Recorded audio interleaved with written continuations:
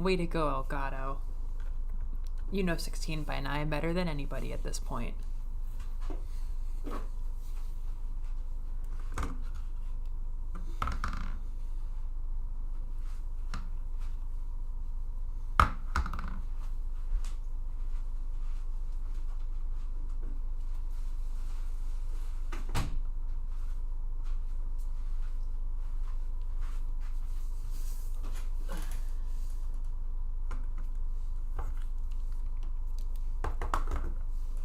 Hey, good morning. Good cat, Elgato. I was like, yeah, I'm sure I can get this set up in 30 seconds. I'm sure there won't be any Elgato problems. Speaking of setup though, I want to do a slightly better sync. I noticed my voice was a little too early when I was rewatching. Good morning-ish.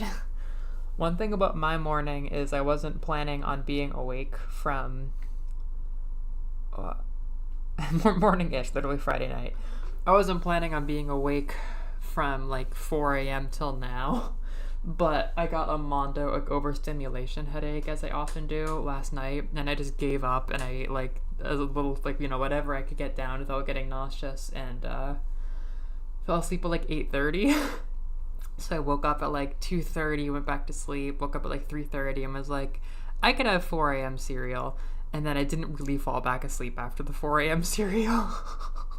I was like, I could listen to some cool 4 a.m. music and eat cereal and then fall back asleep. But then I kind of just rolled around, unfortunately processing sad feelings all morning. Which, I mean, I kind of needed time to because I lost my entire evening last night. But now I've been up for a while.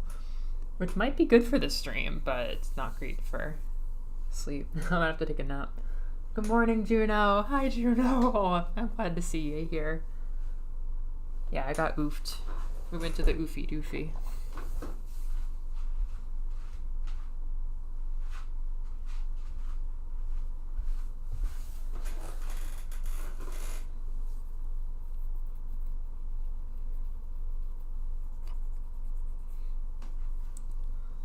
Okay. There might be some echoing.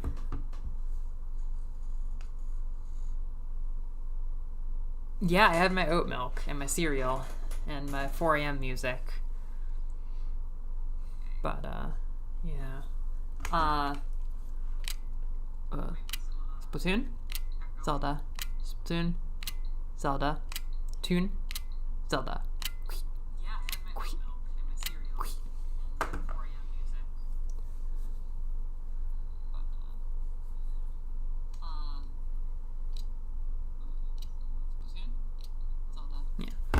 Let's do some audio delay.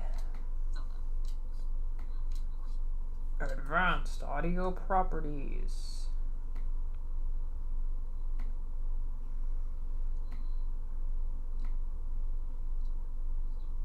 Oh, the video capture device is delayed. Well, there's no point in that, you silly Billy. Oh, it's a volume. That's a volume. Oh, God.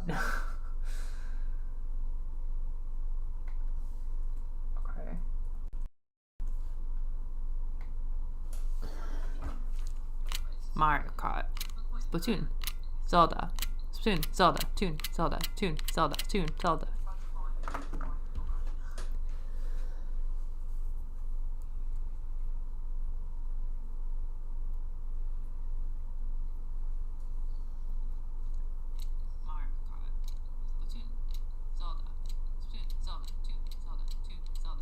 Seems worse.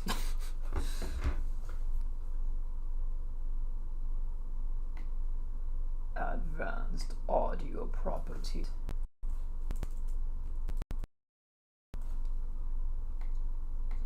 Okay.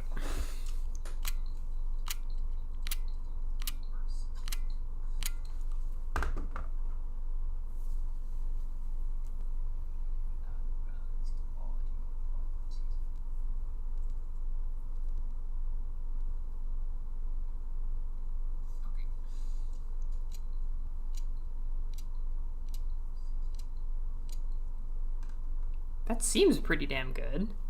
Let me give it a harder run.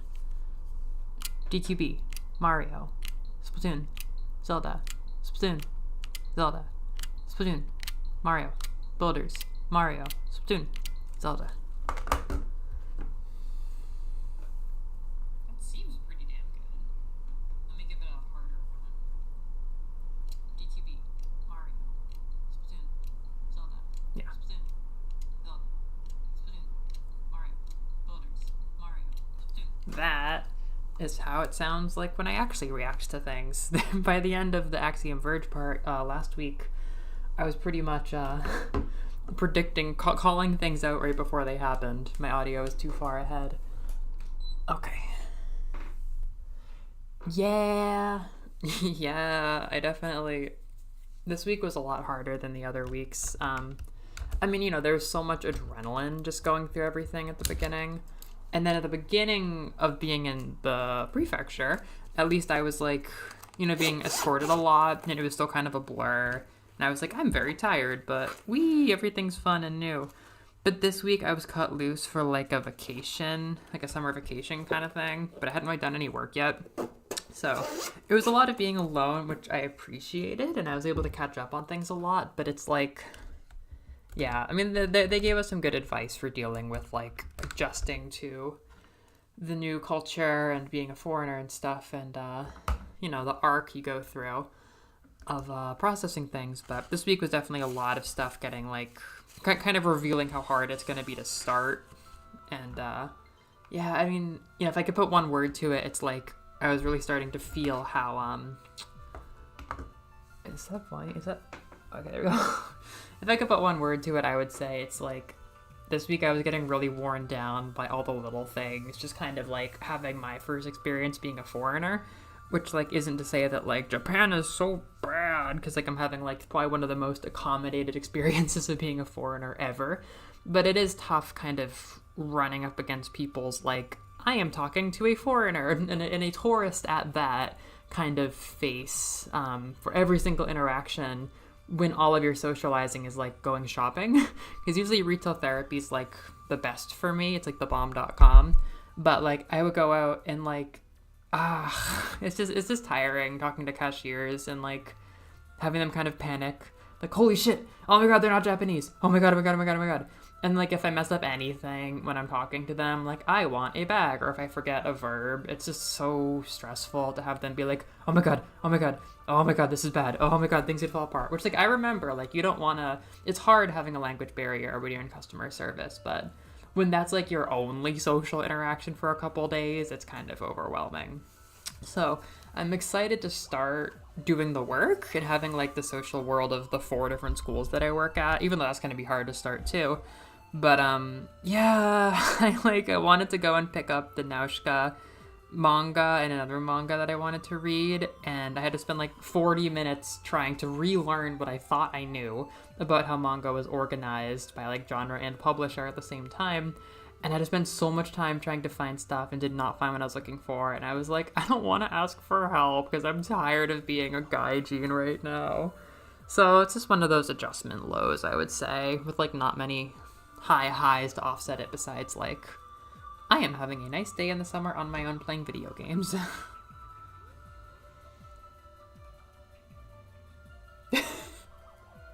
That's right, yeah, I live in the future time zone, so I am psychic and I do have future vision. So I found one thing. I know one thing we can try in order to save this run. Aside from that, it's just going to be fussing around. No, you're so right, though. It's like, it is tiring, but it is just like, yeah, there's so much that's prepared me for this that it's not even funny. It's more just like, I mean, there's 2 factors here. One thing is that I'm adjusting to life in Japan, not as a tourist, but as somebody living in a random friggin' place for a long time. And the other is that I've never had this much time to think in the last couple of years. I'm readjusting to like my weirdly low-key lifestyle, and it's difficult in its own way. I know. Well, what is Axiom Verge without its drone? So the thing I found I might actually be close to, which is interesting. If I remember correctly. I might not. Are you getting echoing? It feels like the TV game audio is so loud right now.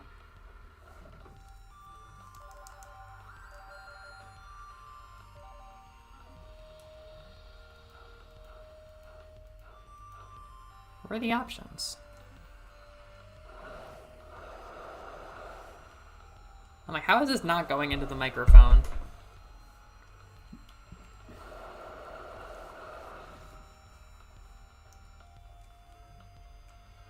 Okay, where am I headed? It's not up there.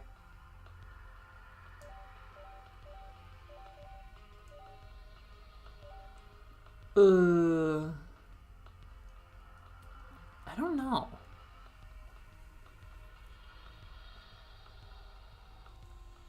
Yeah, it's funny. I mean, last night I was thinking, I'm like, man, how often do I let myself just like have a giant headache and be nauseous from my overstimulation headaches? I used to just push through these to whatever degree I could.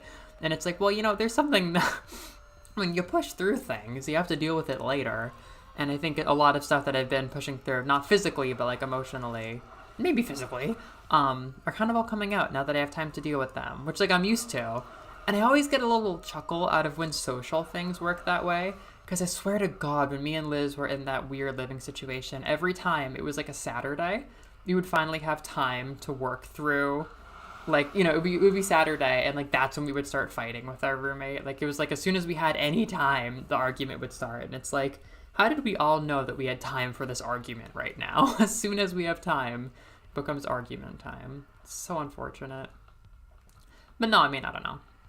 I wouldn't have, you know, all I'm doing is venting just the normal adjustment process. If anything, I think I'm having like an easier experience overall, but maybe a harder like beginning compared to somebody who may have come here not knowing the language, because it is tough. Like, you know, it's, how do I say this without sounding judgmental? It's like, there's just a very big difference between people who come here not knowing the language at all and kind of expecting people to like kind of just like put on some English for them, in which case like you're having a very different kind of interaction compared to just like talking to somebody regularly.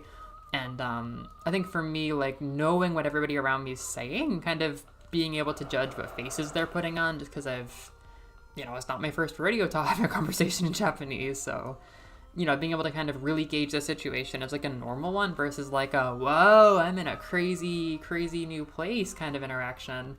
It's a little bit more depressing, I think, to begin with. Like, you know, because I'm like, we could be talking about other things, but instead we're having this conversation, or we're not having a conversation at all. And, yeah. It's like weird mode for normal life, incredibly weird mode for normal life, instead of like a normal hard mode for an incredibly difficult thing, which is being like a complete foreigner and like barely being able to function on your own, you know, being mostly escorted through things.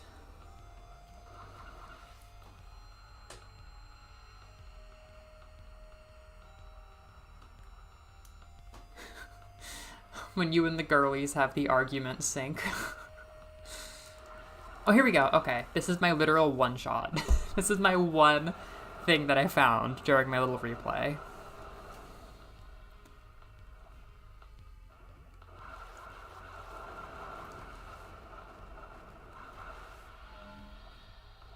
Where's the thing? There's supposed to be a thing. There was an item there before, I swear to you.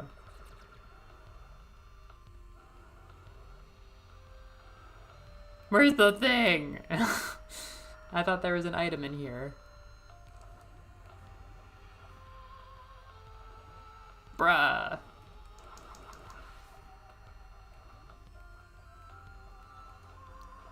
I was kind of banking on that. Yeah, Uncanny Valley is an unfortunately real feeling. Like, because, like, I think I mentioned that there was, like, a new religion culty type group of people that came to talk to me. And then there was another person who came by to try to sell me, like, a Bible who was like, I'm from the neighborhood.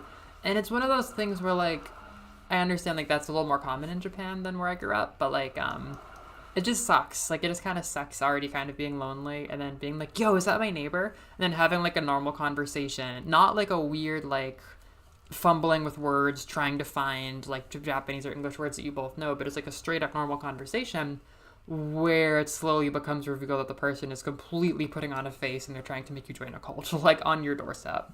And it's just, like, I don't know, it kind of got under my skin more than I expected it to because it happened so early and twice.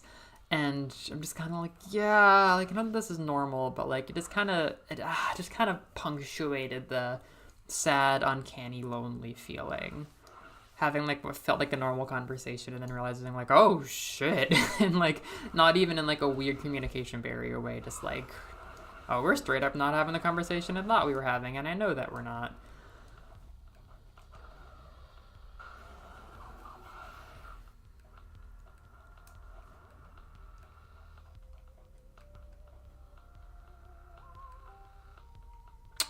Okay. So. There's no item where I thought there was going to be an item. And I don't know why that is.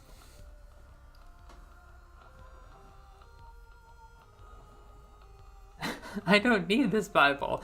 I was literally like, oh, Bible dot tada. Watashi wa Bible ni wa kekko desu.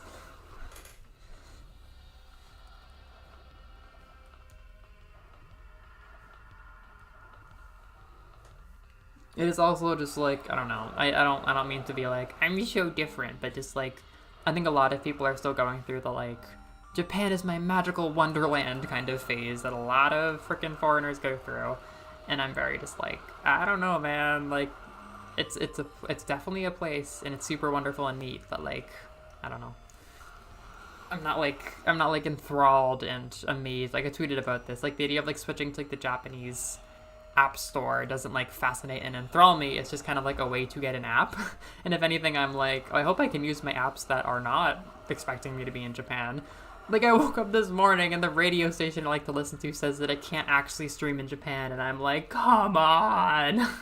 Like, I can use a VPN, but it's still just like, man, there are ups and downs to using another country's things. You can't just like, you can't just drop what you had going and then be like, I have this new better one, so it'll be better because Japan is magical. Like, that's just kind of not how moving works.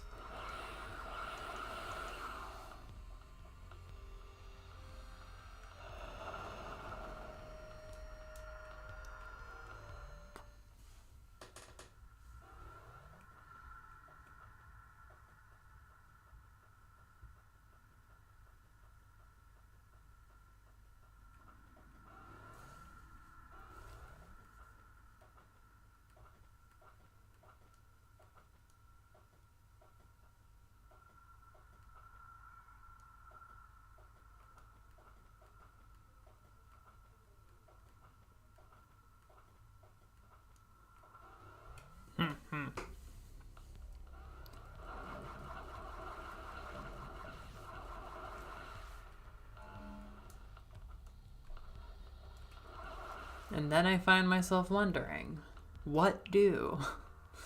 What do in a situation like this? What do I do? Ow. Yeah, I started a replay and I thought I would find all sorts of things, but I don't actually have any leads right now.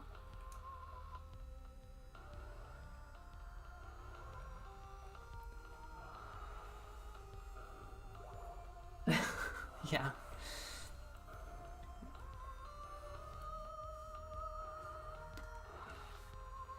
But on the other side, there's definitely the exhaustion, but another week of cool experiences too. I've been like, I think I don't know why, something about yesterday. Maybe it was just like being kind of participating more in like a school event for the first time and like processing that like as of next week I'll be like full time working in schools. Something switched. I was like, oh, this feels a bit more real now, and I really appreciated that.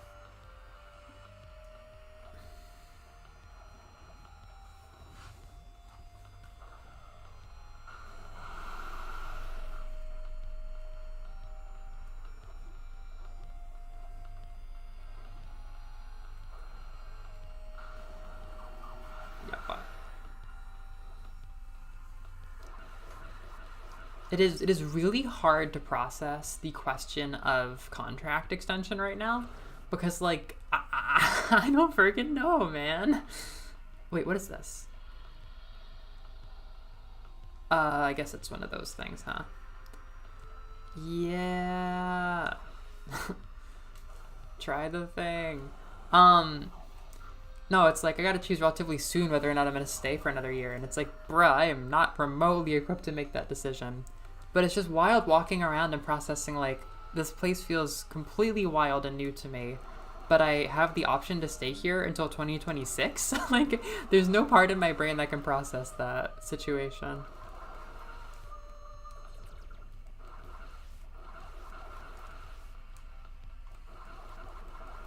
All of my paperwork is kind of extended into 2026 should I want it. And I look at my visa and I'm like, 2026? You idiot, it's 2018 right now. It's just like a lot at once to process.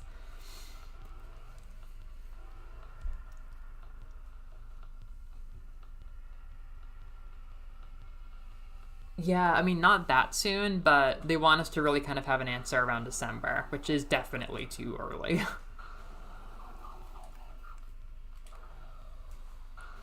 Okay, that was my best bomb jump ever, and it didn't work. Field disruptor. Enhanced drone launch. Laser drill, address bomb. Passcode tool. Well, to be fair, I don't know what that does. Drone teleport. Would that I had the drone.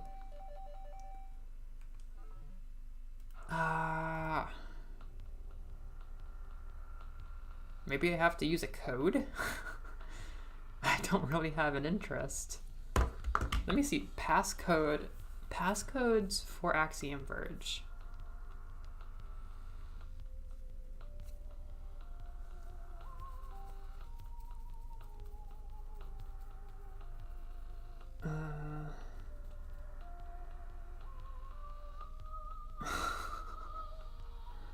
Let's see. Passcodes. Disables trophy acquisition. Replay cutscenes. Reveal a door in the upper left corner. What? Reveal a door in the upper left corner of the lowest left room in Eddie Boo. But are we in Eddie Boo? Oh my god. What? Reveals the door in the upper left corner of the lowest left room. What the fuck? I don't think that there's a place we've fully explored, but fuck if I'm not trying before I reset the damn seed.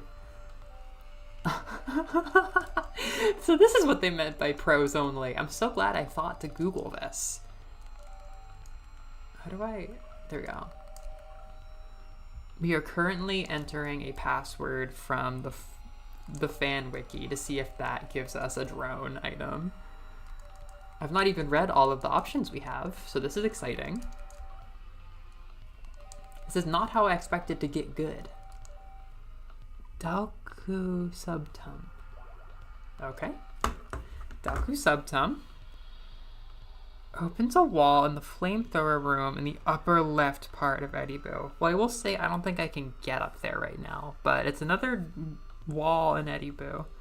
Reveals a door in the upper left side of Eddie Boo. Okay, well, I gotta go for these ones, I think. Oh, wait, these are a lot of doors. Outfit, Sudrin, music. Oh, you can pick your own music. Okay, no. No. Okay, so I can enter all the rooms and try our best to find them. Hey, that's more fun than I thought this was gonna be. Okay. Now we gotta go Dinger Gisbar.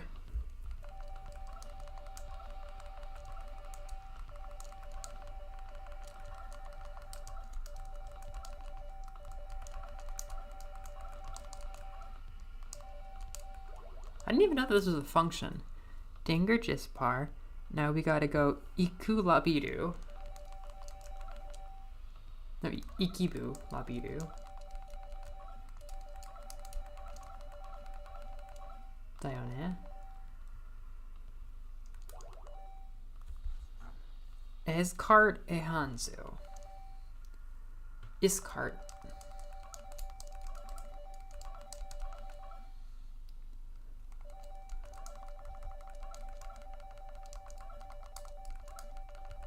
Okay.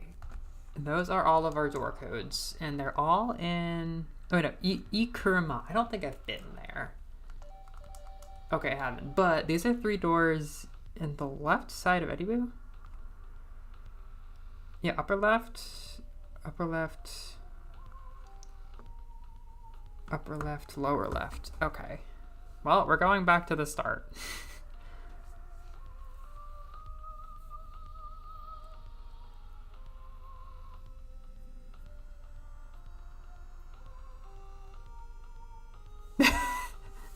Yeah, I did confirm,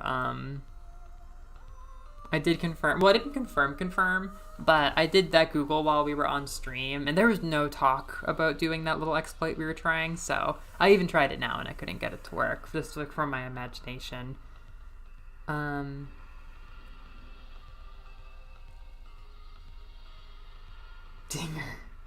Sizbar. We won't be going to the Sizbar on stream.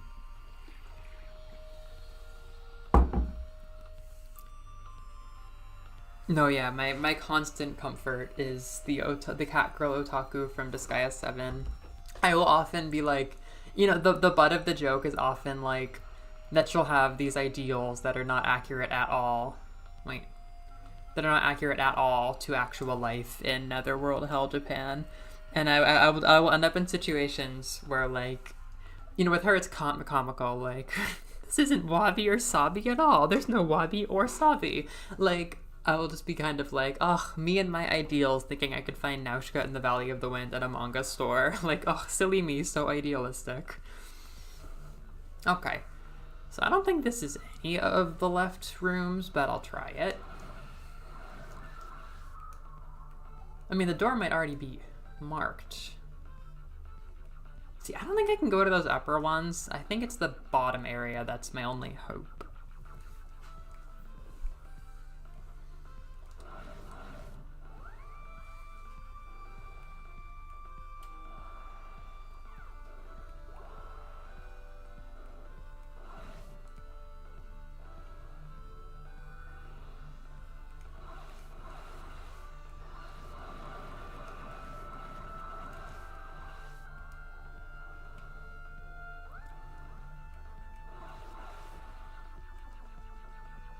Maybe? I don't know, Arikawa under the bridge. That was just a joke that I saw, which made me smile. She was going to, I think, like the second place she'd ever been to in Netherworld Hell, and meeting the shogun of that area. And it was all this very, like, kind of European style, I think, architecture. And she's like, what is this? This is Zen Zen Hinamoto Rashikunai. There's no wabi or sabi. Oh, this is the drone. This is the drone. I was like, how have I not done this?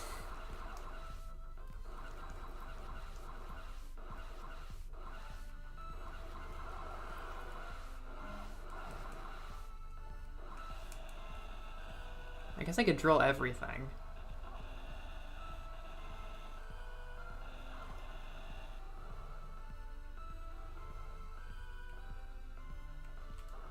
Literally just like...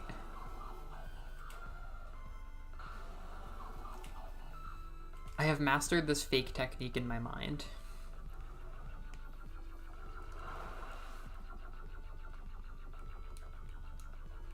Some of these places look mighty drillable.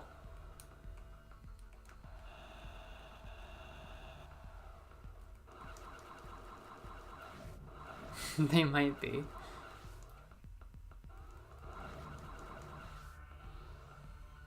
Okay. Show me! And not a power fragment. I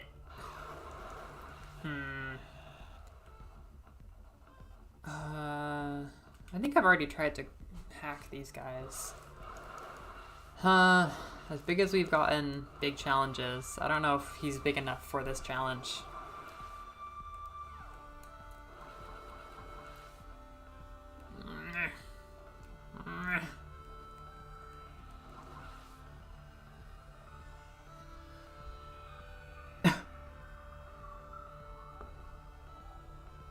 What's the worst thing you've ever typed?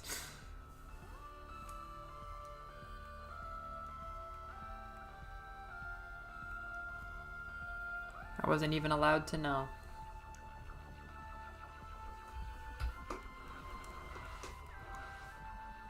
Oh, why is it top chat? I tried to make it live chat.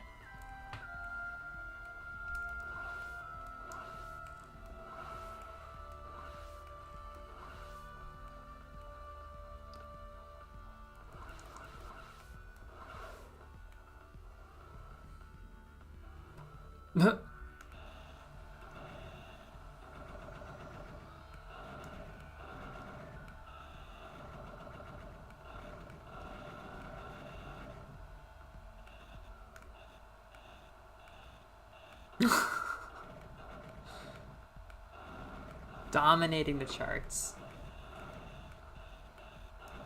Well, I tell ya, things don't look good. Things don't look too good.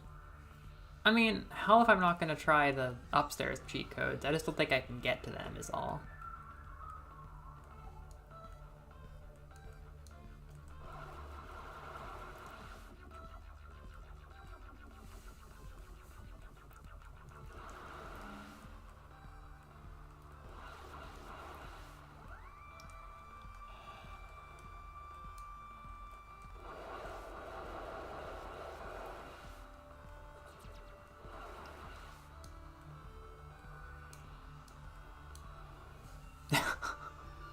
Things aren't looking good in Axiom City.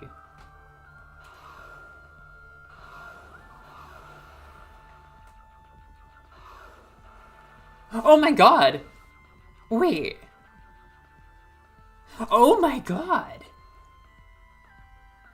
Wait! When these things are hacked, they create platforms. That's something. That's not nothing. That is a certifiable thing, if I've ever heard of one. You hack them and then they jump out and they make blood platforms. That's a thing. That's a thing. This room just better be more than nothing, but this room now has a cheat code. You. I can't get up there, but you can. Give me what I want, you bastard. Crap.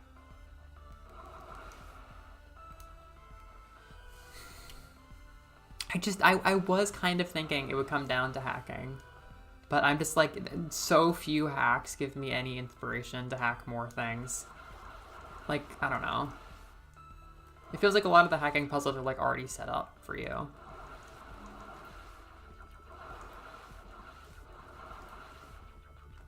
I was like seconds away from ending the run.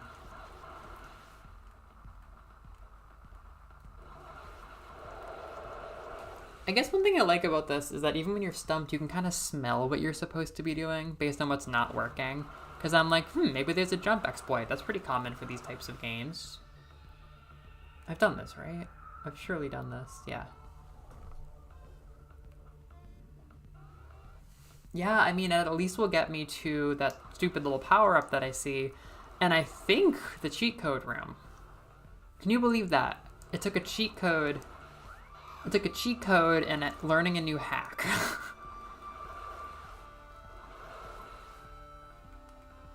And it's not even illegitimate. Well, all I really need is one. I think. These enemies stay dead, which like is helpful, but not for grinding.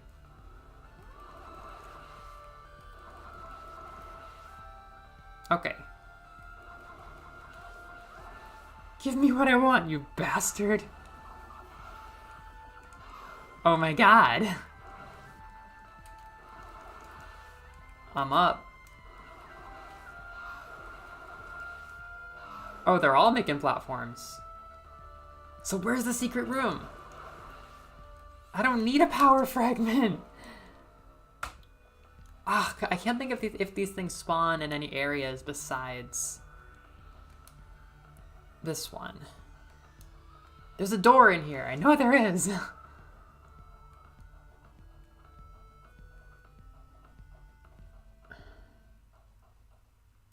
There's a door in this room.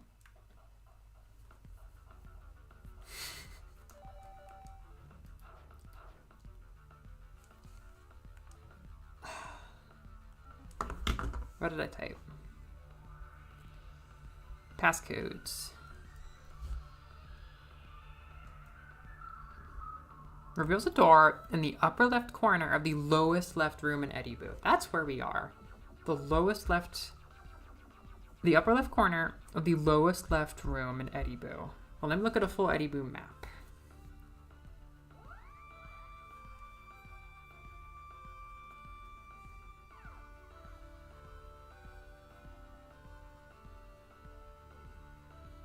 Map. Show me. Yeah, this is the lowest left room. I can see the secret room. We should be able to get there.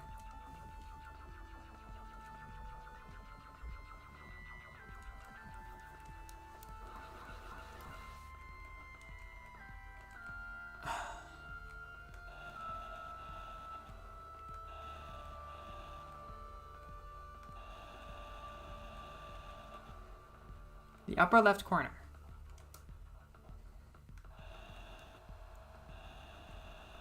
Come on.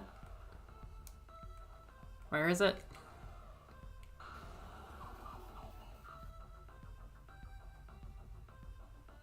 No, I checked out a map and this is the lowest left room.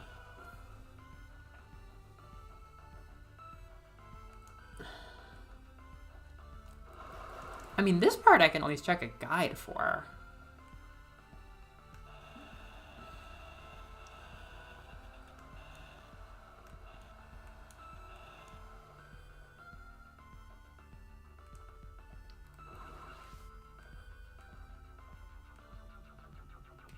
What?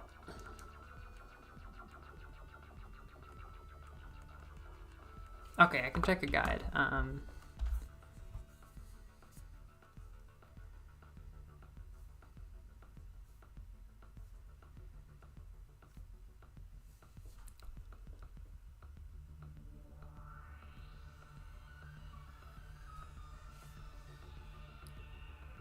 Shout out to the Jeff and David show.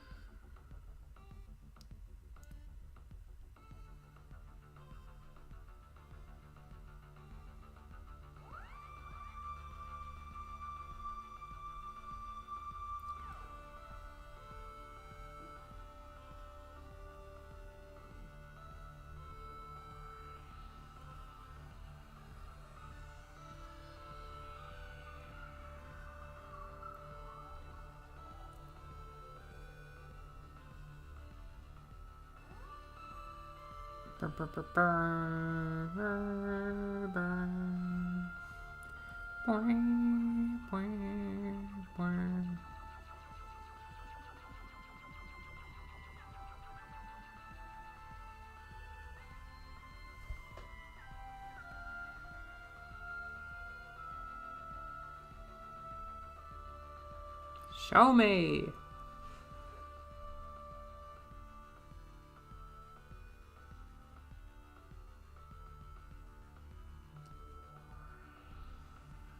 You bastard.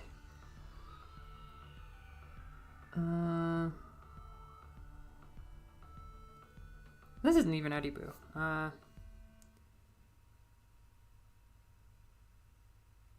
Jeff and David show have let me down. Secret rooms, the big wigs.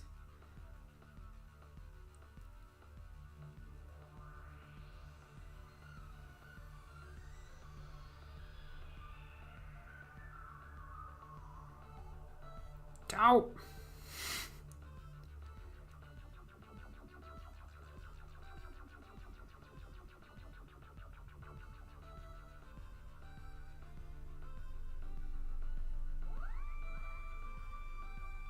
Doubt.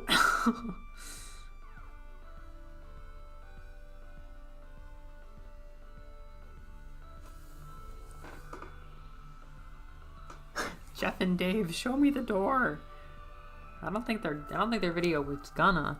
I'm watching other videos now.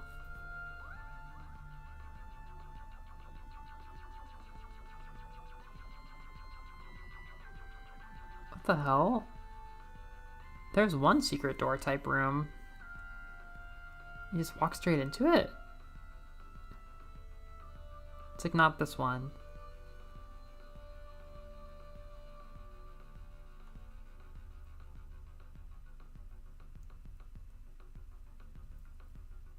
That seems strange.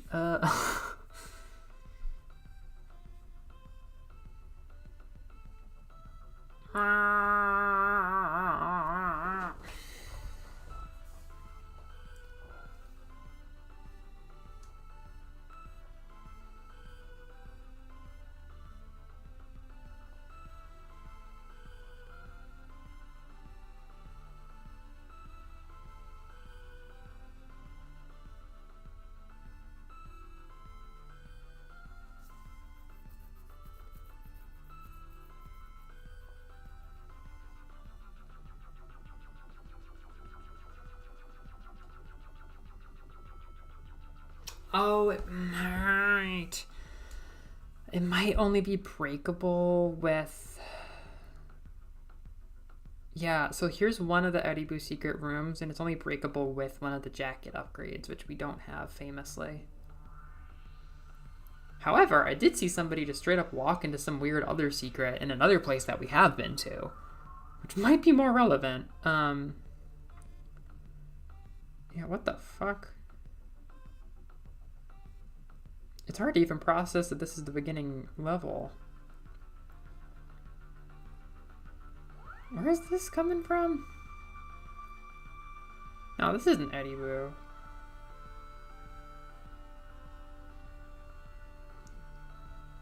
I don't think they have our code in.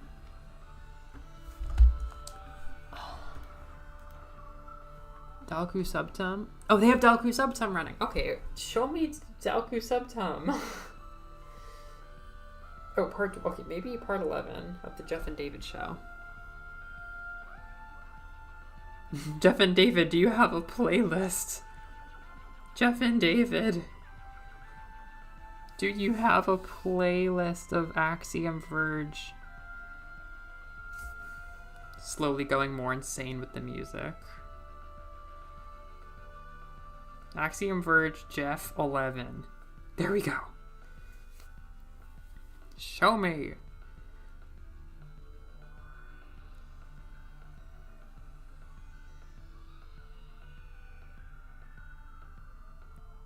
God damn it.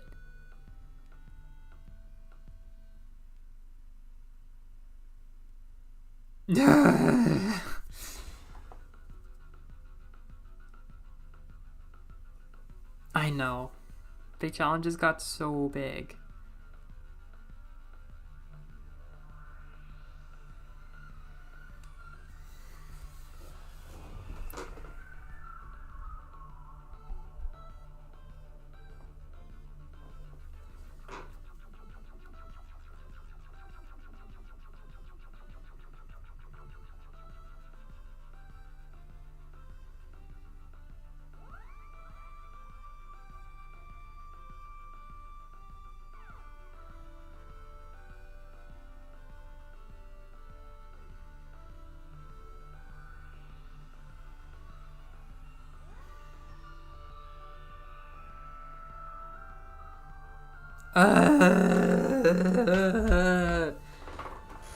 I've given up on that. I just can't quite find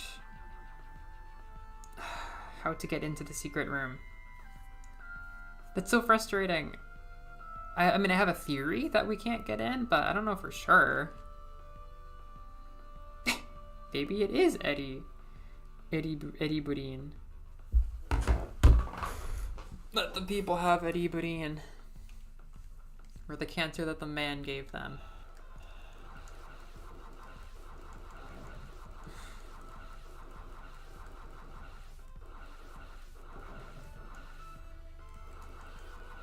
We're so fucking close.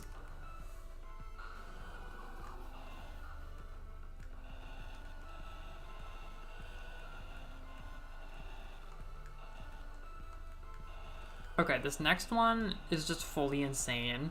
But this 1 minute video said how to find secret worlds, and then it just walked into this random part of the map and got into like a weird like bonus glitch room thing.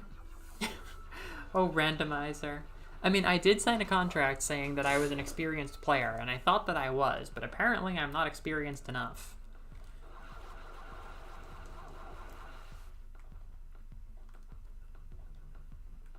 Okay. Where am I going? So I'm going to a boss room. Which one is it? The one with the long hallway after? We don't have one of those? Good. Okay, great. Oh no, it's right here. Absu. Sure. Absu and Bang are right.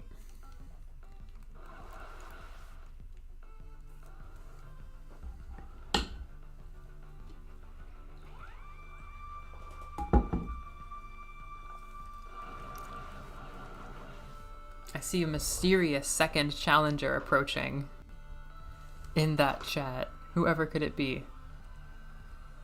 I'm gonna turn up the game audio. Tell me if I'm clashing with my own voice. It's kind of a loud game, but like I couldn't super hear it in the playback.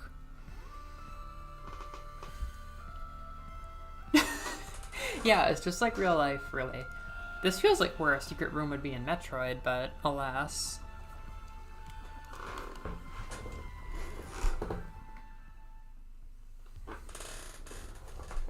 Okay.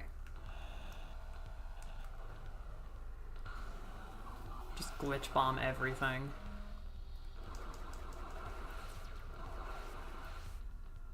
I'm also just so confused why there wasn't an item in the place that we checked when I started the stream. Because, like, I don't think we went there before. Maybe we did. I don't think we did. I was just so convinced it was new when I found it.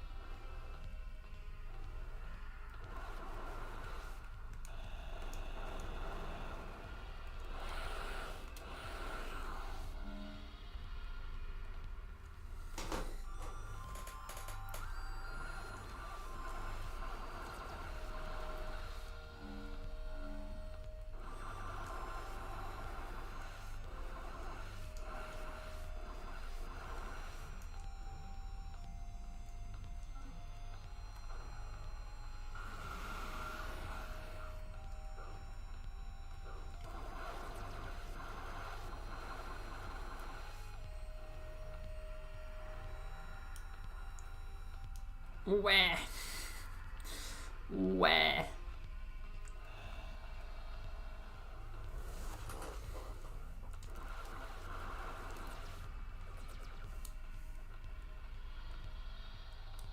mean, like, if we could extend our jump, just like anything would change up a lot of situations. These look glitchy. I remember thinking about them, but... Whoa! Ah! They're openable. They're openable. Okay. Well, don't tease me. None of you have items. None of these things have items. Not a single one of those things has an item hiding in it. Okay, fine.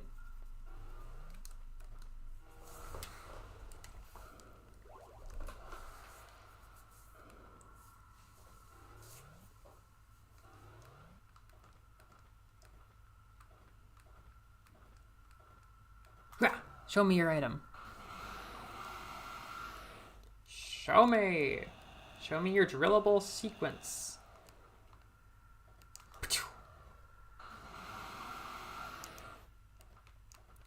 What purpose do you serve?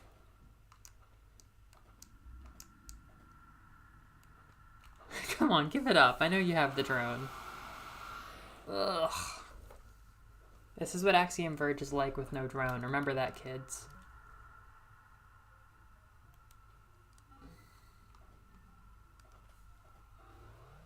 Oh, Elsa Nova.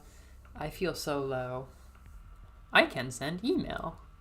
You can?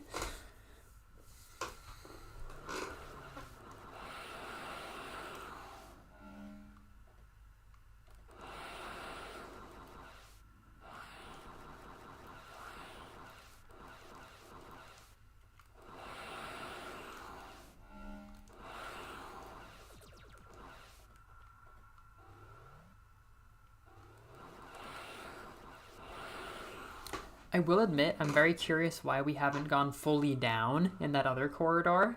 Like, well, what keeps you from going down? I guess it might be a warp area, but... Don't go droneless. Always bring your drone.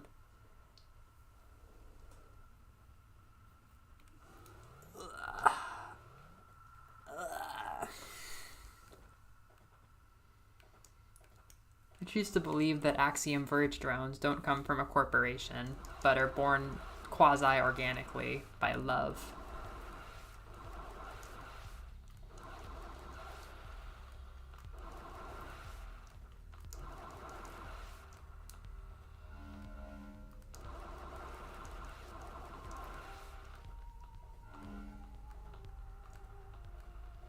This is my last shot. I better warp into another dimension when I walk into this one place with the green gun, which I don't actually have, come to think of it.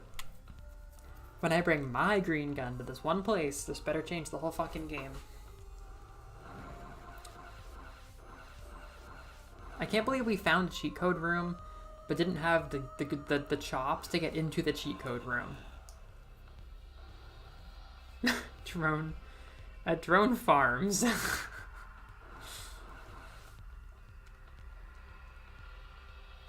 I don't know if I love the actual design of the drone. It kind of just looks like a tick, which is not appealing to me, but I do love the drone. Oh shit. Give me a hit. Someone please. Oh my god, don't make me backtrack for this. Oh, I got one.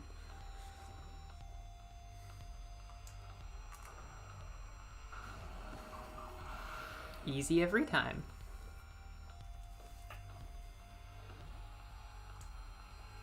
Hey. Okay. So we have one shot and it looks like this. It's one of these. Probably this.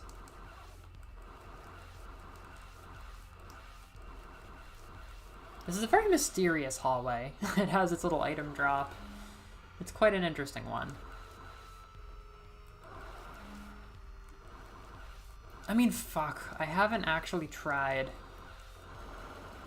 the cheat codes in the top left room yet. I mean, maybe I can get in there, but if they're blocked by the jacket, then I did not warp into a different dimension. They definitely exist, but like, I don't know.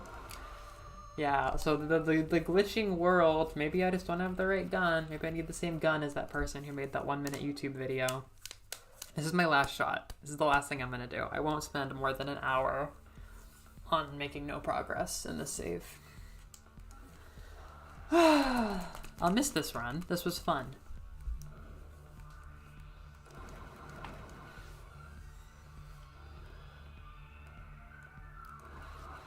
Randomizer Diaries is gonna be weird as hell. I'm gonna go from being like, this is the best run ever, to like, why can't I glitch into the cheat code break room?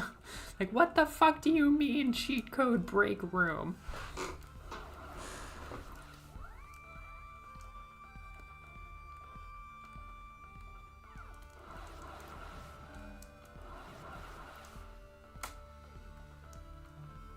I'm glad that I thought, like, could the cheat code item open up a room? Because it very much does. But I wish it opened up a drone. And it's been a while since we checked this area, so why not? I'll hack you all. My real hope is that maybe there's some of, like, the horizontal enemies here. We will see. These guys do jack shit when they're hacked. Yeah.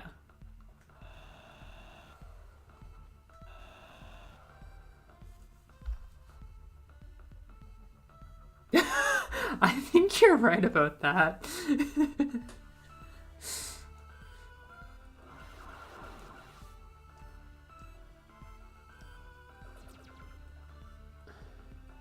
How did they all die?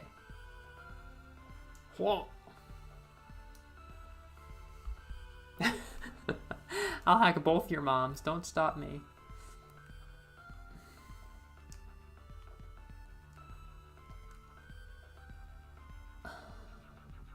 Rah! Bomb jump! The only person in the world who believes in the bomb jump. Well, I'll just wander around like 2 more minutes just to see if there's any interesting horizontal enemies to hack. Someday, it's gonna kill me when I realize what I did wrong in here. That actually is super haunting, because, like, I mean, I could use the seed again. I mean, if this is a fan favorite seed, then I could use it again and replay it, because that is absolutely true, but I will have to remake the progress, which I guess isn't that bad if you know what to do.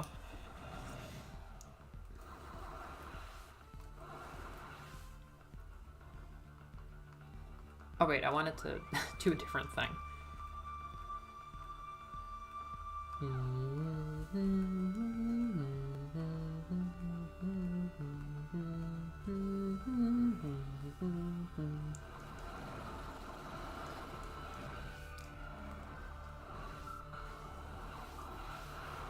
I'm gonna miss big challenges.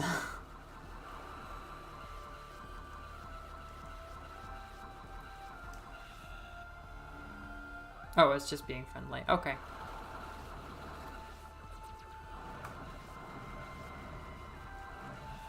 Nope. I got nothing. L. Our first seed on stream was an L. Wow, that was so surprising. I mean, I have broken out of this beginning area with such a ridiculous amount of items that hopefully we won't get stumped like this again. In the end, all we really got was just like a normal assortment of things, a good amount of upgrades, and the fucking address bomb. This is literally the address bomb seed. It was fun. It was definitely fun to fuck around with the address bomb, but not that fun. I learned that it's very impressive looking, but it needs recharges, and it can be hard to actually do hacking platforming with it because you have to space and choose like which area of the room you hit at what time. Yeah, maybe we'll get big challenges early next time. Thank you. I'm glad it was fun. I'm really shocked that we were stumped. I just thought we would find more stuff, but once the cheat codes got involved, I was just like, are there things in this game I need to know? Like, there might be more things that I don't know, is the thing. But now I've been at least put in touch with some of them, like glitching to other realities. Hahaha, I guess. I don't know how to send this off. I guess we can look at our upgrades and stuff. Yeah, that's how far we got. 3 guns. Data bomb was very boring. We got the password, so I could have looked funny. I could have been invincible, but that wasn't a problem. Laser drill, that was normal. Oh yeah, I got both the drone upgrades and no drones. That was just straight up bad luck. Yeah.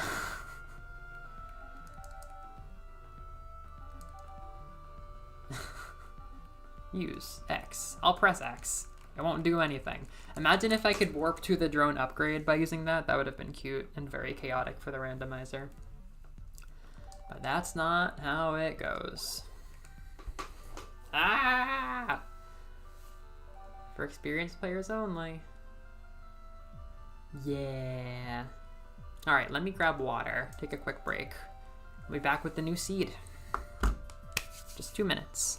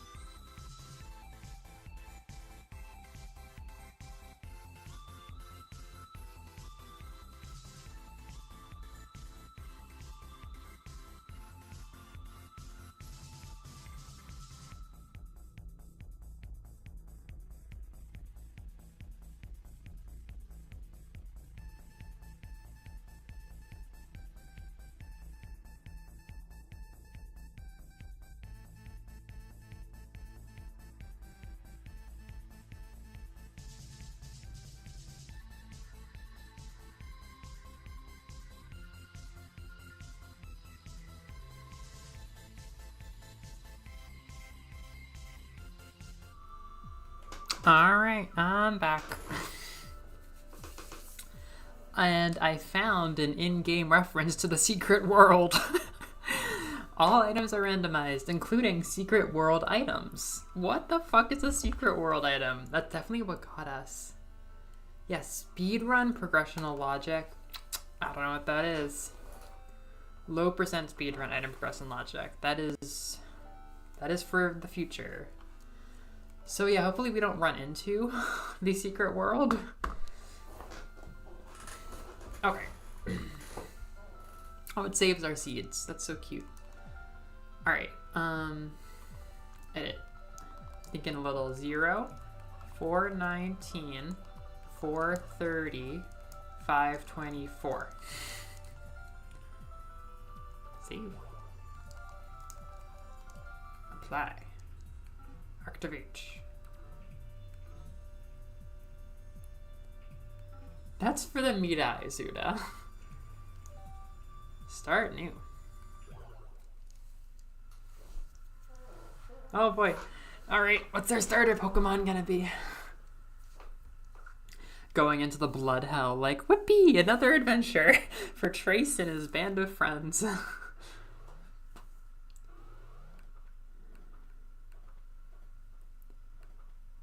It's yellow? What is this? Oh, it's a gun. Looks good. I don't think I've used this. The Heat Seeker. Projectiles attract towards enemies. That seems fun.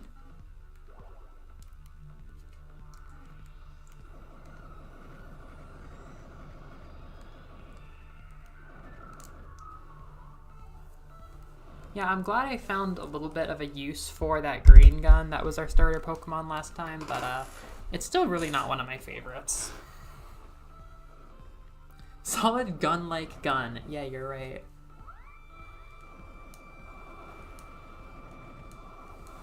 Yeah, this is pretty cool, actually.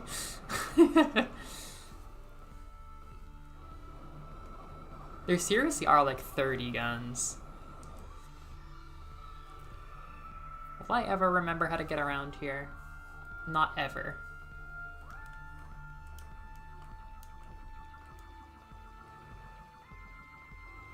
It's wild to me that you don't hear like echoing, because even at 1 volume on my TV, it seems so loud.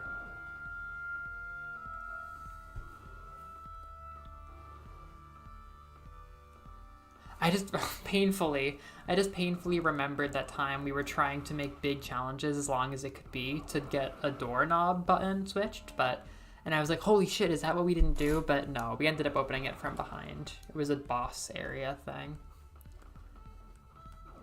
I don't think... I mean, if we moved an enemy over there, then maybe, but that doesn't seem easy. Look at them go!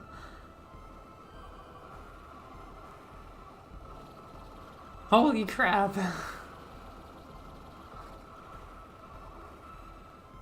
I'm a pretty big fan of this.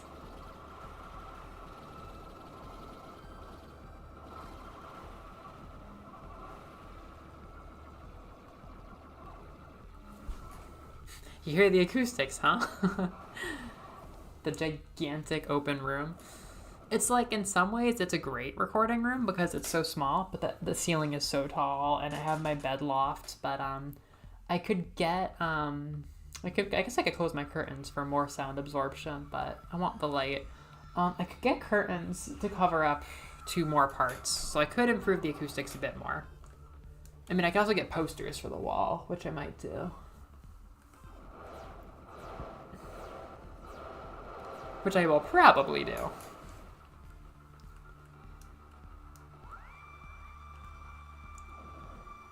It feels weird not being able to hack anything again.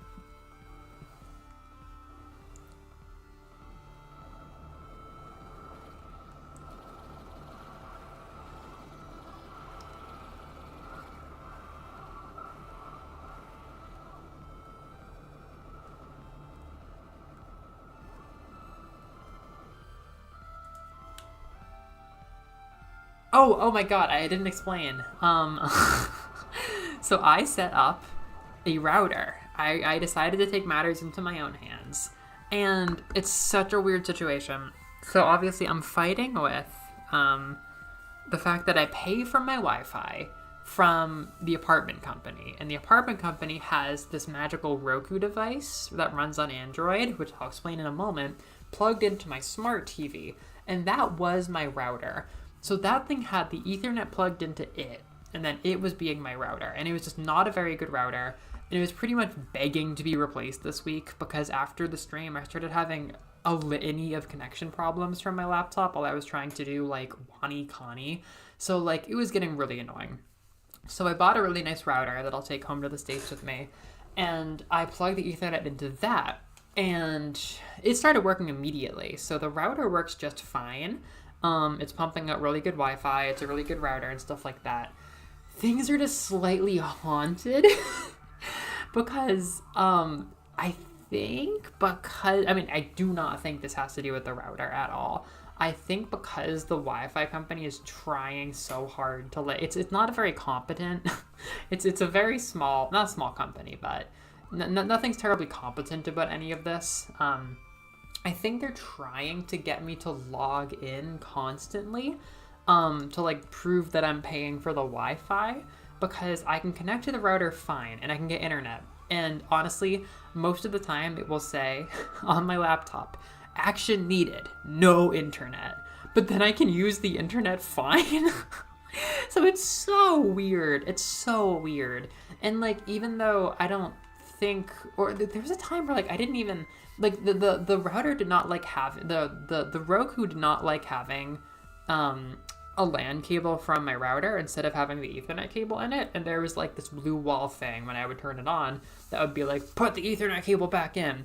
But I think I circumvented that by starting it up with the Ethernet cable in, going to Android settings, which I'm a little bit familiar with now from using an emulation device, and switching it to be like, I don't know, I just went in there where I think I was free from the blue wall of death, and then I swapped from the wall Ethernet to just the LAN coming out of my router, and now I'm pretty sure the Roku has its Wi-Fi. I had it working, it wasn't blue screening, and the Wi-Fi, the router is just putting out its Wi-Fi fine, even when I think they're trying, even when I think I'm running into an issue where like Firefox will be like, hey, do you want me to like help you log in? Because, you know, like if you've ever logged into like airplane Wi-Fi or something, it'll like, you know, you connect and then it's like, oh, you got to do a login, and then it takes you to your browser to log in. Well, this can't launch. It's so incompetently made that it doesn't launch. So like I can get it to launch with Firefox's help, and it takes you to like the shadiest thing ever, where like the IP address for my router or my internet or whatever is like login. There's no interface. There's no website. It's just this weird Firefox login option. So I'll just keep sending it my password and username that I used to set up the Wi-Fi for the apartment until it accepts it. Sometimes it takes like 6 times to go away. And then it goes away for a bit. And then, of course, like clockwork, it just is asking for login again. So all this to say, the Wi-Fi seems to be working perfectly flawlessly, and best of all, I have it wired, which shouldn't ask me to log in, but it's constantly annoyingly asking me to take action to log in, as if it's denying me Wi-Fi for not being logged in, but it's not denying me Wi-Fi at all. It's literally completely allowing me. I've never used this gun before. The router yokai. Literally, yeah. And I've just met the only other jet who lives in my town area, my part of the city. What the fuck is this? I just met the only other person in my area, and she's like, yeah, I don't pay for internet. I don't pay for the company's internet. I literally stick the Ethernet cable into my computer, and I never paid to set it up. So I'm so fucking confused how this works. I genuinely think that they were trying to have us pay for internet by having us pay for the router, and thinking that us paying for their Roku router would... us paying for their Roku router would somehow be the same as us paying for internet. But I now know that like they don't have a plan for if you take the Ethernet cable out of the router. So like, no, this doesn't go on my record. Nobody can find this, and I'll be so mad if anybody rats me out. But my bet is that it's somewhere in our contracts that we can't take the Ethernet cable out of the Roku. because at that point they don't have a plan for controlling your internet usage. But if this gets too annoying, I legitimately might stop paying for internet and just plug the Ethernet into my own router and then play innocent. Be like, oh my god, I'm sorry, it's hard for Japanese for me. I never saw anything in the contract about not being able to move the Ethernet cable. Because I genuinely think you can just do that. And I would not be surprised if they didn't know, but I wouldn't be surprised if they didn't want us to do it either. Fuck you. Oh my god. I don't want this. You can't keep giving me drone teleport, enhanced drone launch. I can't use this. We have like the craziest guns of all time. This is like 100% Super Metroid. We have the craziest guns of all fucking time and the fucking enhanced drone launch. Jesus Christ. What the fuck do I do? Where do I go first in this case? I don't have a drill yet. I might do internet crimes. This is such a funny seed.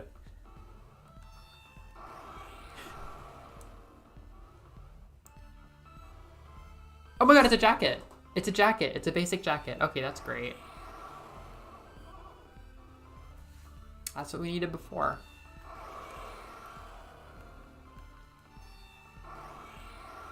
This is ridiculous. No, it's so funny to me that she literally never signed up for the Wi-Fi and just plugged the Ethernet cable into her own computer. And I'm like, there's nothing stopping you from doing that with the router. I only think that the Roku yokai is haunting me because I set it up. And it's just this weird thing where, like, I don't even know how that fucking router works. I want it to be happy. I don't want it to be blue screening at me. It makes me sad. I wish I could have everybody happy in this situation, and I really tried to make it not awkward. But at the moment, I think the Roku works fine, and it has its internet, and I'm just suffering with the awkward login requests, like, constantly coming in on my phone and my laptop. Which, again, I can 100% use my router while I'm getting those, because they can't block me effectively. Unlike JetBlue, which hella can.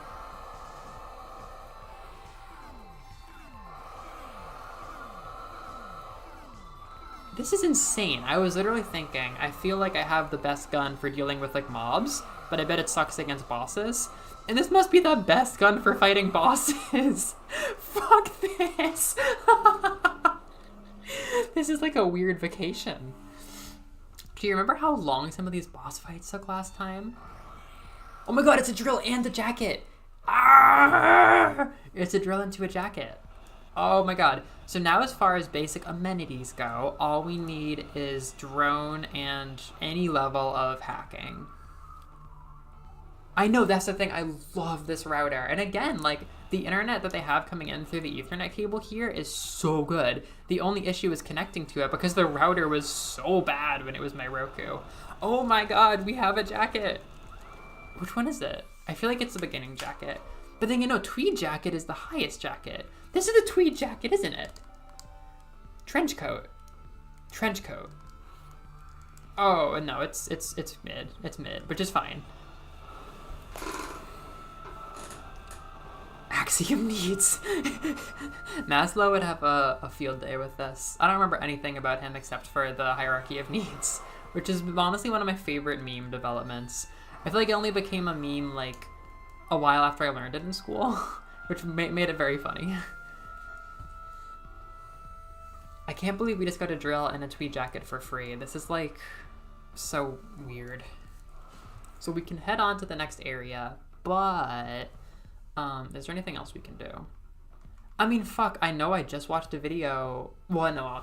Okay, so some of the jackets later on not only warp you further, but also break things. And I think we may have needed a breaking jacket in order to get to the secret room.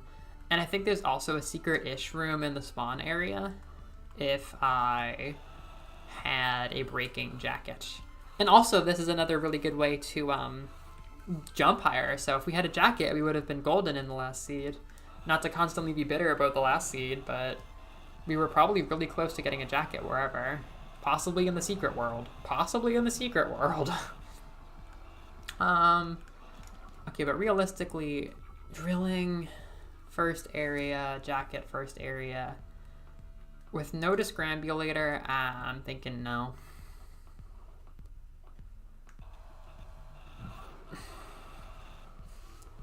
Yeah, no, Maslow would have a field day with randomizer runs. I should message Amber. I feel so, I will be honest, I always, even people who love coming to my streams and like always want to be here, even someone like Amber who always tells me like, oh, I wish I could have come, you should have said something. I always feel shy about asking them to come to the stream because it's like, what are you doing? Like forcing them? I guess she said that she had D&D last week, so I'll wait a little bit. She might know. If the YouTube algorithm liked me better. If it didn't have videos with mid-audio that people click off of immediately.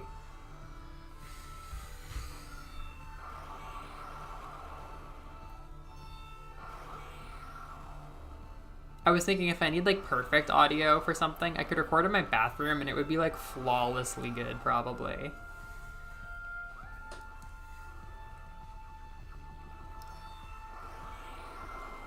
But like low-key, am I even gonna use the heat seeker now? I have the fucking... This thing's insane.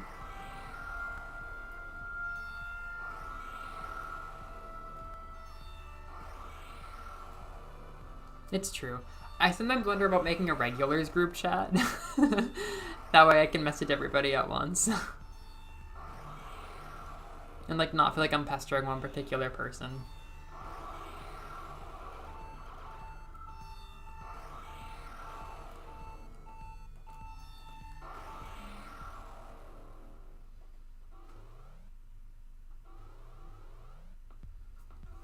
Oh, I mean, if I had a... I will say, the trench coats can be really annoying to me. Okay, we're out. Well, fuck if I want to go back and replay those areas. I'm gonna go explore. Man, the fact that we had the double jump and it wasn't as effective as the trench coat is really sad. I am probably gonna start some kind of tier list stuff in my brain because of how I am regarding, like, when to get what. I feel like early double jump is so mid. Because it did get us some things, but like we already got past it with our first level jacket. It's so embarrassing.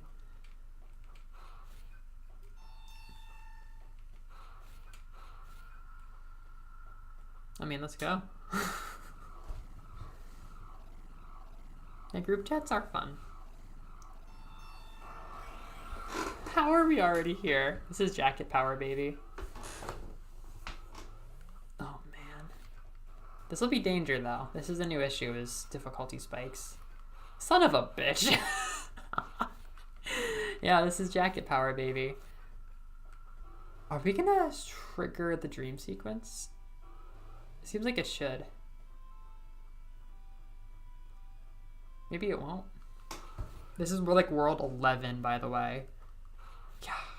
He has such a knack for beautiful natural settings that, like, it's not surprising that he went for like nature with Axiom Verge 2, but I will say, like, one of my first blossoming opinions is I way prefer natural settings in the Breach art style than the real world art style that he used in 2.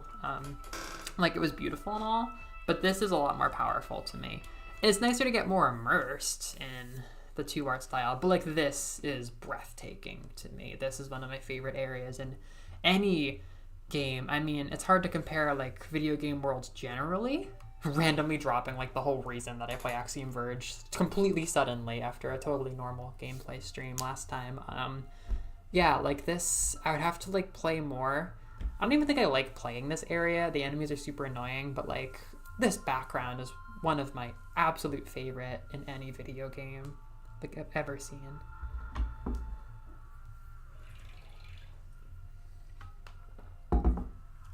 Literally incredible stuff. When Axiom Verge gets blue, it's all over. I mean, I will say, I was worried about not being able to handle these enemies, but I have such good guns.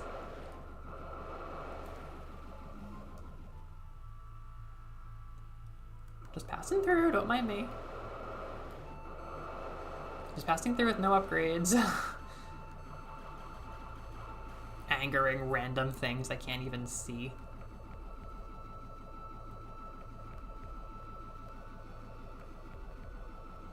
Yeah, this is a very special area.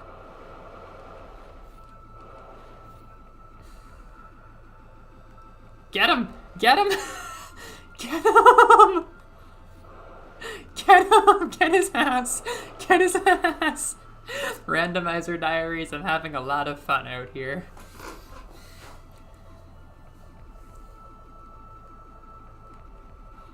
How far can we stretch?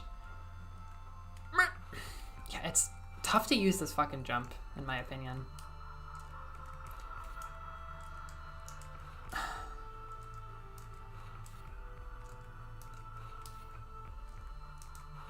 Meh.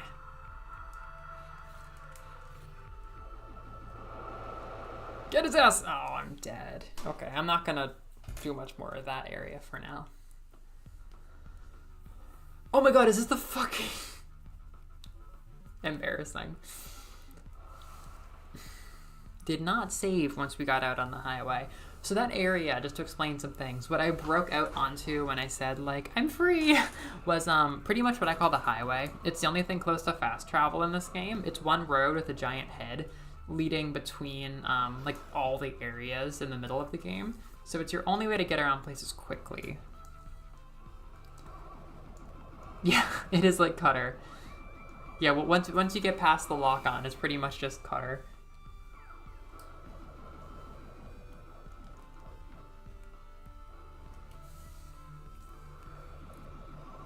Yeah, I mean, 2 is so different. Like, I guess I can start processing my thoughts. Like, not having the gun system is nuts. Like, you're fighting with a pickaxe and a boomerang and your drone.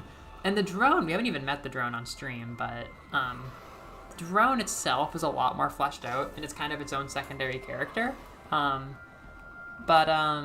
Yeah, it's just so different without the gun system. I really do want it back. I think I do. Because, like, shooting versus slashing is a very different style of gameplay. So it is a pretty big change. But just generally, I really like having the options. Oh, we don't have any discrambulation, so we might not make it that far, even if we do have a big adventure on the highway. Wait, how do I get back to the highway? This is Eddie Boo? Oh, yeah, true. Oh, right here. This is the highway.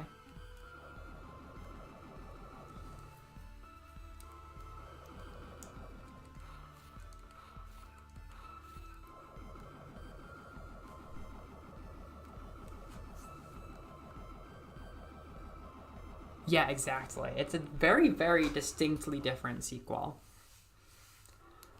And one thing that my favorite, my second favorite YouTuber, like my favorite Metroidvania reviewer, pointed out, like I have a lot of influences for this channel, like absolute tons, but one of the most direct ones, and the reason that it's themed the way it is, that guy recently put out, right before I played Axiom Verge 2, put out his Axiom Verge 2 review, and pointed out that, like, I think if you look at development stuff, like, they really intentionally wanted this game to be different from, or the second game to be different from the first one, and part of that was making it a lot less like Metroid, with less shooting and spacey stuff, and in turn, it became actually a lot more generic, because, like, Hollow Knight, you just got a lot more stuff now that does have slashing instead of guns. Like, it's actually a lot more common now to have that kind of melee gameplay instead of guns. Please, please, please, please, please, please, please, please. This is so random. Oh my god. No, other gun.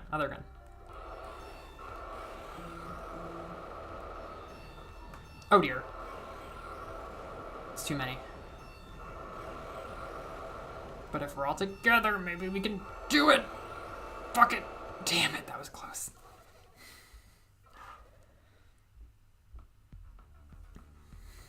Damn it. I gotta find a save point. This is getting annoying.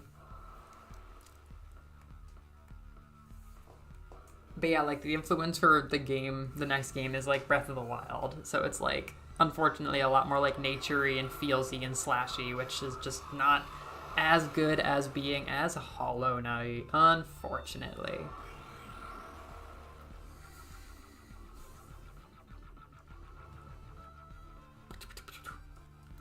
I will get another save point, and I will get upgrades.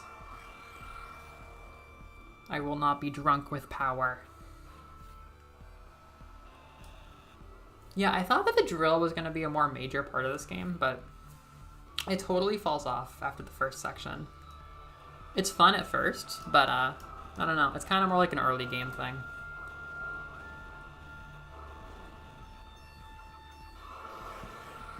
This is crazy.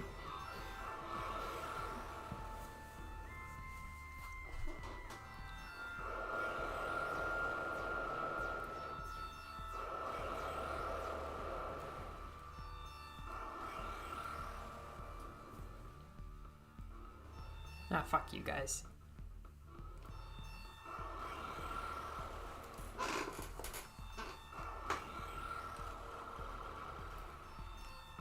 Bam.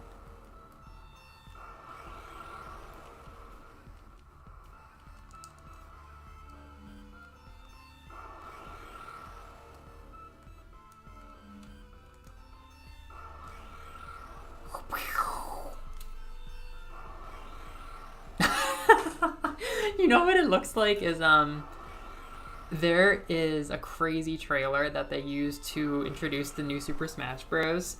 Where this like unstoppable god force comes in and kills like every single Nintendo character with massive eradicating beams of light immediately. And this looks exactly like that whenever one of them gets washed by it.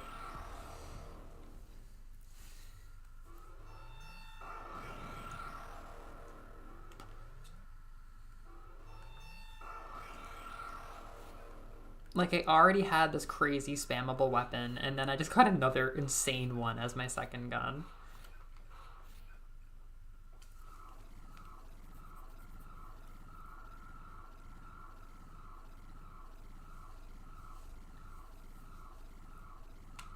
Okay, I'm gonna try downstairs again, because I think there's a save.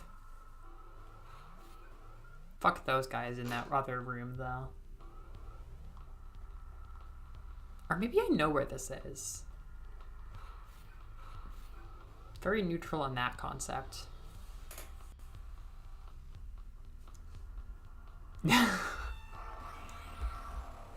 Yeah. Just a single Pikmin. If they were together, it'd be possible, but...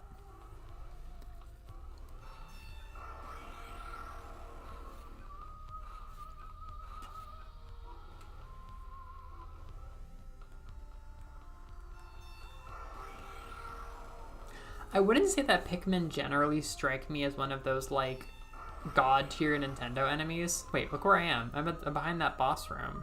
I get a goodie. Wait. This low-key has to be a Discrambulator? Although maybe not. If I grab that, then I'm stuck. I'm coming back for that later. Oh no, I'm already stuck. Fuck this. Fuck this. I didn't think twice. Fuck this. It's not even a large upgrade. I can't get out. I don't want to do it. I don't want to get out this way. I'm totally stuck.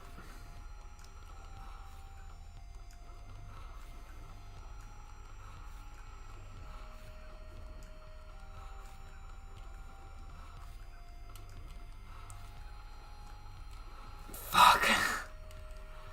I can't escape. I'm fighting the gravitational pull of the early areas. I gotta click back to the starting map because I'm stuck here.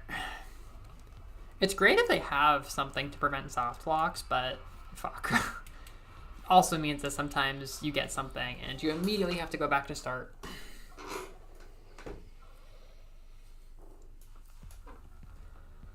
Ugh. Now we're even further behind. Other places I could go to.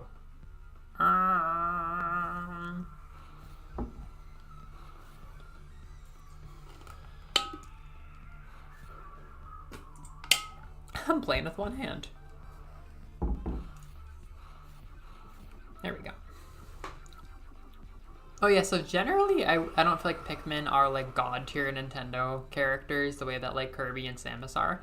But there is a good ending in Pikmin 1 where if you make the Pikmin strong enough, or like you get a good enough ending by getting all the ship parts, they get so strong that they start taking over other enemies without Olimar's help. They learn how to like lead themselves, and they become so strong that the final scene is a bunch of their onions leaving the planet and heading out to conquer other planets and spread.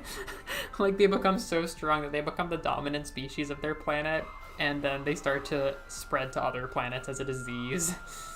It's an incredible scene, seeing all the onions rise up and leave the planet and spread out to other planets, but like it's kind of scary. Yeah, I mean, I wouldn't have minded getting trapped in there if it were anything besides a fraction of an upgrade, like rip. Yeah, legit. Because Pikmin are so strong when they're together. So, you know, usually we only see them doing, like, all of our tasks, like 100 of them or whatever. But if there's thousands and they're all doing Dandery and they're all, like, working together, they're pretty powerful. Gosh, I don't want to spoil anything about the lore of Pikmin 4 because I think there's going to be some cool stuff that gets revealed as you get deeper. I think it'll be a really cool first exposure because, in 3... So in Pikmin 1, the plot is pretty simple, but it's very cool. It's like Olimar is trapped on a planet, and he needs to get home to see his family, and he only has 30 days to live, because after that point, he won't have enough oxygen to live anymore. So it's this cool race against the clock, and it's just one guy, so the story is pretty much all like, I miss my family, and these plants are so helpful. Then in the next one, it's about excavating the planet for money with another helper guy who's kind of incompetent. So I feel like the story kind of shifts away from the Pikmin there. And then the story shifts very far from the Pikmin in Pikmin 3 because you're actually coming to the planet to find food to save your civilization. Because this other planet, not Hakatate, but where are they from? The Hakatate and... it's gonna come back to me. I forget their planet, but it's a new planet of people who go to Olimar's planet and meet him there accidentally. But it's really all about them. The Pikmin are kind of just like means to an end. They're just like more people that have befriended the Pikmin and that the Pikmin will like respond to as leaders. And I love that game, but I will say it's not super Pikmin heavy in its story. But Pikmin 4, from what I've been seeing, seems to be making suggestions that will be like pretty meaningful to like the arc of what I don't know. I feel like some revelations are going to be made regarding the fundamental connection between Pikmin and Dandery. I can see that coming.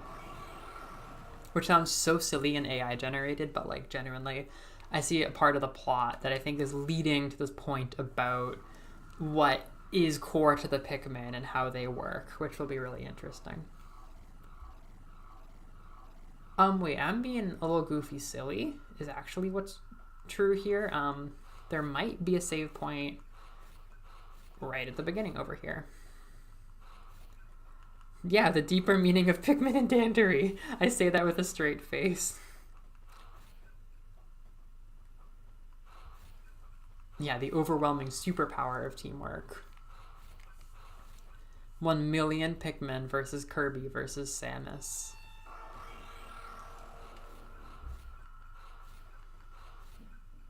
Mario and Link can like respectively take a seat. Look at that water. That's good water. Also, I was wrong about there being an exit there. Yeah, it's just my theory based on like one plot element.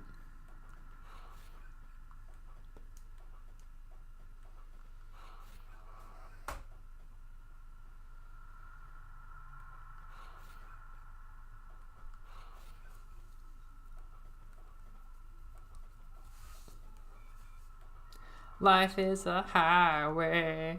I'm gonna ride it all night long. If you're on the highway, I'm gonna play Axiom Verge.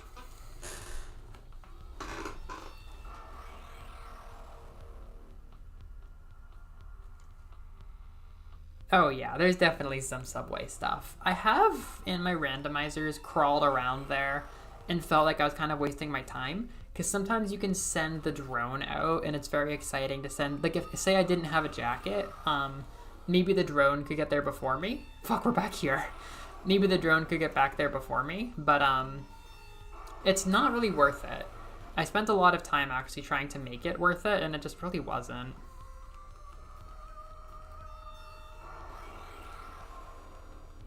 I think it's like, yeah, the area itself doesn't have much. As much as I said I wanted to get upgrades, it is a little disappointing just getting an upgrade. Although that is a full one. That is a full one.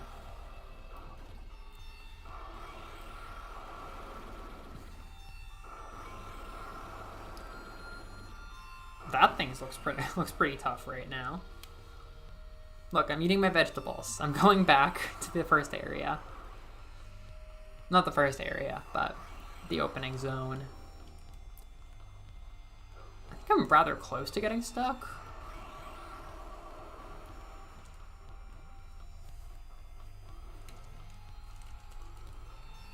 Yeah, I gotta stay careful here.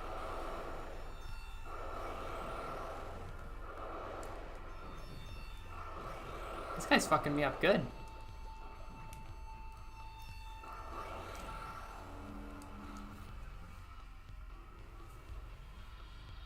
Wow, I like that the health bits stay spawned in, but like the enemies don't respawn. That's very friendly.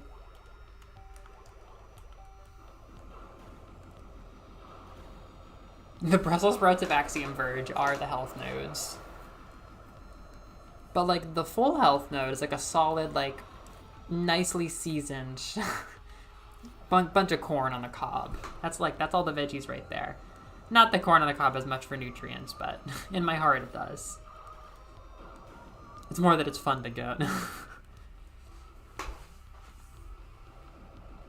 These are the Brussels sprouts of Axiom Verge. Also, those might be the Brussels sprouts of Axiom Verge, if not something more sinister. And they move. That's really unsettling. But kudos to the chef.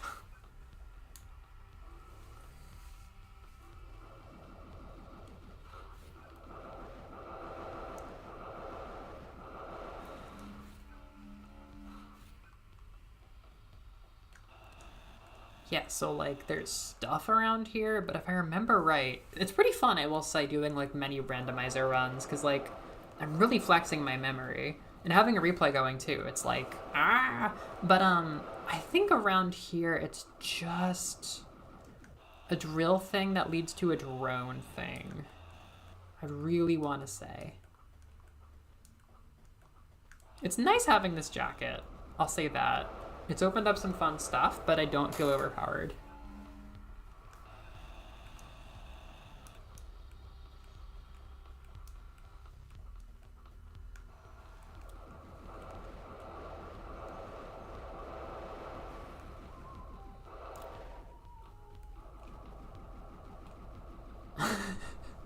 Just because I don't eat meat doesn't mean I will eat moving sprouts. Yeah, if they move. If they move, I tend to have second thoughts. Yeah, this is straight up dronage.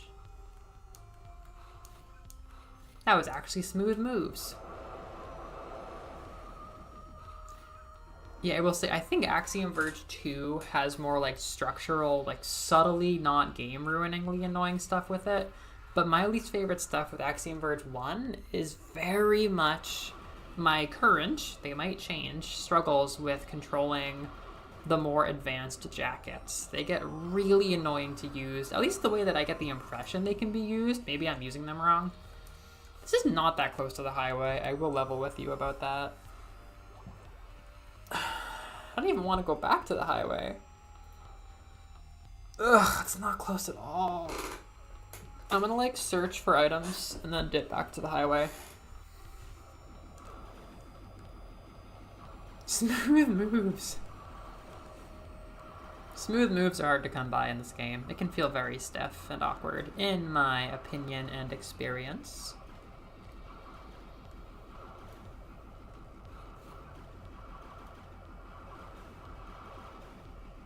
3 viewers. Ha ha ha.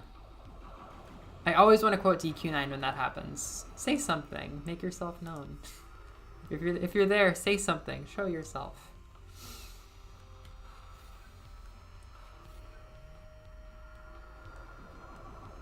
We're going big. Imagine not expecting to see that happen. And being like, blip, blip, blip, blip, blip, blip, blip. Okay, let's change tactics up. Sanbaka is kind of presumptuous. Maybe they're all very intelligent viewers.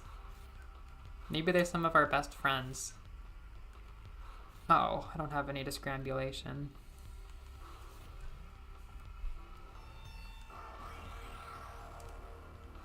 Who was I calling Sanbaka? Oh, Disgaea 6. The Disgaea 6 fiction world people.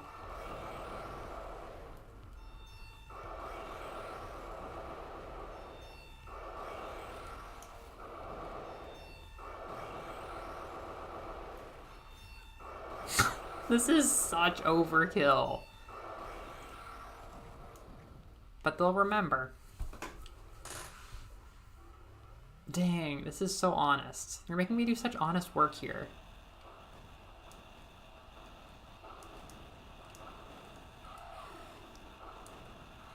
I want it to be crazy, crazy Goku powers all the time.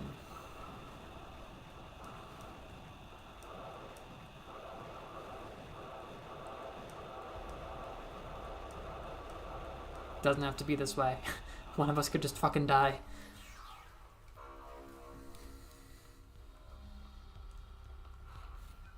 Literally socks for Christmas. DJ socks for Christmas. I'm keeping that joke. My sister and I love to say things with like funny cadence, like kind of nonsensical things that like apply well. Like, I used to say Heartbreak Cove if something bad happened. Like, Heartbreak Cove, am I right? Like, if, like, we're going for ice cream and they're closed. She would say Yikers Island. I think I'm gonna start saying DJ Socks for Christmas. I feel like there's something janky around here, but... I have godlike powers, but I still need a job? Lots of the first run went, and yeah, it got extremely honest really quickly after having, like, the gaudiest looking power.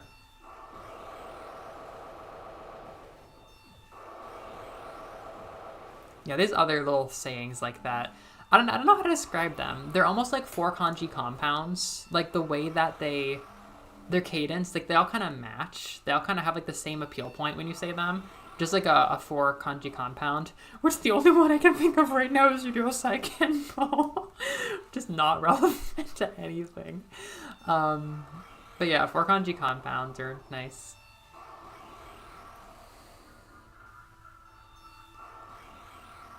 I don't even know what's in there if I were to go. Let's go. Fuck this. Fuck this. Fuck this fast and early.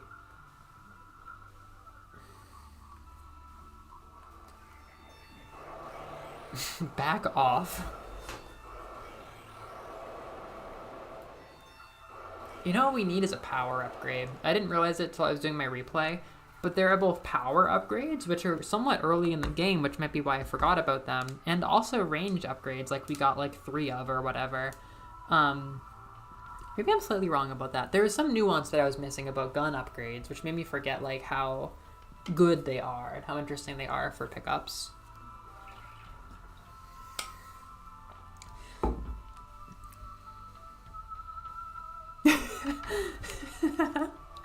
Yeah, I'm all about that cadence, all about that wordplay. Even if I usually use it for violence, sometimes I'll use it for elegance. Yeah, no, the Wi-Fi has been holding extremely strong. I imagine there's a war going on my laptop right now, where it's like, open up! You better log in! But like not stopping us from using it. I logged in 8 times this morning when I woke up at like 4. I was like, there's no way I'm doing this right. I only do it because I don't want my computers to seem upset. At this point, the Wi-Fi works perfectly. It just seems like the computers are upset. I mean, I also may have broken my contract without knowing, but in an innocent, fun way. What the fuck? I didn't even see you there. This is a very satisfying way to deal with those enemies. Holy shit, am I doing this? Yeah, I'm doing this.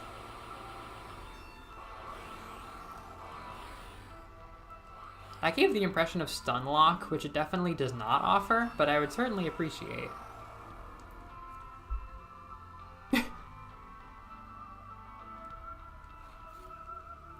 Ah, shit. I honestly don't want to see what's going on cells at work style in my Wi-Fi router right now. It's just such harmony, intercepted by like the strangest little yokai.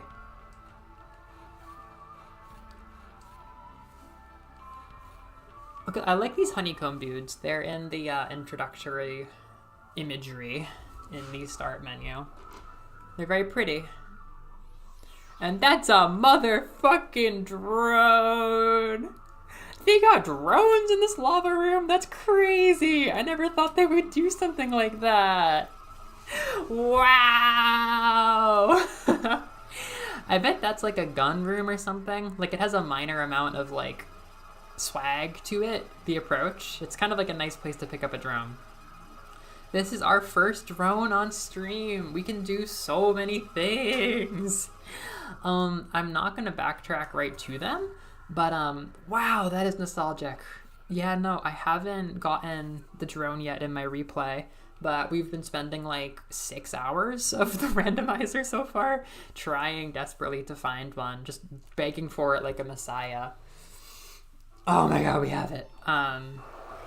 Good veggies. No, that's like that right there. That's like getting milk for the first time. Nice almond milk. Helps you with everything.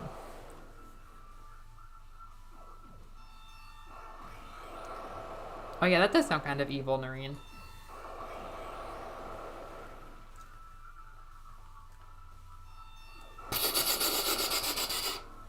Meow.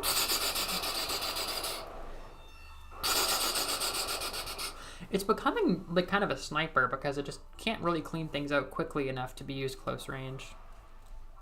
I will say our close combat is probably not that strong right now because these guns are really great, but like they're getting a little underpowered, which is revealing that they're kind of low power to begin with due to their incredible range, I think, and I theorize. Doesn't change anything for that poor asshole.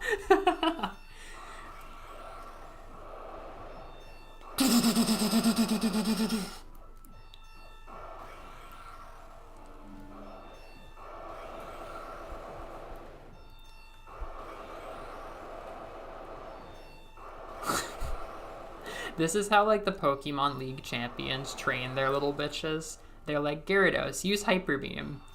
Gyarados, use Hyper Beam. Hey Gyarados, use Hyper Beam, just over and over until they're really good at it. Like, how do you think like final bosses spend their days? They're just like, ugh, another thing. And another one. That's just how you solve things when you're that powerful.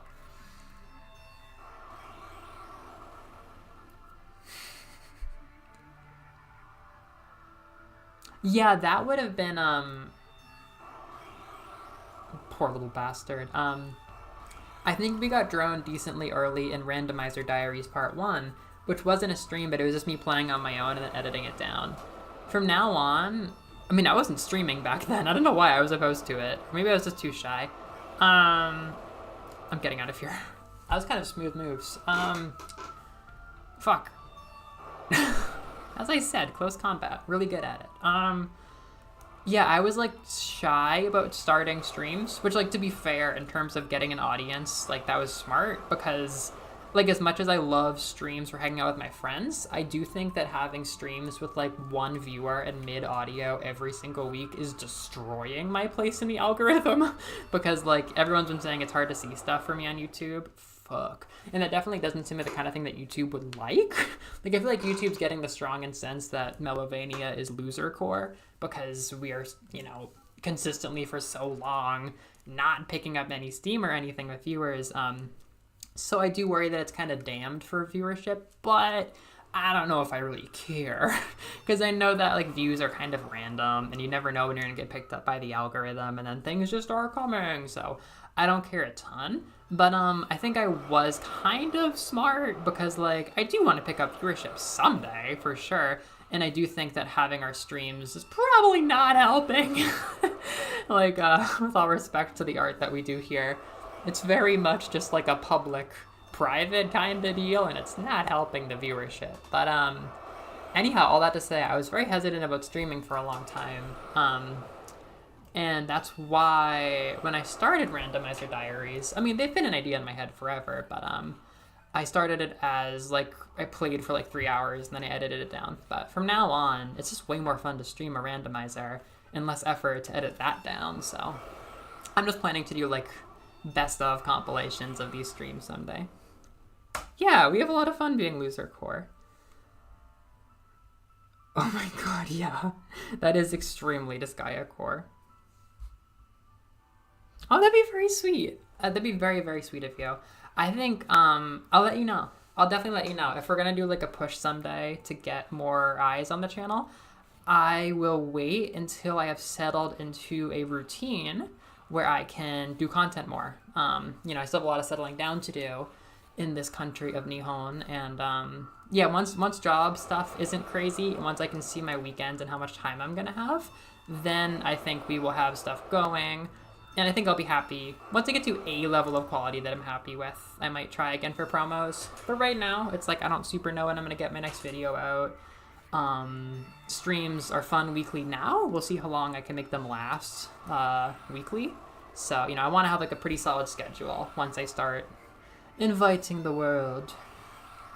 But yeah, that's the kind of thing that'd be really helpful.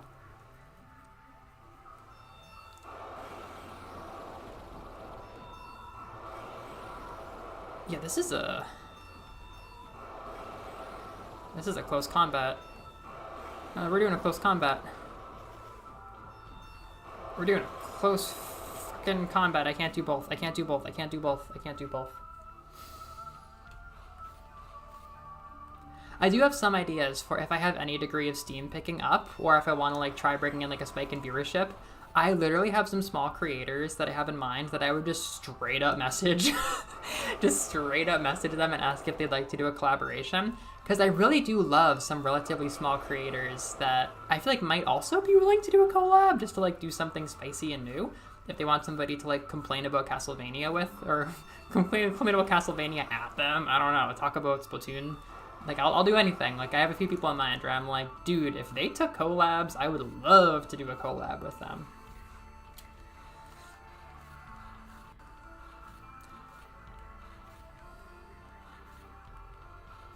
Yeah, we keep getting jumped by like large numbers of high HP enemies. Which again, fun game. We have the world at our fingertips, but there's still a sense of progression. Well, it's mostly fun. Then sometimes you have this bullshit. Okay, how did I move that far that time? I swear I'm gonna get better at trench coat stuff, but oh my god, I'm not good at it. It's just so awkward to me. Fuck off. Primarily a great game. Sometimes the worst game. You never know. Oh shit, this is also Danger Zone. Or at least this says Danger Zone to me. I don't know what degree of danger it actually holds. Dang. That's how we like to do things. I guess a good gun matters. It lets you go places. Am I near... I know it's going to be like a drone gauntlet. Am I near like a save point or anything? I could be. I definitely could be. In Castlevania, I would be.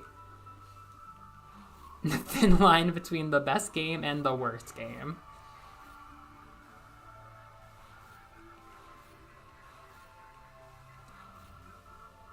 Yeah, bikes. I think one of these is... Yeah. This might even be a boss area. In which I have a vague degree of interest. Knock on wood, I doubt there are any bosses that we can't beat with the Heat Seeker and the Kamehameha. Let me check if that's what Kamehameha looks like. Yeah, Kamehameha Goku. Google Images. Turns out that's a monk. Yeah, it's the Kamehameha. I'm comfortable saying this. The conqueror and first ruler of Hawaii. Not a monk. I don't think.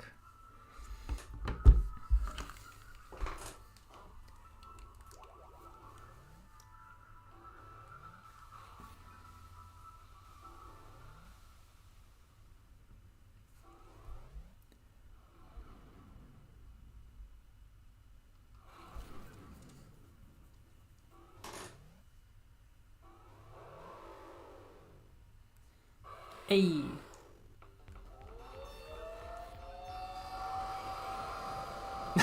Forget about it.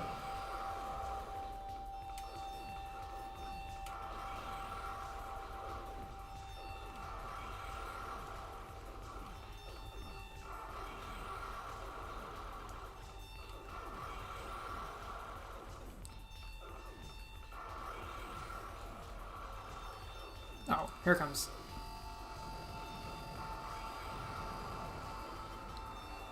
I kind of want those. Uh-oh. Yeah, that's kind of where I'm at, too.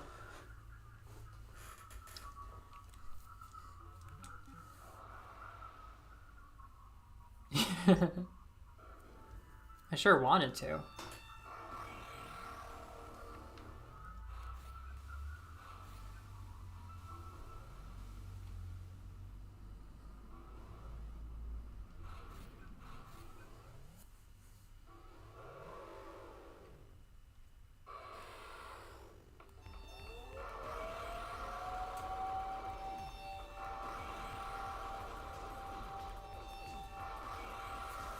Yeah, he's one of the uglier guys.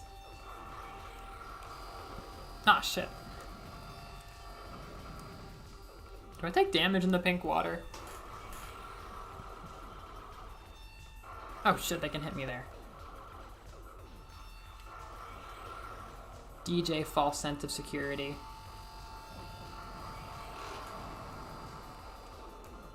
Yikes! Don't love having that noise suspended any longer than it needs to be. Okay, we'll say, I feel like the Heat Seeker could go really crazy here. Unless it gets completely confused.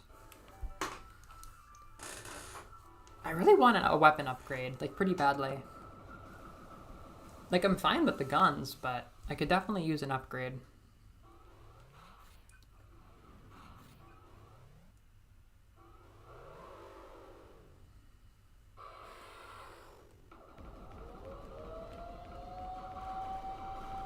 DJ Heat Seeker.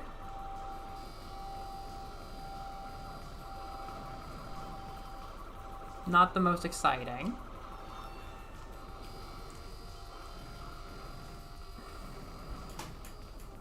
Oh, yikes. It's trying.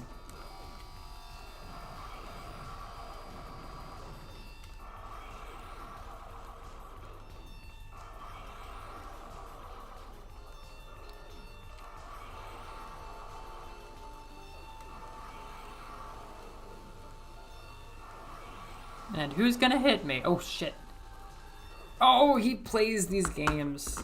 He's good at these games. Okay, I'm gonna check out that drone action.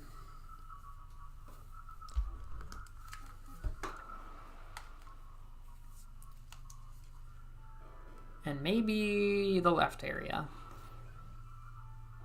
Oh, this is probably my way back to the highway. Can I jump it? One shitty thing is... Yikes! God, not this life again. One shitty thing is that there's no guarantee that what I get from the boss is good, which could definitely be a bummer.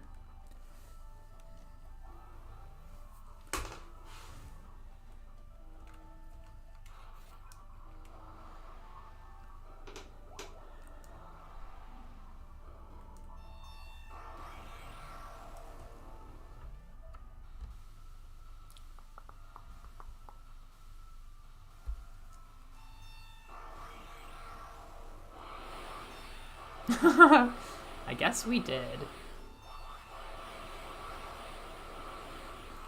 just like Super Metroid.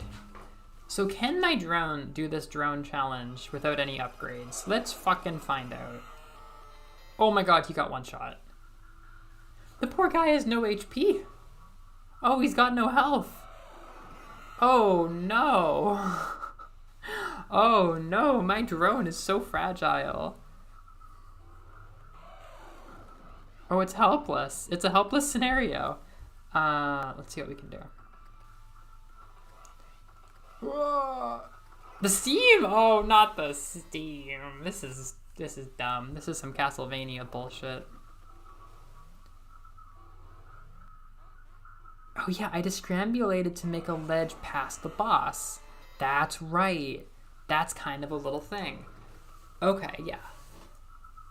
I mean, yeah, going off the assumption that, like, fuck. Considering that there might be nothing of interest in there, I might just peace out from here. I wish I could do it easier. Oh god.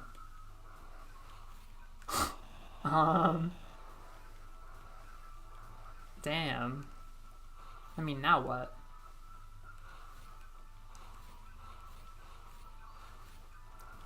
Okay. Yeah, like a Discrambulator would help, but I think just like a weapon upgrade would be good too. And again, there's no guarantee that what we get in there would actually be helpful, so we know one thing to come back to when we've mastered our skills more.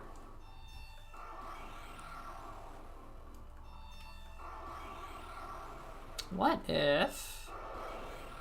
I'm trying to think, is there anything at the start of the game that is droneable, that like a drone would really go hard during? Because I could go back to the start instead of rewalking this stuff. It'd be a fair walk, though.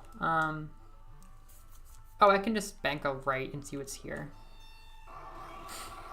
Eliminate the little guys.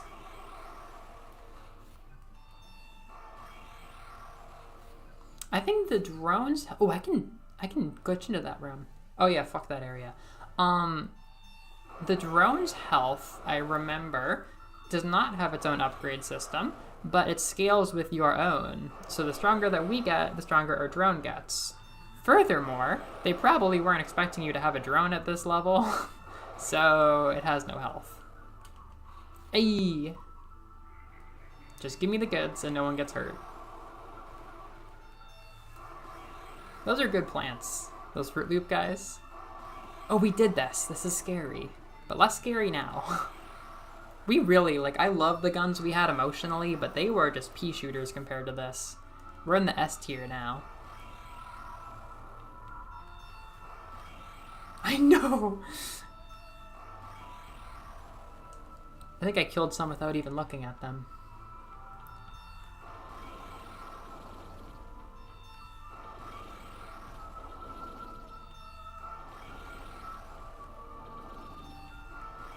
I just got the weirdest pang of longing for my college town. It's gonna be so weird processing that, because I was pretty much living on social media during college, but like I still spent like 5 years living there. So it's like, I do be missing that. Like 4 of those years were COVID, but I do be missing that town. The only friend I have left in the area is from camp, not college, which is sad. Oh, hey, this is good. This is super good. On that note, I guess I could bite the bullet and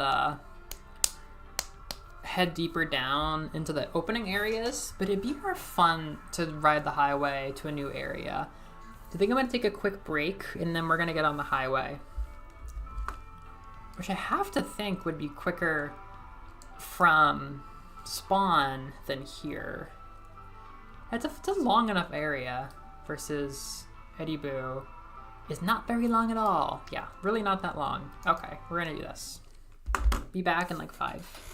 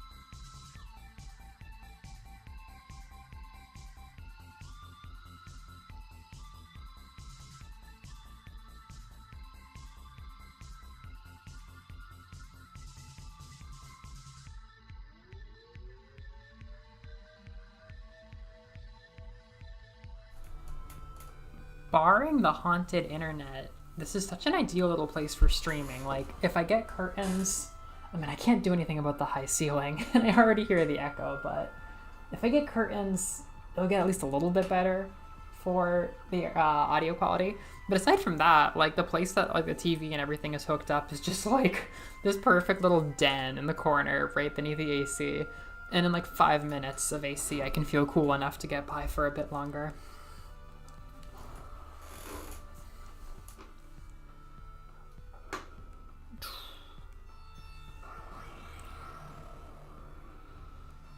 All right, we're on the way to the highway.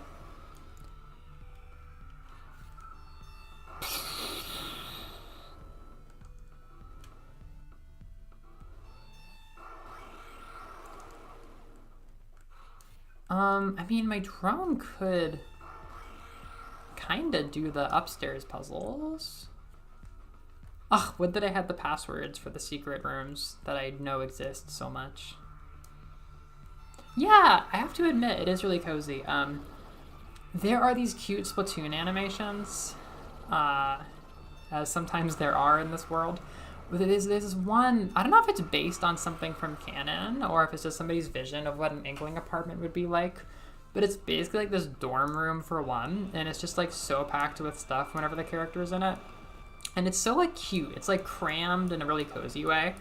And with the way that my apartment is basically a tiny house, it feels like I'm living in one of those, which is very much aided by something that I will not spoil, but I will say I have a hell of an immersive Splatoon object in my life now. I don't know if I've mentioned it, but it's going to be the star of a video soon, so I won't spoil it. But I literally feel like an Inkling sometimes. Like, Splatoon is one of the first things I played once I got here a bunch, and yeah, I just feel like I'm living in Splatoon sometimes. My little pad with all the basic necessities. I mean, the kitchen's downright annoying, being so small. Like, it is just frustrating having so little space to work, but there's a charm to things. Oh my god, I can whip that drone.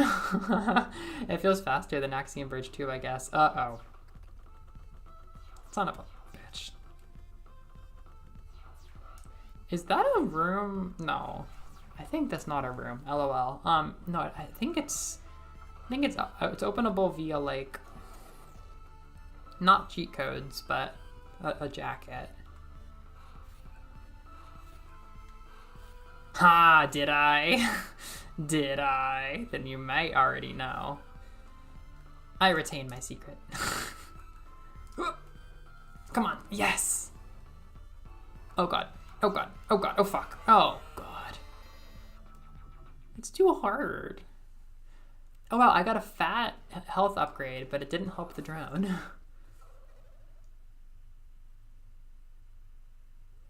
Yeah, cozy cluttered, I like it. As long as I can live alone. Ugh, fucking Christ.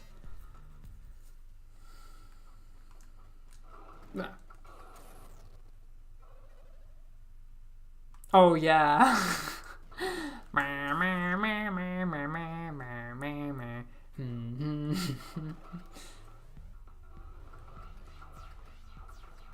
Things are getting worse? Things are getting better. Things are getting significantly worse. Oh no. Oh no. You can't hit me, you little bastards. But you shoot at very irregular times. Fuck you.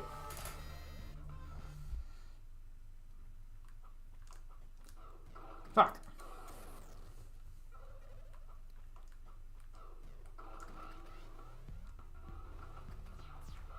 Hey. Oh, come on. Oh, Christ alive. I can't make that jump. The poor drone and the things it has been subjected to.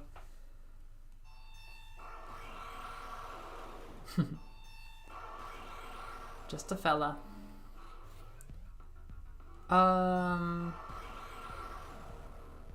Thinking thoughts.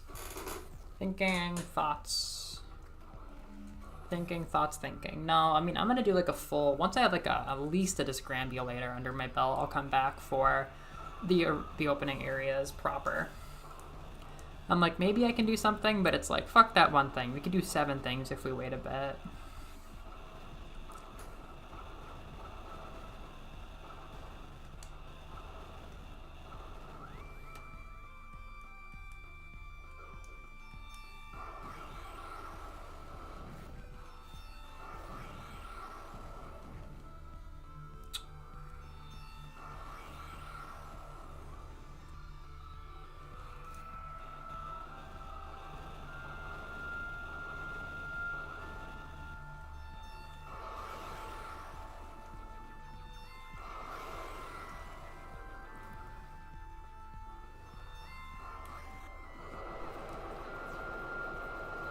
Okay, the Heat Seeker seems a bit stronger than the Kamehameha when push comes to shove for, like, immediate damage.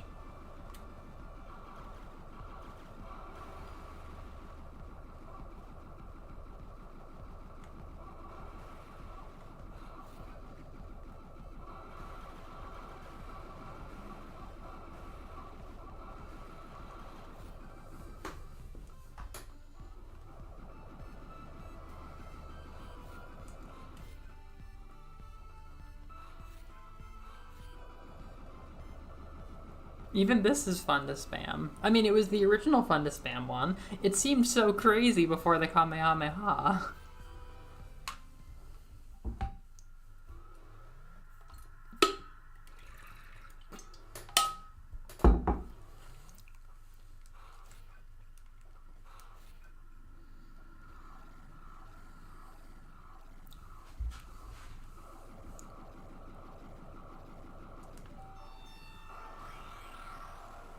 We go further.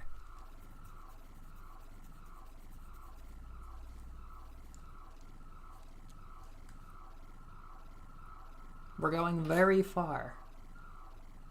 There are really not that many stops, are there? Oh my gosh. Wait. Yep. The crazy scale. Yeah, there's not that much. Okay. Hey! I take this.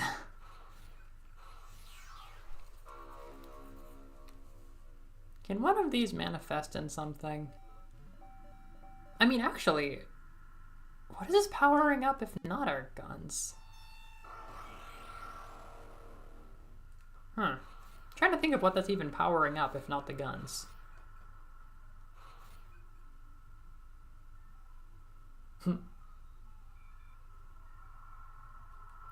No, it's more like a train. This thing does not loop.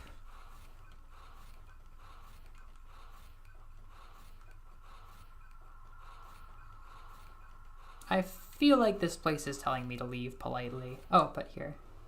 That's the kind of stuff I'm talking about. I'm never gonna forget this. Now we have a nice save room in the haunted highway. This is really pretty. I like the blue.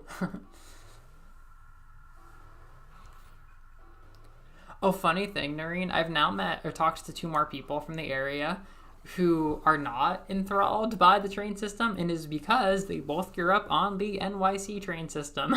So I know 3 people who are able to tell me about a better train system than the JR that I take here. But I don't know I don't know the New York train system, so fuck it. This has 2 save points, one of which is just better than the other.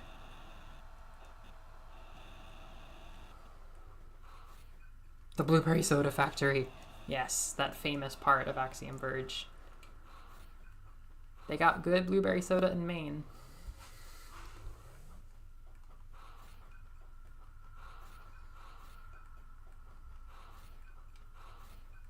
Good.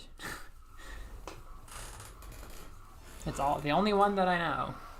Except for these stupid farce of a train system that is Amtrak, which I just never ever factored into my life at all, ever.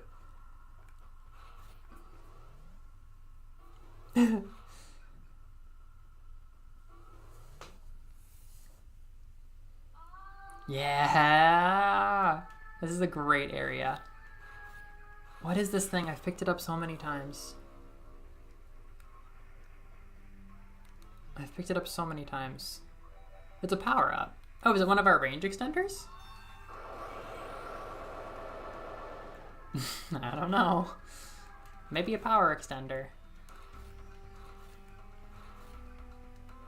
How does this work? Oh, yeah. Oh, we have these guys in Axiom Verge, too.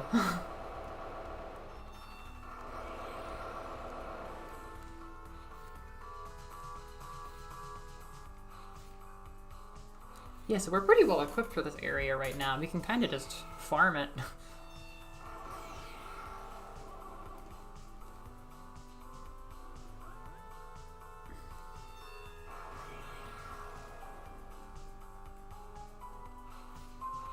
Yeah, this is like the butt end of a boss room. If I'm not mistaken, which I am. I have concerns. I have grave concerns. Oh my god, fuck that. Why does that always happen? Hey, we can tag team this. Oh, sorry for that noise. This is the stupidest thing. This happened in my game too. This drone's immortal. Can you say the same?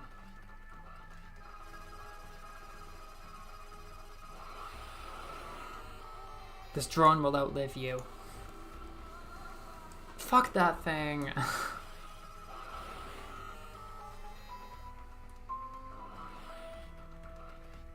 Ah, he's blocking the so well. Oh, get fucked. Get fucked, get fucked, get fucked, get fucked. This is stupid. This is stupid.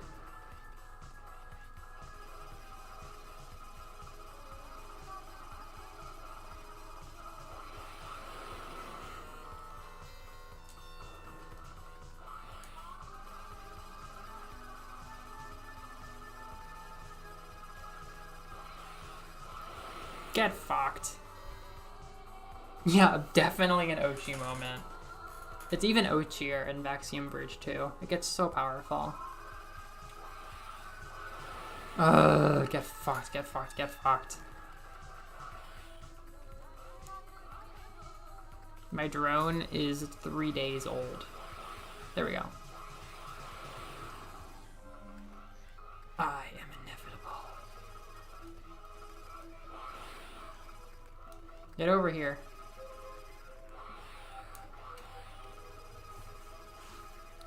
It's time for your nail painting.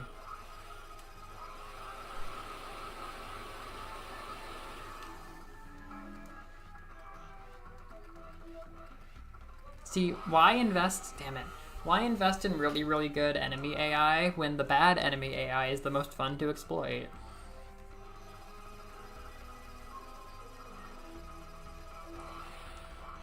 Get fucked, get fucked, get fucked, get fucked.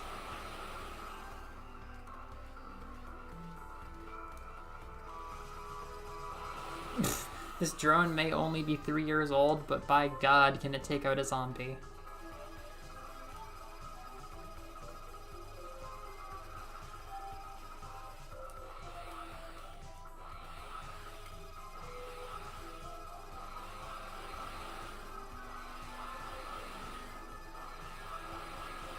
Hell yeah, sister.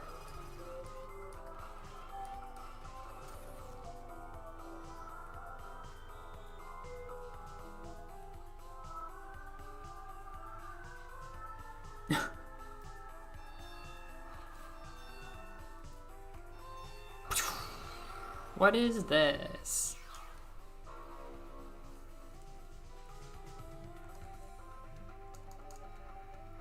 The Sudran key. Now that I don't think that's gonna be helpful anytime soon. Oh, unless it's for reading Sudran. That's still not helpful. Oh, and we're more than a little bit stuck. I'd rather die? I'd rather die than go back to the left side of the map. We are on the right side of the map. Drone, can you please get us killed?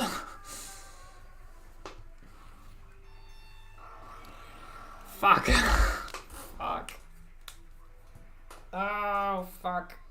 Oh, I've saved around here, surely. I just need to warp and then get myself killed. Oh, but that might not work. Ay. Let's see if this works. Let's see if this works. Oh, I got healed. Oh, no. I definitely moved my respawn to here.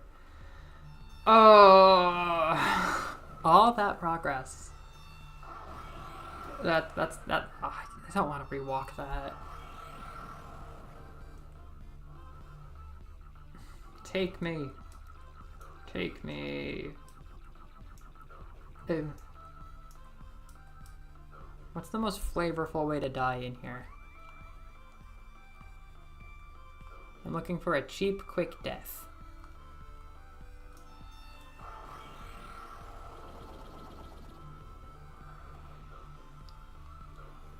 You guys. You guys can kill me quick, right? I don't wanna die. You have to. You have to die. No. Those better go right. Yes! Oh, let's go! It is a good randomizer. It is a good game. He's a jolly good fellow. Dude, this is so fun.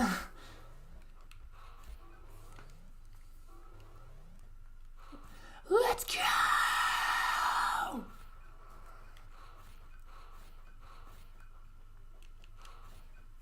Onwards. To the breach. Wait, I didn't mean to do this. Oh my fucking god. What is that thing? Yeah, I think I did get a range expander. Like, look at this fucking thing. It looks way bigger now. Chat, does this look bigger?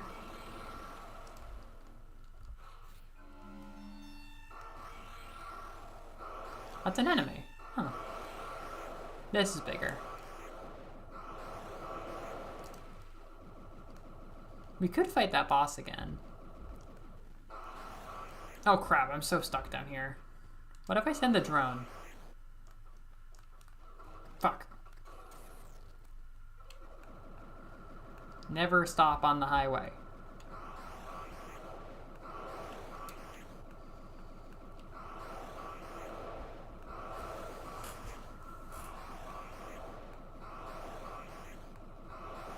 Okay, next.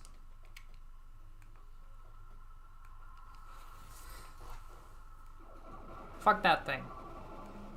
It's juicy and full of nutrients. Oh god, and bees, and bees, and bees, and bees, and bees, and bees, and bees, and bees, and bees. I don't remember this enemy at all.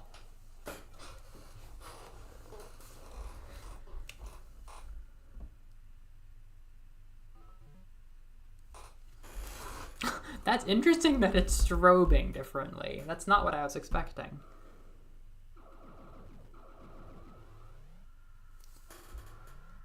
But we want McDonald's! Speaking of which, do I have any non-raw pancakes? This morning's pancakes was kind of haunted. Yeah. This is fine. Medium rare. I live with an unquestionable, unwavering elegance.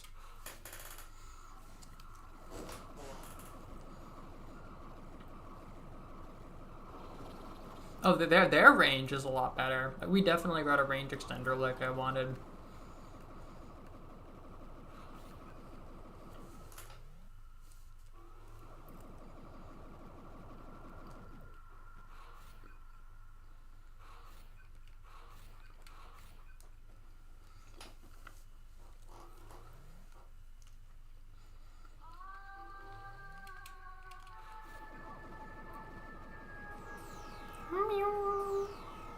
Alright, this is a legit challenge. It really is strobing differently. This is like God's favorite gun. Kinda. I feel like I'm mocking them. Those guys can be really tough when you're actually playing the game. Oh, Jesus.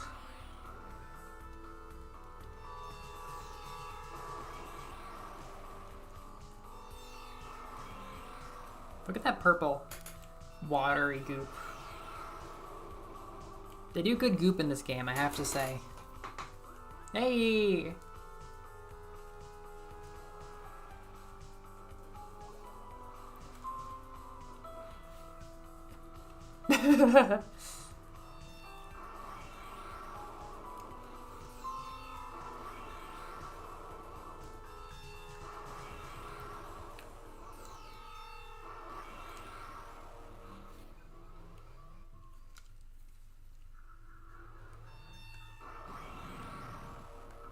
rooms that seem so full of something, but I don't know what.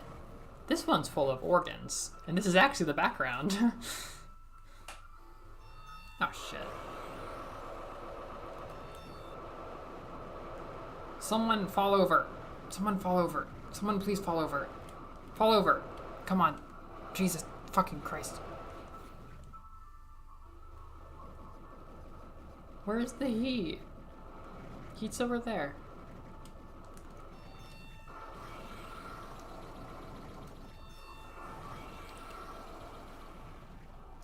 Oh, I do know. Have you been listening? I thought you pieced out to something. No, I didn't know that you were ill at all. I'm so sorry.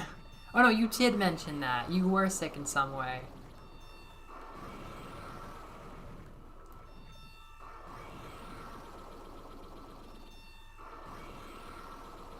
Yeah, it's no fun being sick. I hope your family's been spared from COVID. I hear it's been going around Boston. I also lived it going around Boston. You've been lurking? Oh my gosh.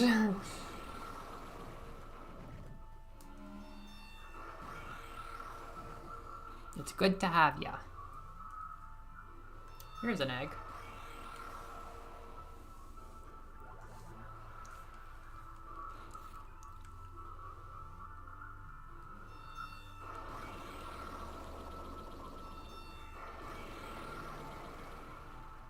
Oh gosh.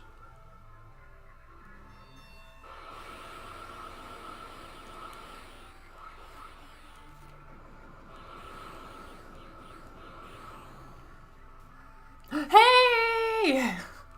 Everybody's here suddenly. A challenger approaches.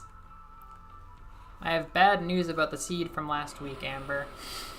We had to give up after using cheat codes and learning about a new mechanic I didn't know about called Secret Worlds.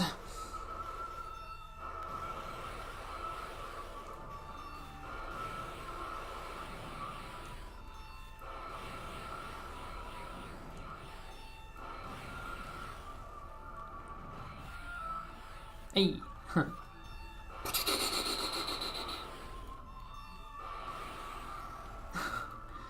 Yeah, we got zombies.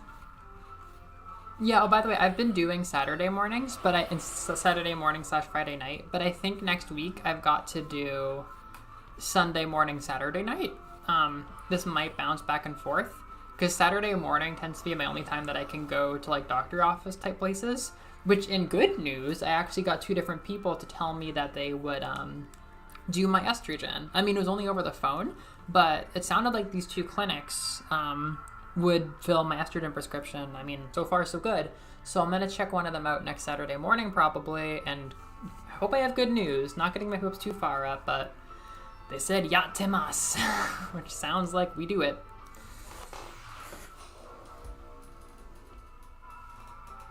Now this we can actually use now. Oh right, I already had the long drone launch. That's why it felt so fast. Now we have drone teleport, which is really good, and I can't immediately think about how to apply it, but it's definitely good. Yeah, for real. I'm really hoping it's simple. And if it's not, I'll just keep learning and asking for help.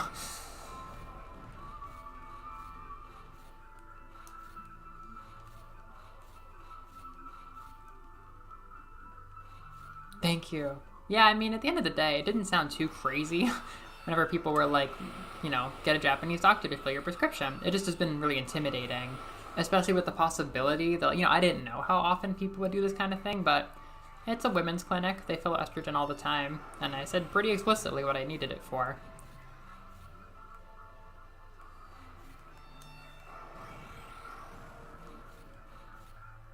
Okay, I mean, drone warp is pretty good.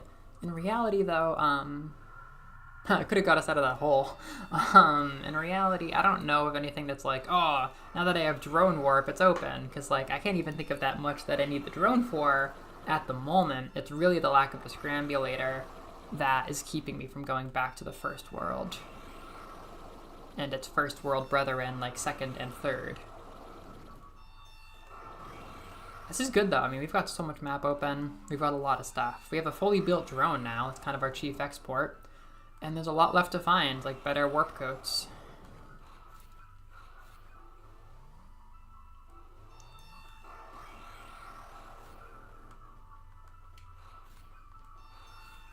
There might be an item down here, but I think I made a mental note that there is not. If it's the lady, I think it is. It is. She is not. Oh, we have expanded. Yeah, we have better launch. Oh my god, we're so cool. We're so cool now, guys. We have, like, I think all the drone upgrades. Except for health.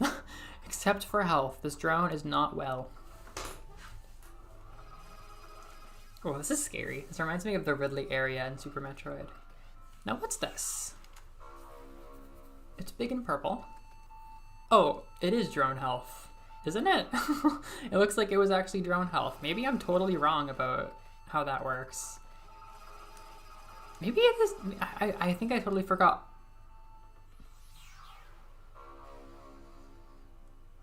Dear sweet friend. Dear sweet friend. Yes! We got big challenges back. Speed run to big challenges. 137. Yes. Oh, that is so deeply satisfying. Ah. We got big challenges. He's back. Yeah, I was so sad about leaving that last save because I really got emotionally invested in my guns. There's not much he can offer compared to the Kamehameha and the Heatseeker, but I mean, I did use him close combat to some good effect before. He might be our fastest damage at the moment, but if nothing else, he's just a good friend and I'm glad to see him back so quickly. That's pretty awesome. I mean, aside from like the larger pool of guns, there's still like a 1 in 30 chance of getting each gun each time you get a gun, I think, so that was pretty lucky. That was novel.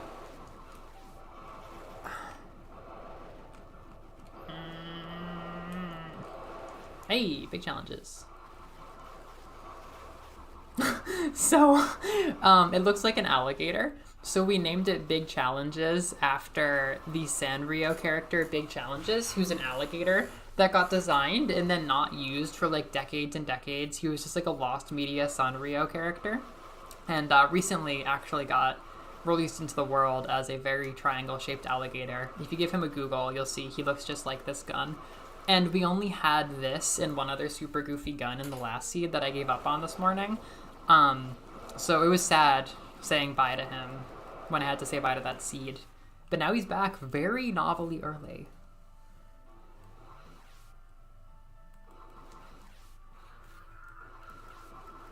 Goodbye. Oh my god, you know what I can do? I can do all those really hard drone challenges. I think this is the room with one of them.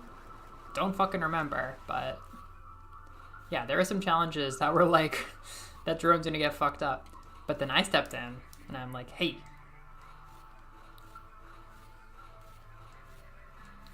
That's what's gonna happen. I'm gonna be like, hey, you stop that.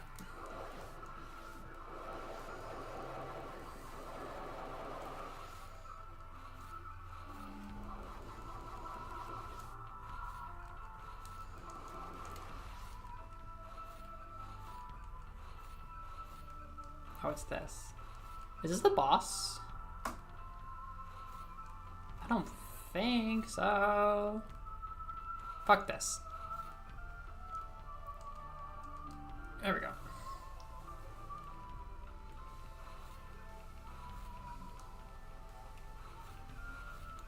There we go. Big challenges.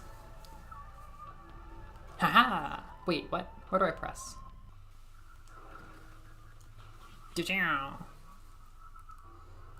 Now I can take this on, right? Right? I can totally beat it, right?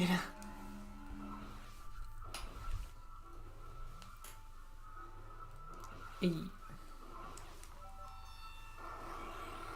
Goodbye.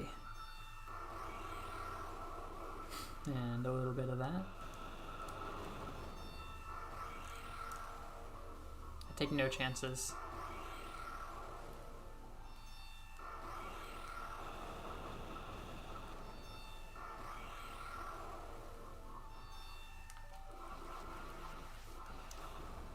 It's so easy.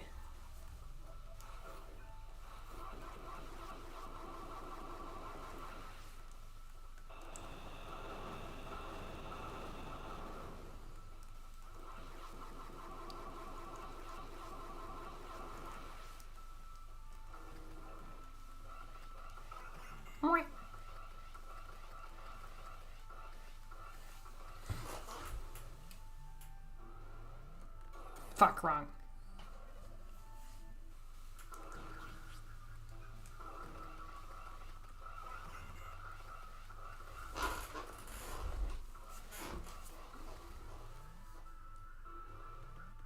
Haha. It is just such a slugging out when I fight those things.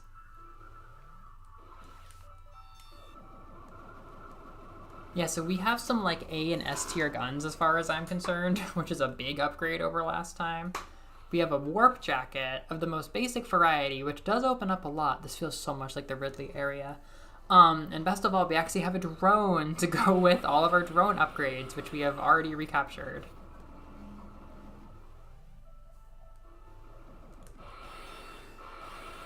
Goodbye.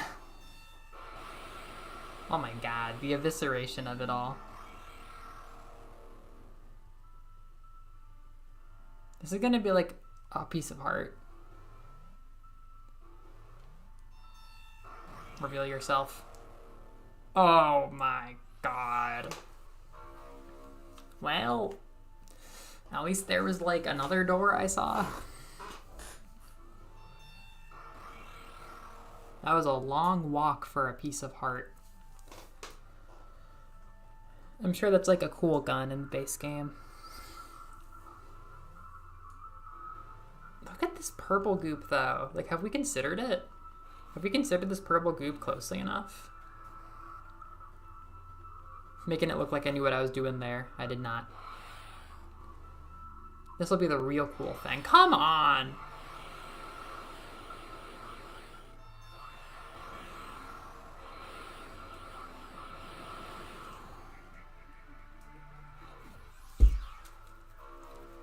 The one like big downgrade in this game, I mean, okay, neither protagonist of Axiom Verge is really my favorite character, which is unfortunate. It's a kind of like one of the larger shortcomings, not shortcomings, but things that I have a gripe with. But like this guy is just like, he's just like Samus Aran's math teacher. Like, he's just some guy. I don't know. He's not that interesting. The work he does is interesting. He's like a fringe physicist, which is super cool and Melovania chat relevant. But I don't know. He's just like kind of a guy. And then I think a big letdown. I mean, I haven't seen probably the true ending of Axiom Verge 2, but Axiom Verge 2 takes place like 50 years after this, where other people are getting involved in whatever brought him to the breach and figuring out multidimensional stuff from the human world. But the two people who are getting involved with it are both like these kind of like, I'll say Steve Jobs to be kind type people. Bill Gates, maybe, but in reality, they're just like super, super, super trillionaire, billionaire type people, like tech people, which is not my favorite type of person on a good day. And I thought that it might go to an interesting place where it's like, hell yeah, fuck the rich, and like the characters suffer for being like the most wealthy tech people in the world. But genuinely, I think the only reason he used them as the characters was just to have the people able to make the tech to like voluntarily go into the breach be like believably able to do it. Because it's fair to say that the only people who could recreate this kind of thing safely... Okay, his body didn't go away the right way. Now there's definitely two of him. It's fair to say that the only people who could make the kind of tech that they do use in like 2073 or whatever to voluntarily go to the breach would be the most powerful, brilliant tech people in the world. But I don't like playing as that kind of character, so I didn't feel like it went where I wanted it to go with that setup. Right, yeah, even if they're women, even if they're both women, which like kind of makes it better, it doesn't make it any better. So yeah, the drone makes up for it in each game, but I want just like some random... If I say anything, Axiom Verge fans are gonna kill me. I don't have any particular wishes, but I would like to like the third protagonist better. Although they haven't actually confirmed that that game's coming. I think it is, because it's still made by mostly one developer, and it is his livelihood, and he has a family. So I believe he's making another one. If not like a straight up sequel, at least another game. Yeah, I'm looking forward to it quite a lot. And yeah, maybe I'll like the protagonist better. I'd rather be like a weird character from the Breach worlds. I think I'm done with the humans going to the Breach if they're going to keep being like kind of boring.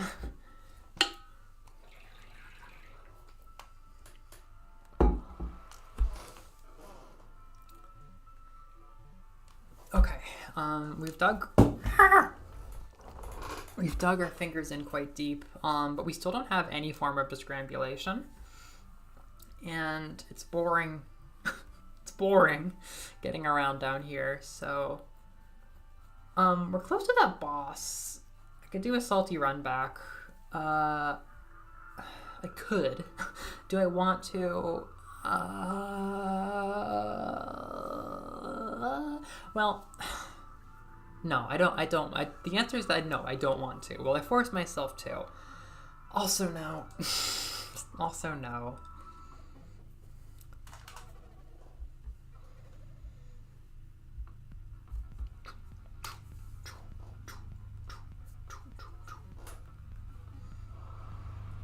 I bought this like veggie fruit juice thinking I would drink it and get my veggies, but I have not drunk it.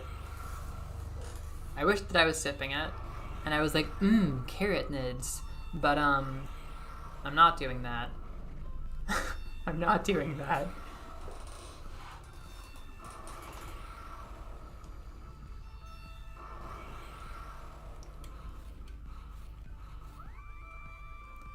I guess now's as good a time as ever to do like... No, I don't wanna... We spent so much time in World like 2 and 3 that I don't wanna go down there. Which of these areas have I not finished? We'll find out. Miku juice. Well, I don't know if any of her particular favorite fruits or veggies are in there. Yasai Juisu. Yeah, it's definitely that.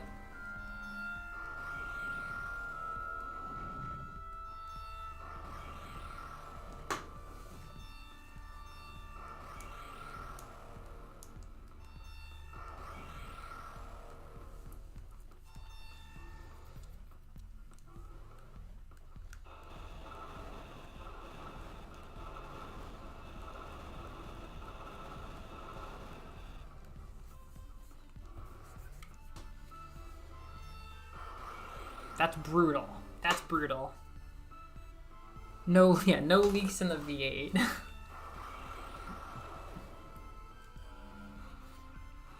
Although I was at a speech contest yesterday, and I was watching like dozens of kids do their English speeches with a bunch of other English teachers who were like volunteered for it.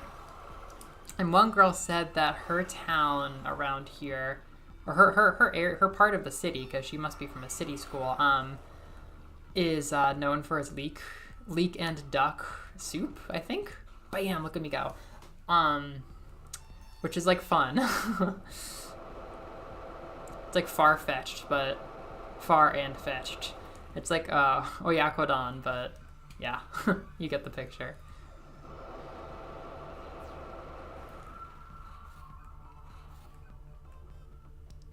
Hello? Why would we do this? Well, this is glitching a little bit. Now, why would we do this? Why? I want all these weird rooms to have secret worlds. Once I learn how secret worlds work, I want to go. Why would we do this? Why would we do this? Vitamin L. You can get your vitamin L from the Axiom Verge Randomizer videos.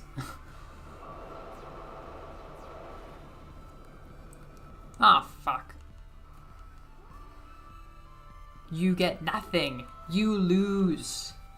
That is a piece of heart for the drone, I think, laser guarded by 4 things.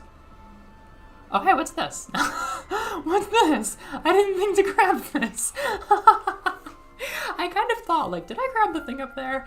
But no, not enough. Yeah, this is a thing. This is the grapple hook. Is it the grapple hook? It's the grapple hook. That's what it is. Yeah. How do I use that? Oh yeah. Alright, I don't know if I need it. I don't know if I'm supposed to get this before the first jacket. But it could do something weird, probably.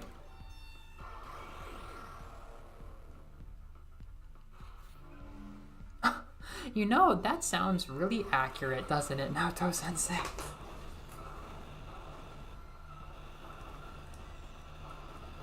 Probably best to buy things you like and guide them with the wisdom of this will be healthy.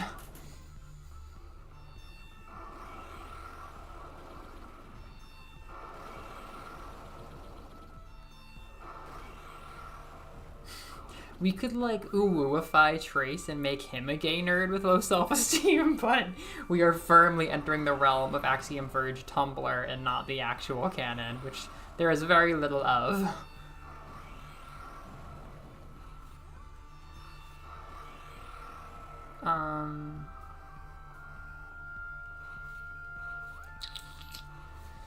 Life is a highway.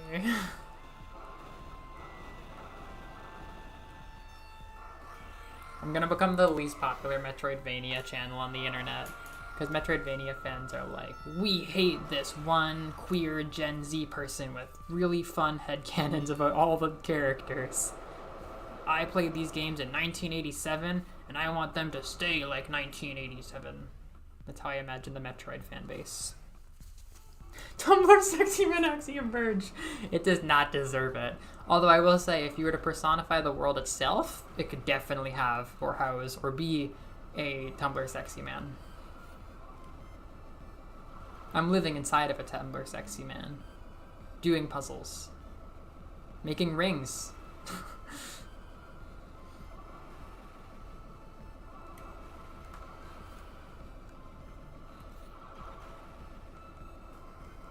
I think that's a moment where Robbie would walk into the chat. Like, what are we talking about? Oh, there's even... Yeah, maybe I'm getting a little bit excited about this area, because there is truly so much we can do.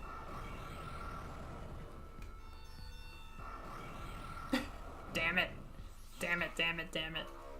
Well, now we can start having lore parties. Because I got the Sudrin key, so I can read this. Yes, usually you can't. To better understand the Rusalki, we made this command. Reveal Vikia. Oh, it's one of the cheat codes. Well, that feels backwards. I can't use that.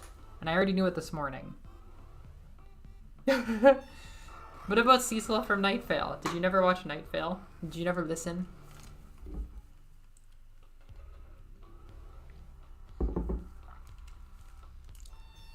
Tumblr did its own version of the Sexy Man poll, and Cecil won by a landslide, which is extremely accurate because Reagan was never number 1 or even number 7. He was just a person kind of Tumblr Sexy Man-like, and in reality he was kind of just like a general popular shit guy. But the only funny thing about Sans versus Reagan was the context. I say this all the time. I was living through it. I voted in all those polls. It was so funny. It wasn't that people always forget this. It's not that Reagan was legitimately in competition with Sans for Best Sexy Man. It was that he was winning every single poll during this week of really popular polls people were doing, where like he would win anything he was entered in. Like first he won like Best Anime Guy or whatever, and I kind of forget the rest, but like he won like Best Anime Girl. Like he won everything. It was a joke. People made all these polls and we voted him as a meme, which was so fitting. You might all already know this, but I just love telling the story because I love this part of history because I love these characters. He was winning everything, and he was obviously a fraud, and it was just like the episode where he does the exact same thing in Mob Psycho and then gets canceled. So he was unstoppable, and people, I think there's a Tumblr post that say that Reagan can do anything as long as it's funny. So he was this unstoppable object where the meme power was putting him way further than he deserved to go, just incredibly far into the rankings, and he did everything he could. But then he ran up against Sans, and for the first time, it would be funnier for Sans to win than for Reagan to keep going. And if you think about like genocide route is an unstoppable force, immovable object. Reagan literally went too far and touched the sun the way that genocide Frisk does, and then Sands had to step up and stop him. So it was literally megalomania. It was literally the end of the genocide route, and the person going too far was Reagan with his fraud meme ballot win. It was so perfect and so in character for both of them, and then the Queen of England died. And I will always treasure the story of that week. It is one of my favorite stories. It is straight up cartoon logic. Now, there are other sexy men I like because I think Jack Skellington counts. He's like my dad. That's classic. Did I get a worse tweed jacket? Did I get a worse jacket? I think I got a worse jacket to tuck under my better jacket. Exactly. Reagan can do anything as long as it's funny.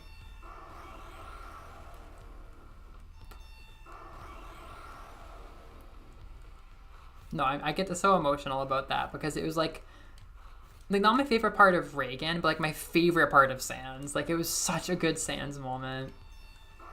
He will always rise up and put people in. He is such a good fixture of internet culture. He's so fucking good. That was a horrific thing to do. Oh, I worked really hard for this puzzle, I think, during the first randomizer stream. My stomach seems upset. I think my stomach decided that it didn't like my slightly undercooked pancakes.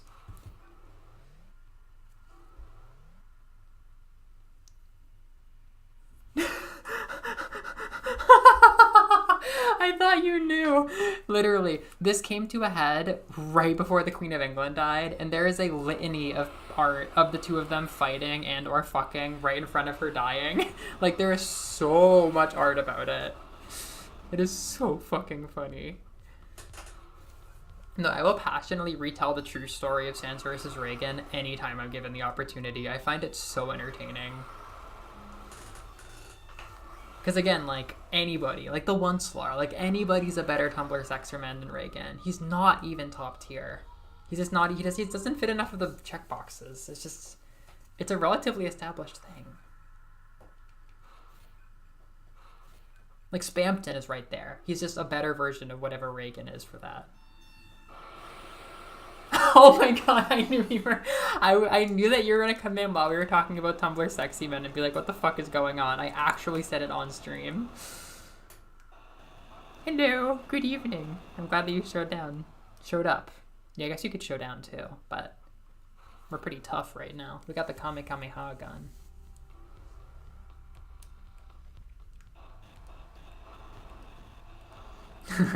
All delivery.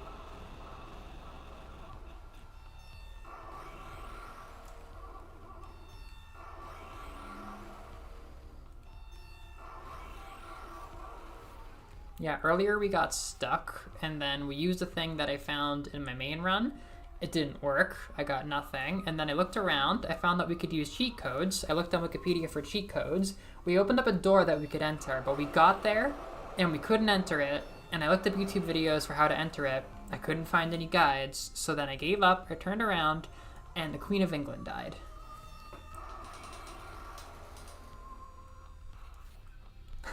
Yeah, we always are talking about Tumblr sexy men here. Kind of the bread and butter. You know us, yaoi freaks. It is so painfully wrong to call anybody in this chat right now a yaoi freak. Like, it is so egregiously invalid.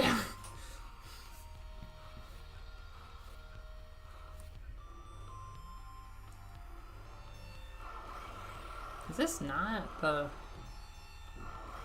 Well, if this is this, then what was that? You know what I'm saying? Like, if this is this, and it is, then what was that? Oh, it's also this. Wait a second. Okay.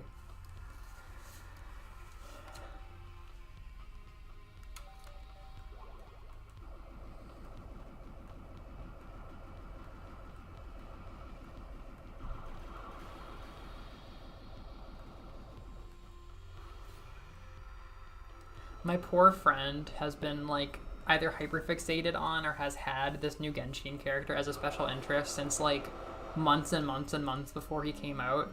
And they were so obsessed with their lore and like all of the stuff that was coming out about the character during leaks and stuff. And now the character's finally out, and it's like the first weekend, and the fandom has already fucked up the entire personality of the character in order to ship him with another attractive male character.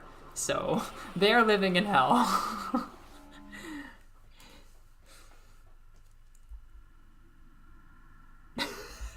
I already brought the conversation towards Genshin. I was ready for this. I always get this and I never know what it is. It might be the Mario gun. It's not the Mario gun. It's not a gun at all. What is this? It's a stress disruptor, and it's my best friend. We got the Discrambulator too. I can just keep playing this game. That's how it goes. You can just keep playing and playing and playing, and you never fuck up your seed. At all. At all. The only thing in the secret world is books you don't want to read. Because reading is dumb. What's this? Gun. Oh yeah, not my favorite. It's the Luigi gun. It's the second gun you get. Not my favorite. Oh no. Do you have positive feelings about the cat magicians? I should introduce you to the sensei. They want people to talk about their character with, but not people who are wrong about him. It's a very delicate balance. Yeah, their favorite character is Liney, and they've been obsessed with him for like months already, if not longer. I mean, not years, but like a large number of months due to leaks.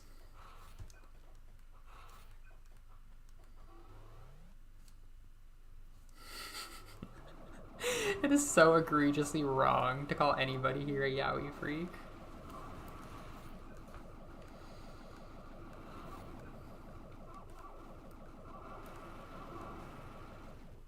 My pink controller is shitting out.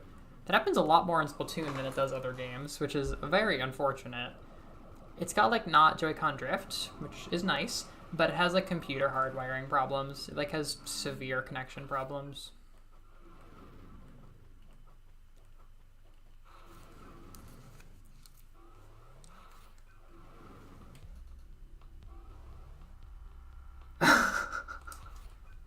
Valid. Inazuma, that's like Raiden Shogun and Kokomi, right? Like 88% of my Genshin exposure is a Miko. I'm trying to remember how to pronounce it.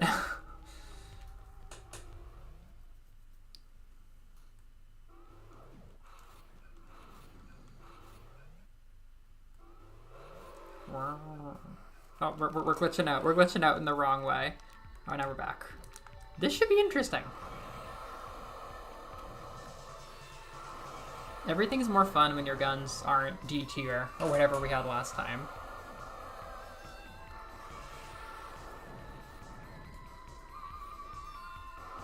Tiering these guns is going to be so much fun. There's so much fun stimulating stuff for me in this randomizer, honestly. I've been so excited about randomizers, and I feel like I started with a really, really good one.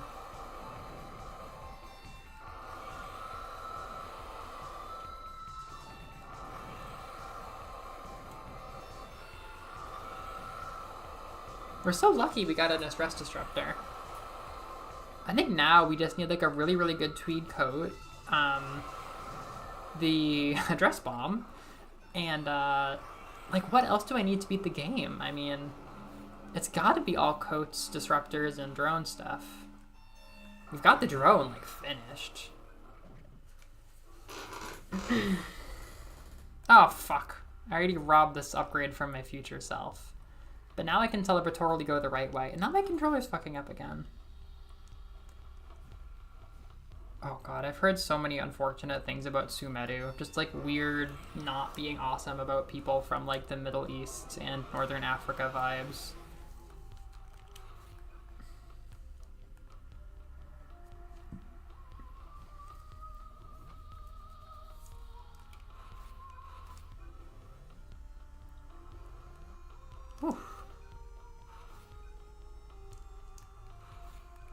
Oh, look at all these things we can do that we couldn't do before. It's almost sad.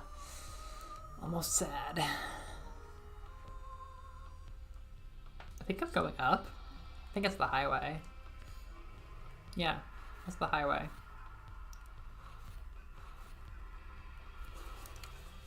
Yeah, so there is plenty of stuff to get from the first area, but like, even if I don't have anything I'm particularly waiting for from there besides like the address bomb or something, I think I'd rather just go try all the new areas again, just because it's more fun.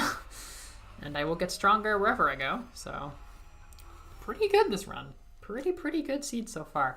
Remember when I said that and the seed got really bad immediately? I'm gonna stop saying that.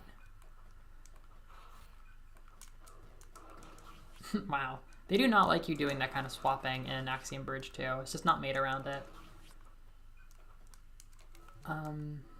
Yeah, save over here. I'm gonna take a quick break, like 10 minutes. Yeah, it's blooming. Yeah, it's like the comic panel where you steal from yourself and it's an endless cycle.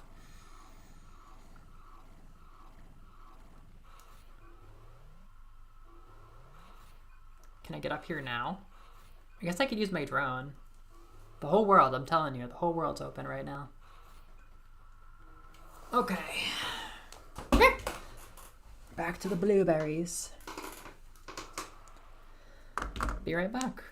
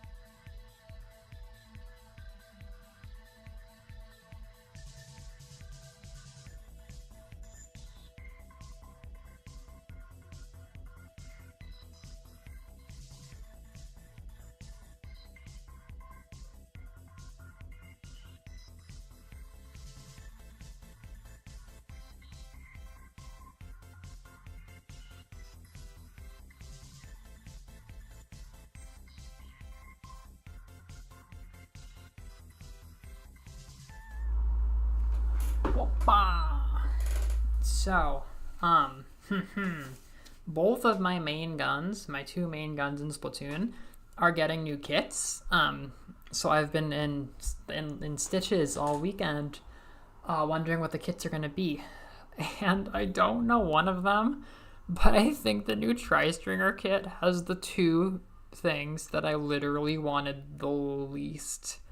Like, I can't put a positive spin on it yet. I specifically said on stream once, I don't want this to get super chumps because it kind of helps do the same thing that I'm already doing, and it still doesn't give the kill power that I really want.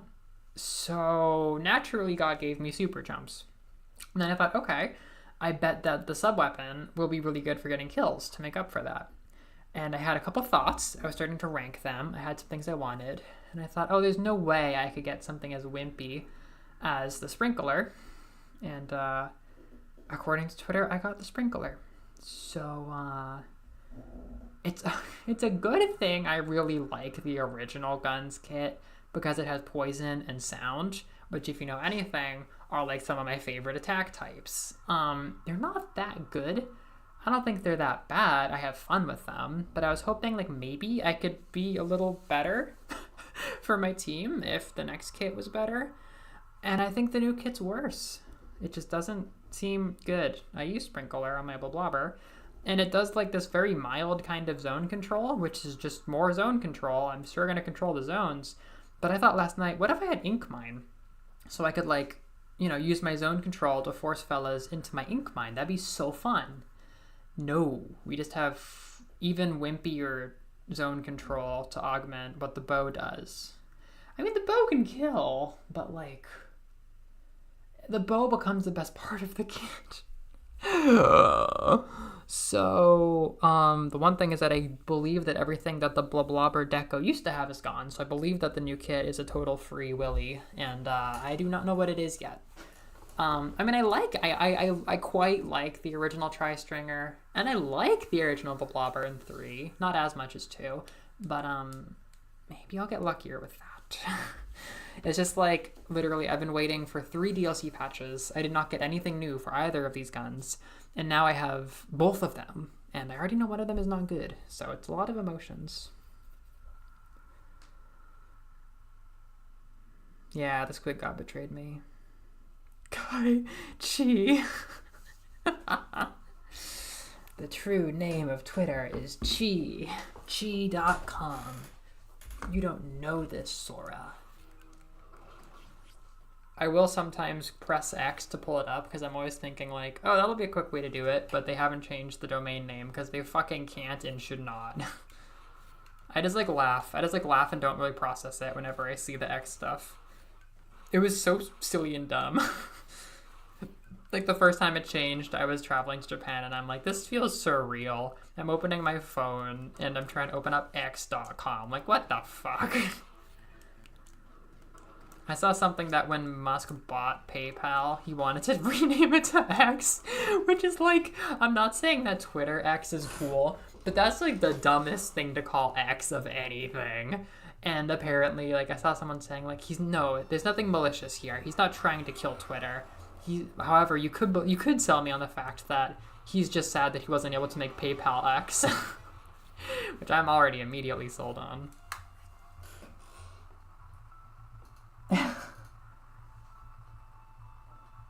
I don't know. I just got to post one with my newest sad tweet because I'm so fun. I think I can get this. Yeah, I don't know. There's specific gifts that just won't go through. Like, there was one of Sleepy Kanata I tried to send to my friend like 8 times, and it was just unilaterally blocked. And then yesterday, a classic tenor Sleepy gift that I wanted to use was being blocked. And I was very tender about the tweet I was making, so I was like, fuck you. God, yeah, it's fun. I mean, even if it sucks, it'll be fun. There's nothing fun about Sprinkler. It'll be fun to have chumps. I didn't want them, but now like I'm in a what do you call it? Like a buddy cop? I guess that's the genre. Not that I'm a cop, But it's like if I'm stuck with this goofy super chumps for a long adventure, we're probably gonna find out like that I like super chumps and they're a fun guy. But Sprinkler is so boring. Like I find moments to use it as a blobber, but like come on, why do I have 2 Sprinkler kits? My guns are mid. Like they're mid to begin with. You don't have to do this to them. Those zombies were new zombies. So yeah, I was thinking in my head, I've never thought about how to bring an Axiom Verge randomizer run to a finish, but I think the only requirements, oh my god, are a dress bomb, red coat, which we don't have either of, full drone upgrades, which I think we do have, and then just your favorite guns. I don't know, your favorite guns and lots of health. But there might be more. So if we get red coat and a dress bomb, I will make a run at the finish and see if anything else stops me. I think I will get there. This is bad. I died.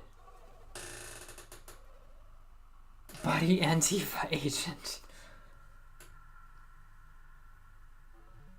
Didn't he name a child X?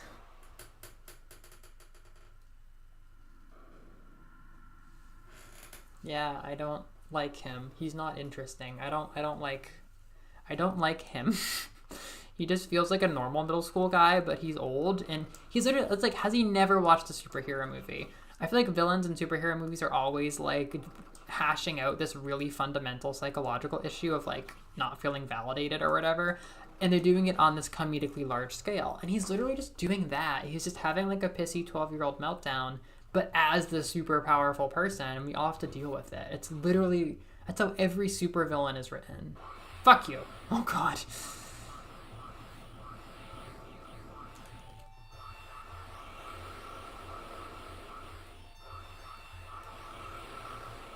Very collected strategies here at Melovania.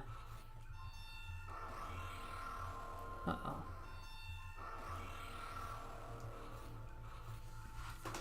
I mean, I went from World 7 to like World 10, so it happens.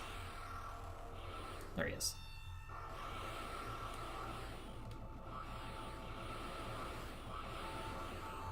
Yikes. And no healing either.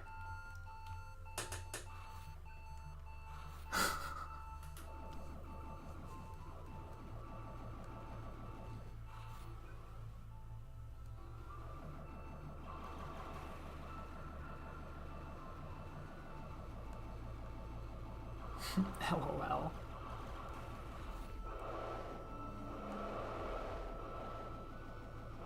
Come on, Heat Seeker. Don't make me take you out of A tier.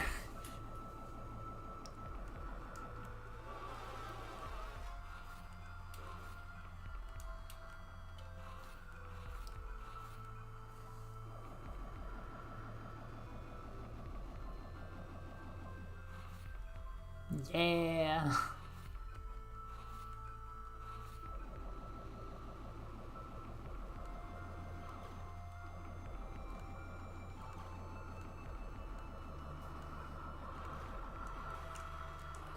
Yikes! Oh my god, I didn't see that coming. I didn't see that coming. They knew about me.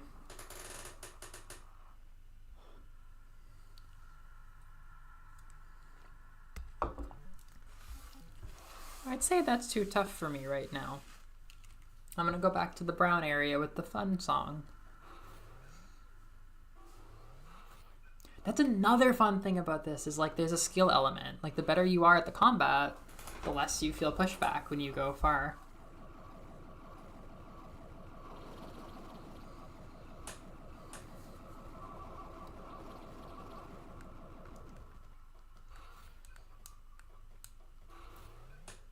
Yeah, there really have been swarms. As we pass the other swarm. Did I get a save? Yes. Yeah, but...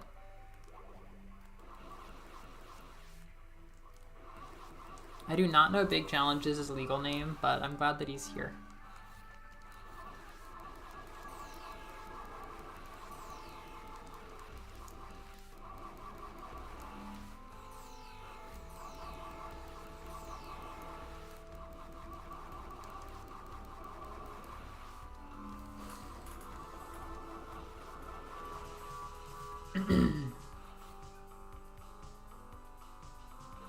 Oh, decisions were made. I do love how the walls sometimes look like they're just like decorated, but then they're actually like highly enterable. Highly enterable.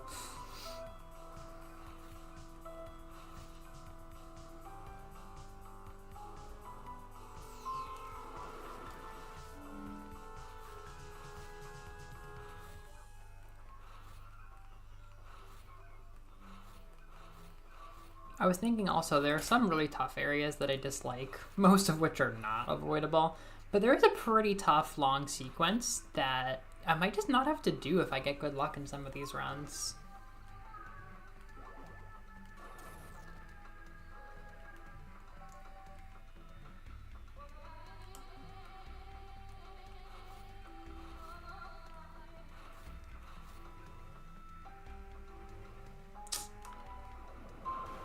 That's not really what I meant to do. Oh, I messed it up. This is a tough area right here.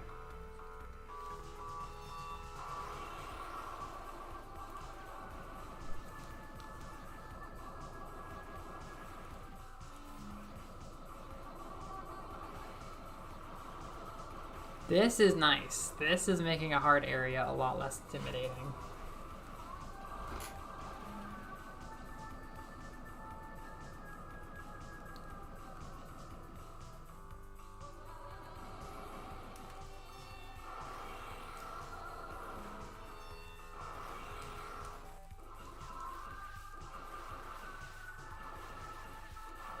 Yo, look at it munch.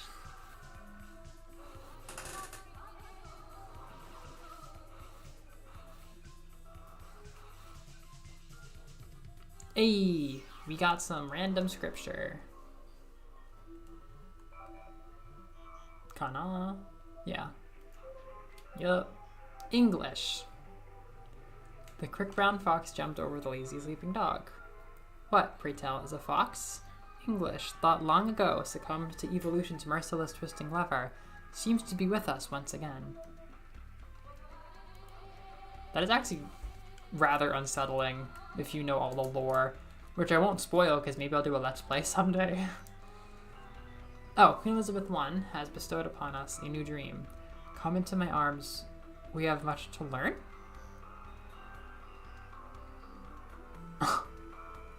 Okay, I can't place that one in the lore quite as well.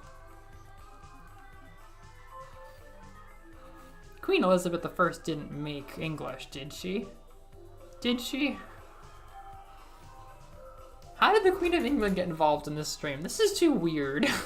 I basically summoned her like a demon. Queen Elizabeth at that.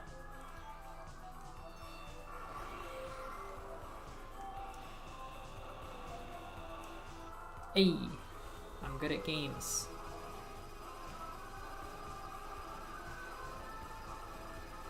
I will say it was the entrance of a foreign contaminant from Earth that caused a lot of the issues that you're unraveling in this game. But who that character is quite interesting, and not the Queen of England. I got a thing. I got a note of heart.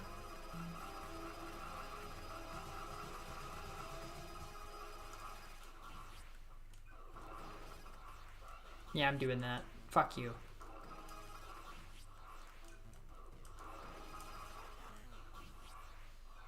And then the queen died.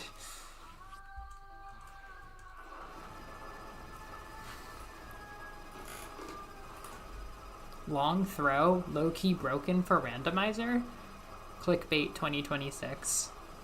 When I have a community, oh, I should get a community of randomizer players. We can all play it together and have such fun. I'm stuck and the randomizer's the worst thing to ever happen to me. Oh, I can do this. Yeah. I can teleport.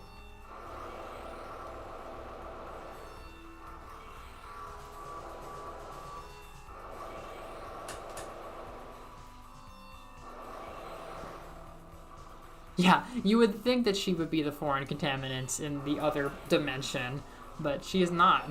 Not this time. I mean, it's like some American from New Mexico who does it, so kind of indirectly.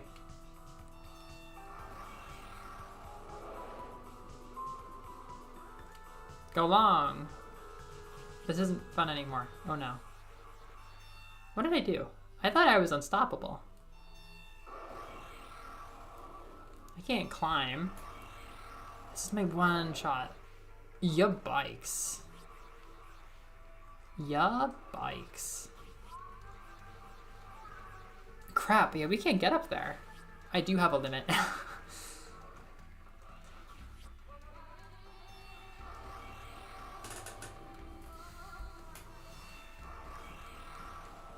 This started as like a good gun with a jacket run, but it's really become early drone.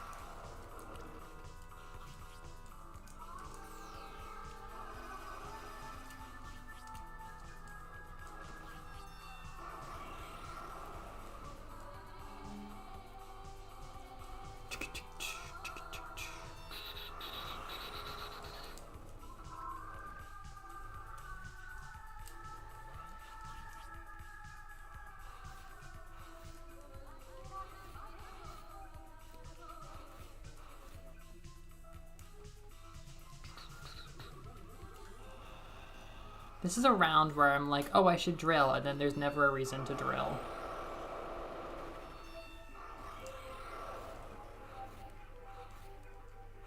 Hey.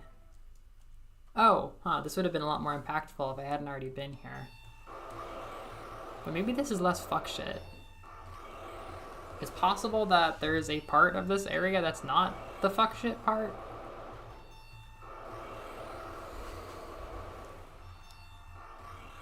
That's an address bomb problem.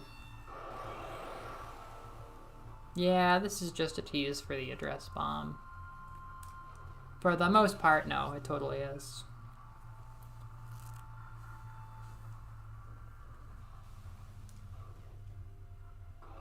Ouch. Ayy.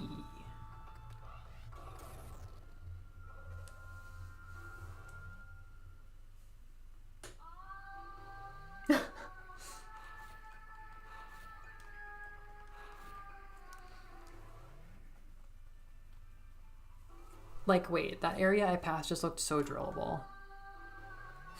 Drillable. And it's not, because nothing's drillable anymore.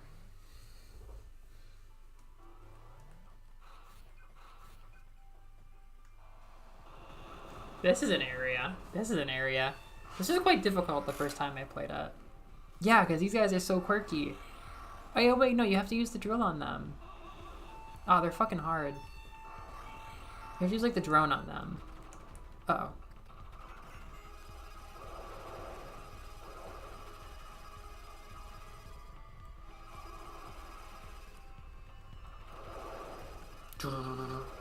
I like that the bug has such a deep voice, but then the like armadillo bot does not.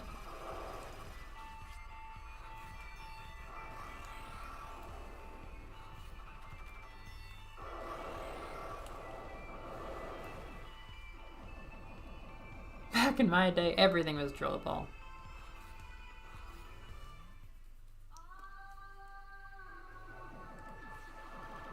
Don't do the thing. You do the thing and I'm cutting the contract.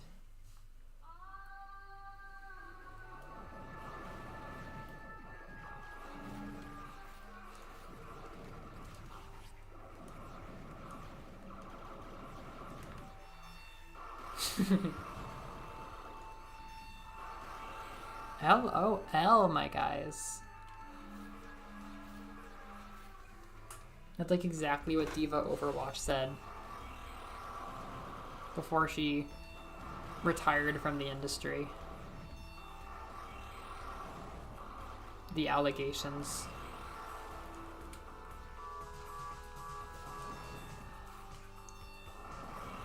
This is kind of giving pink leopard print.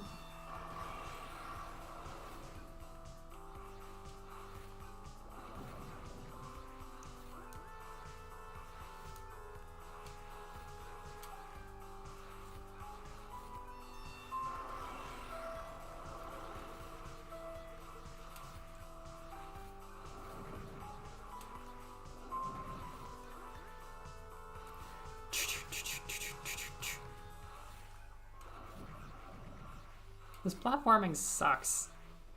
Like, I don't know why.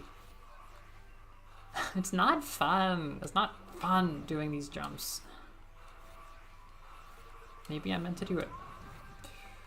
One of these. Diagonal is better. But it's not good. Fuck off. Yeah, this room sucks. I'm using the drone. Fuck. Ah, fuck. I'm just using the drone fully at this point.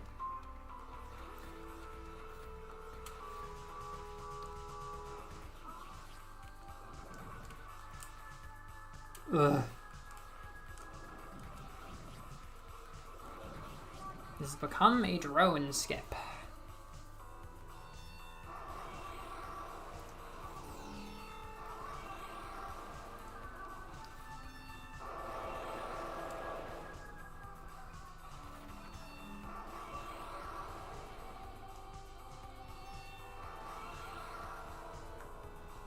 I think you have to drill it. It's like the one thing that makes drill feel useful. It's not bad.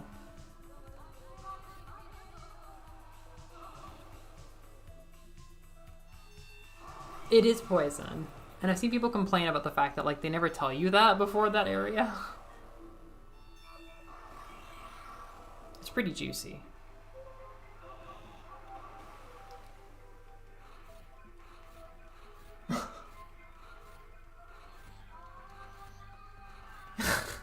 That's true. The drone can just bail me out from everything. Oh, juice. Is this not an optional sequence? Is this a boss area? Look at that. Some Delta rune shit.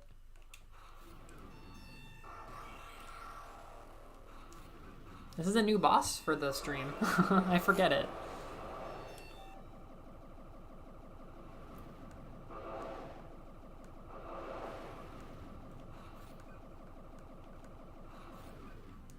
Feels like the more cockroach-shaped an alien is, the deeper a voice it has.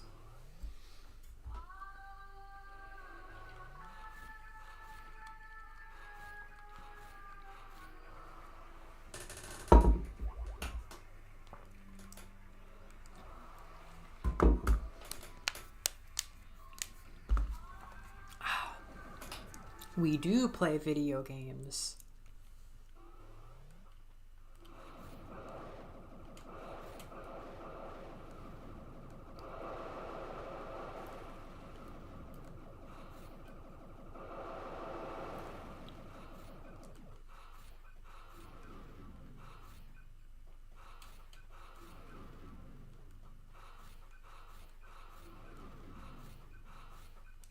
Okay.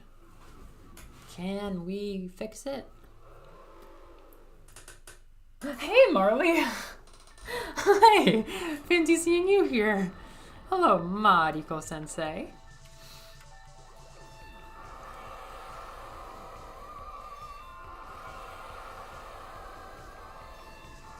Oh my gosh, you have to be safe! You have to take care of yourself! What are you up to besides that wound? Oh my god, that poor enemy, no! Now I feel like I'm playing the bad guy route of Undertale. He could have been so fun if I got to know him, but instead I was like, let me just use the Kamehame.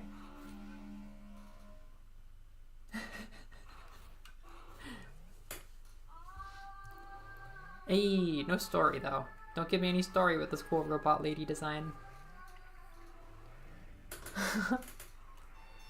The crossover of the century. People who know each other. Christ. That poor boss. I didn't even think about it.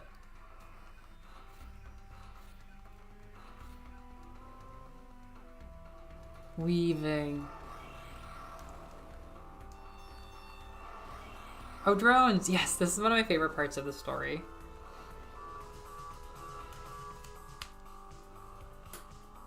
Yeah, Amimono is Odai Genie.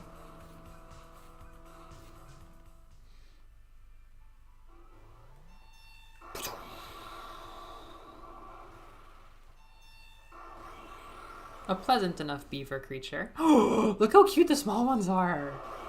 They're kind of the best. I want to leave them be. Forgot about those little guys. They're lovely. Huh.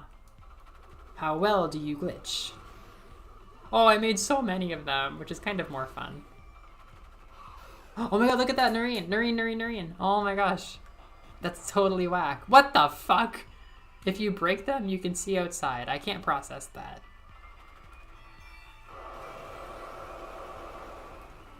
Yeah, generally I don't use glitch stuff much, but it's crazy that you can do that with these ones. Sorry, little guy. You stepped in the wrong spot.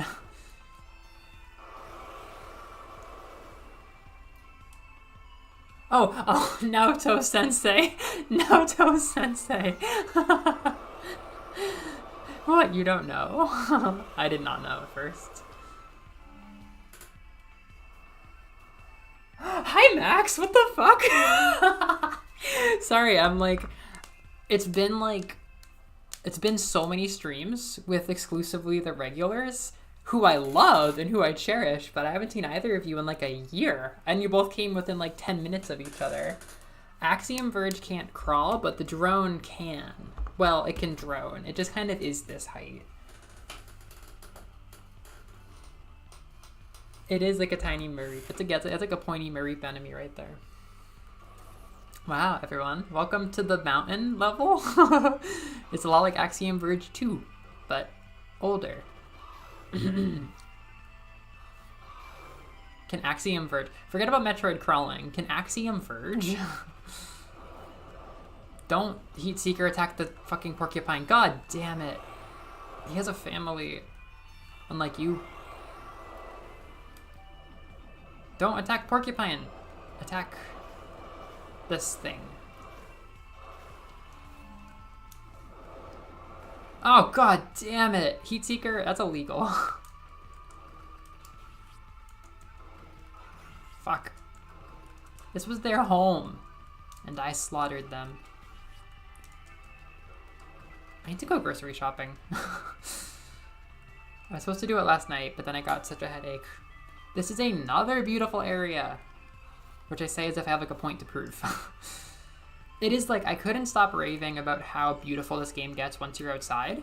It is expecting me to have drone teleport now, because I do, but I'm fake. Yeah, I couldn't stop talking about how beautiful this game gets once you're outside, and then they made an Axiom Verge game that is outside, and I do wish that there was a better balance struck, so sorry for causing that anachronistically. The master's degree just means that I say anachronism on stream. The words I had to Google for my master's degree were kind of dumb, but I also kind of like some of them. Like didacticism, it sounds fancy, but it just means that it's about teaching. A didactic video game, like Mario teaches typing. Max jump scare. Holy shit! He was so warm and that was his downfall.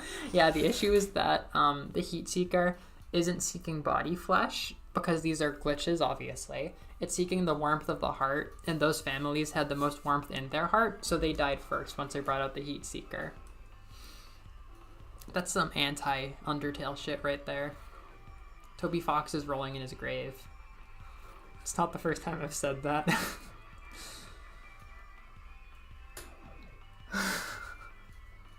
Yep, you gotta use the master's degree when you can.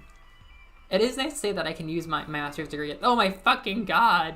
Why? Just kill me.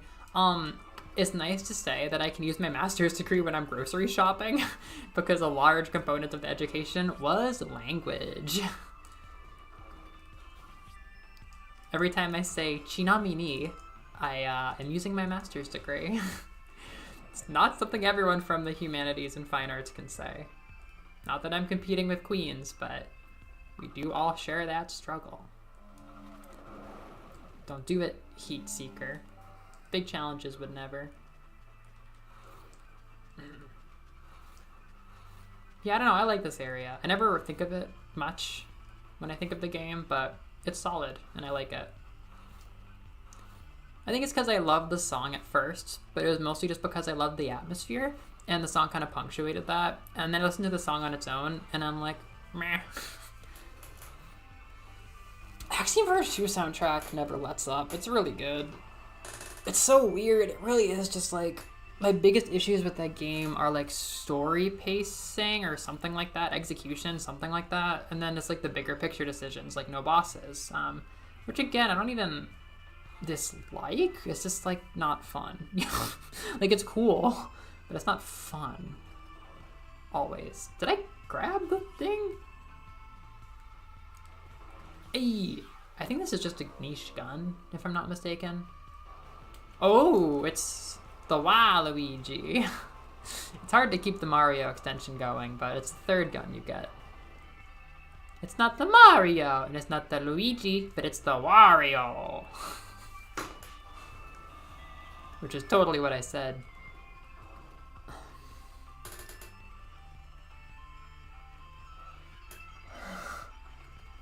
Oh god, I know what you're asking. Ah!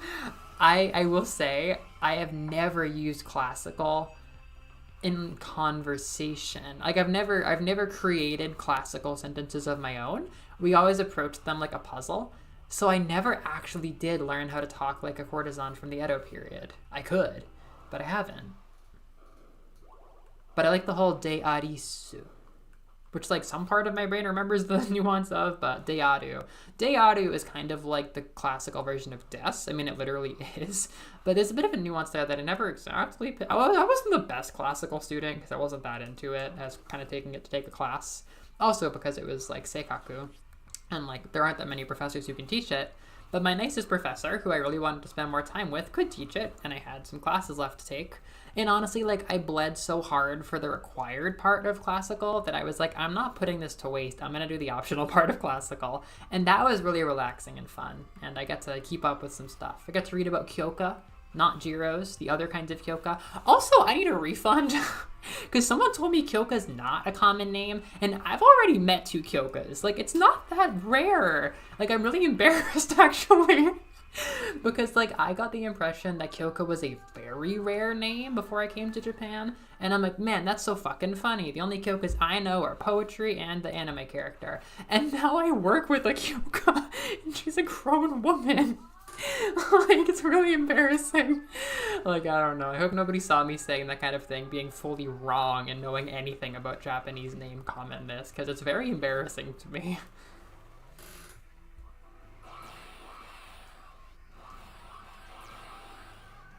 I got all the Kogo. I can talk to some of the Kogoist people on the planet about really, really silly stuff. We would read, like, old cartoons and comics together. They were so passionate. My friend who I graduated with and our classical professor, they were, like, best friends because they both loved the same stuff, which was, like, Edo shitposts. Like, Edo period shitposting is what we would read together, and it was so fun. Like, I liked it a lot. I didn't love it as much as them. Like, I liked it. I mostly was shipping 2 authors, Takizawa Baki and Shikite Sanba, because in the depths of my despair of writing my first final papers, I randomly saw something when I was first writing about this stuff, about the dynamic that you had, and I thought it was so interesting. And it really came out when they were writing Kyoka poetry together, which seemed very interesting to me back then. Fuck. Okay. That's not that bad, actually. And I was like, well, what is a Kyoka poetry? And then I learned about it later on. But I was mostly shipping them because they have this squid bob dynamic. where Shikite Sanba was a very silly guy, and he would show up and write really funny prose and poetry, where it was mostly kind of like meaningless humor. And that was super fun, and the commoners loved it. And everybody loved it, actually, because there was a bit of class mingling with the Kyoka circles and with reading popular fiction. But then Takizawa Bakin was this very, very high-strung, like, high-class guy who kind of fell from grace. So he fell class-wise. He didn't have as much money anymore once his dad passed away, and he had to make a living for himself, and he was all educated and snobby and wanted to write high literature. But he had to make a living writing shit literature with Sanba, which is Squidward and SpongeBob. And I was so fascinated by how, like, class structures, like, dragged Takizawa Baki down from where he wanted to be, writing, like, snobby shit with other samurai, down to, like, competing with Sanba, who was writing about, like, farting and making funny onomatopoeia jokes. And they were doing the same thing, and he was trying his best to, like, elevate Geisaku to, like, art form. But he was stuck, like, just, you know, appealing to the common man and people who weren't as educated as him. And I find that dynamic so interesting that I wrote, well, my first paper became about them, but then my second paper was intentionally about them, and about how Kyoka circles made a really cool place where poets would come from all kinds of backgrounds.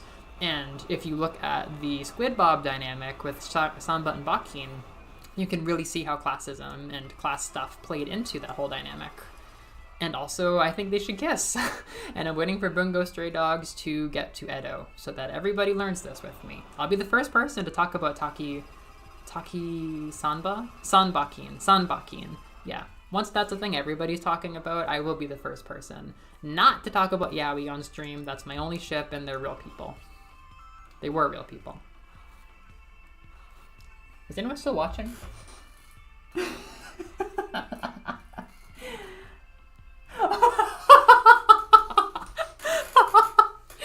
Every Kyoka is visible only to me. That's why I've already met two. My people are gonna be like, Layla, you don't have a co-teacher. There is no Kyoka sensei. No, there was literally a little girl named Kyoka yesterday. Her speech was not my favorite, but she was participating in the contest nonetheless.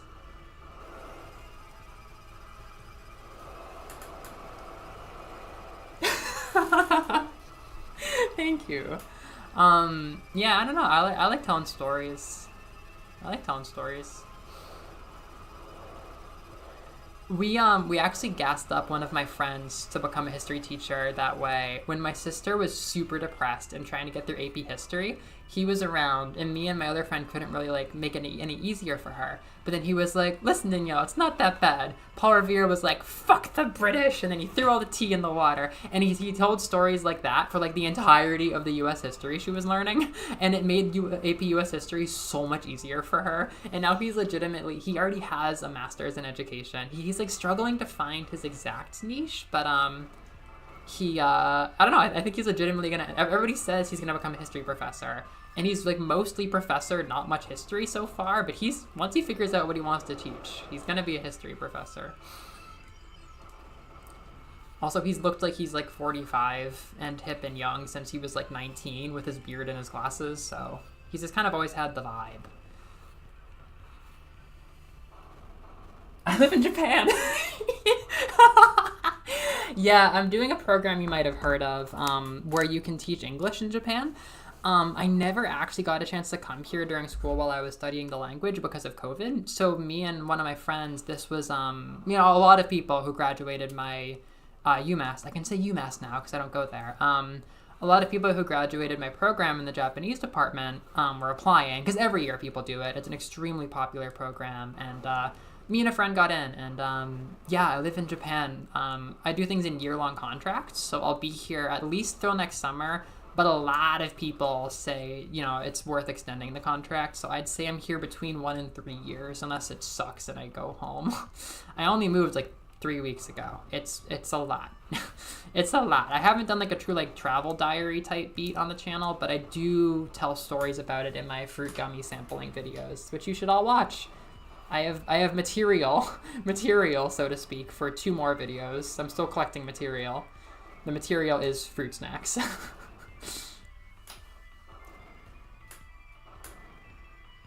You're launching twice now. No! I can't get away from Bungo Stray Dogs, and half of that is the fault of my friend that came on the program with me to Japan.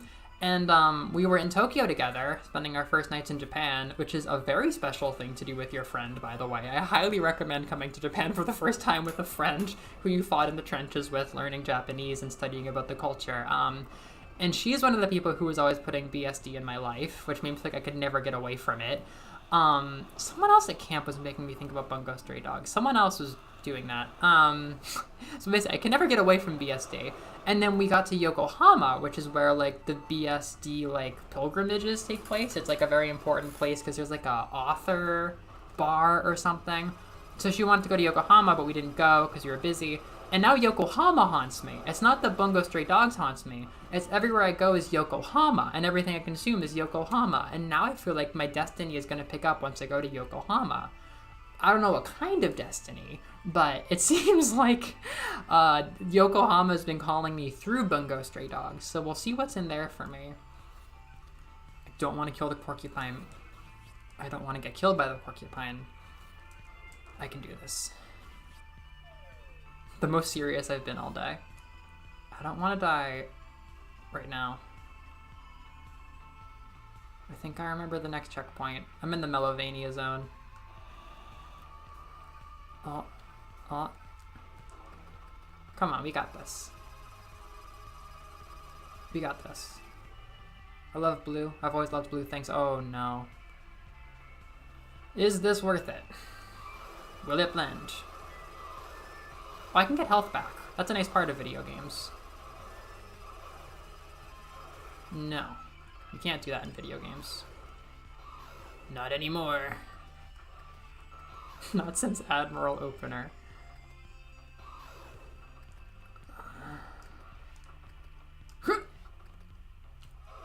Get fucked. You can summon Dracula once I have enough health. Fuck! Oh, fuck. God damn it. I was trying to use the grappling hook. We're doing that again. Roll tapes. Shit. Roll tapes.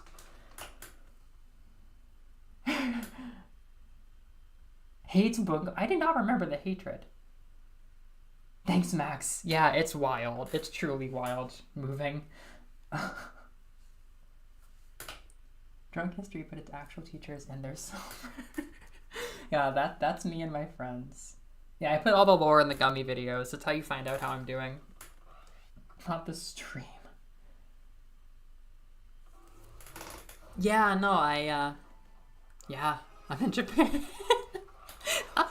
People are like, why did you come? And I have so many reasons. I mean, initially it was, just for the language, just because everybody in my field studies the language. And it's just an extremely common way to get to Japan because it's very well funded. It's like a government program. But like, it's just not true. Like, I'm not just here to learn the language. There's a lot of reasons, and I'm still kind of working on it. It's fun though. Oh! It's fun. It's extremely intense and hard, but also really crazy. Where is the break room? Oh wait, shit.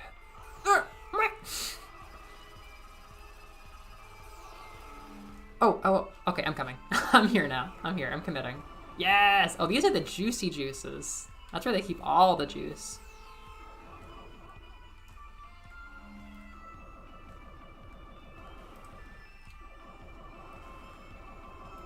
I was so surprised when you said you moved to Washington, Max, that I had to one-up you and tell you that I live in Japan on stream. I was so surprised when you said that. Yeah, that wasn't fucking worth it. That wasn't even remotely fucking worth it. Unless that filled another HP thing. Chat, did that fill an HP thing? Did I have 4 health before this? I know you were all paying attention. Fuck the Heat Seeker. Dracula! I'm not very well read on Dracula itself, just the bastardized Castlevania version. Quincy P. Morris.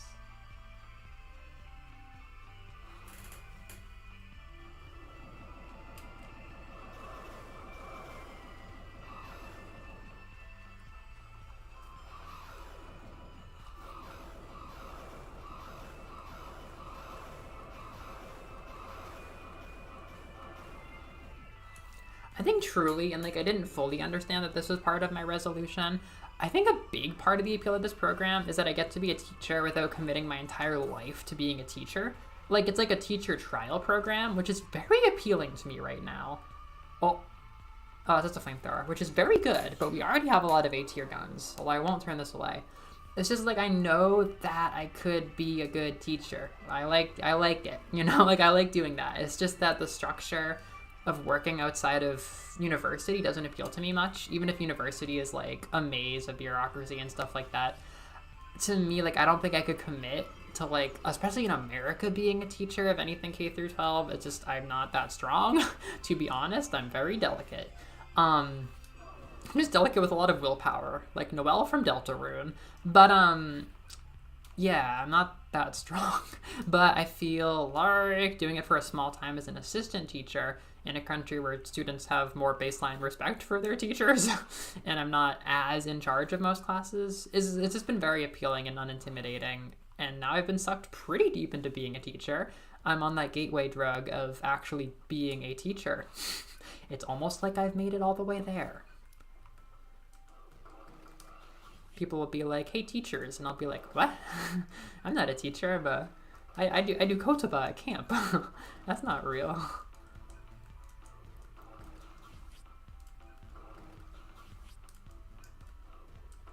No, but like, I know that you, Mariko Sensei, have a very strong opinion about people just like wandering into teaching English in Japan, which I am very much a culprit of, and it is very much the culture that I came from in my department, where like everybody, no hesitation, was like, yeah, just do the JET program, whether or not you had any interest in being a teacher. So I am very self-aware that I am like a part of the problem that you are very right for pointing out with like Americans, but another part of like my skepticism with this program, or not even that, but it's like a large intellectual curiosity / concern, is why do they let people do this program who don't speak Japanese? Like, I think my friend from UMass is even more curious about this than I am, and in our first 3 days in Tokyo at orientation was like already doing academic thought about it, but we were both immediately like, well, there's a few factors. There's a few things regarding English that we're very curious about, but it's just like, why? The answer is always like global imperialism and America being trash and a giant empire, but it is just like, how are they expecting like people who do this program and don't speak Japanese to function? And I don't mean like y'all's level, like, you know, studying Genki and still being like, oh, mada des, like, but like legit knowing it. I mean like people who don't speak a lick of Japanese and have been told by this program, yeah, this is a D-tier gun, have been told by this program that they're going to be fine, because they're not going to be fine. They're not going to be able to get haircuts. But there's this idea that like Americans are going to get taken care of with their English, because like your teachers in your department might take care of you, but like, bruh, like when my schools found out that I speak Japanese, they stopped speaking English to me. And if they had to speak English to me, it'd be a nightmare, because they don't speak much English, and it's not their job to speak English. It's their job to be elementary school teachers. Like, the English teacher maybe should know, but like there's just a very deep iceberg of like JET program as a tourist thing that is very unsettling, and I yeah, like it is scary. Like, everyone I've met has a really strong interest in learning and stuff like that, but I just don't know how you could live here full time and not speak. It just seems very difficult and isolating. I've said this before, but it's like, it feels like it's either isolating or you're expecting to be taken care of, both of which is not super realistic or healthy. And that's only one half of my curiosity. It's okay if it's me.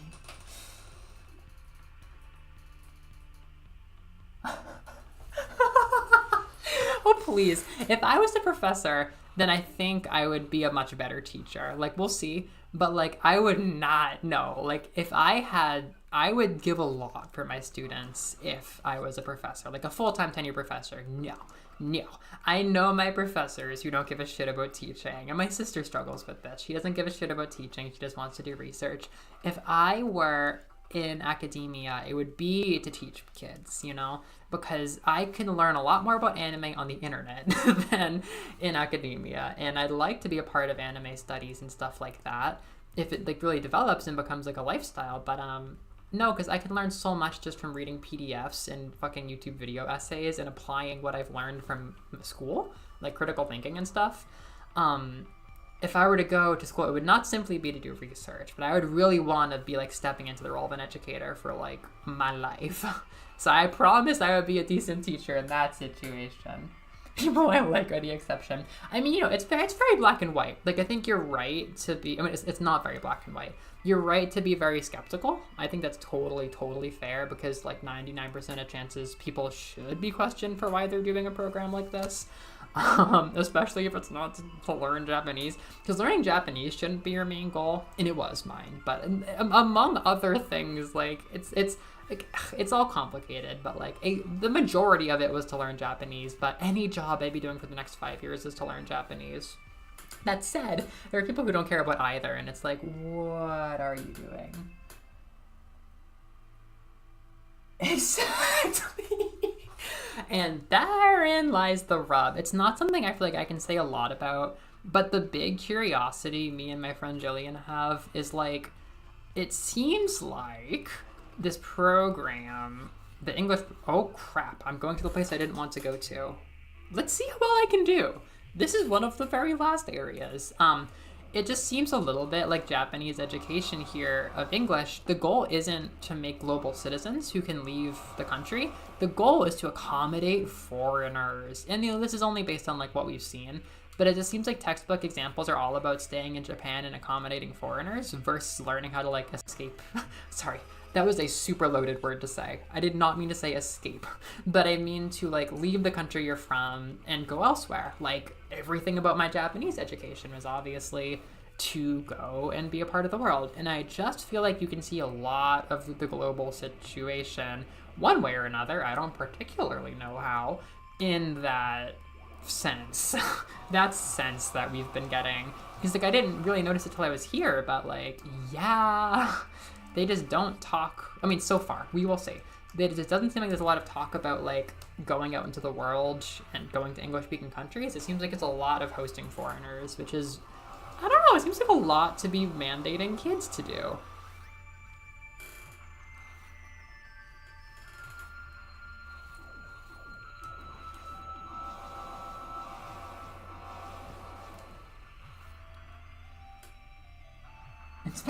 Why are they not inspiring courageous global citizens?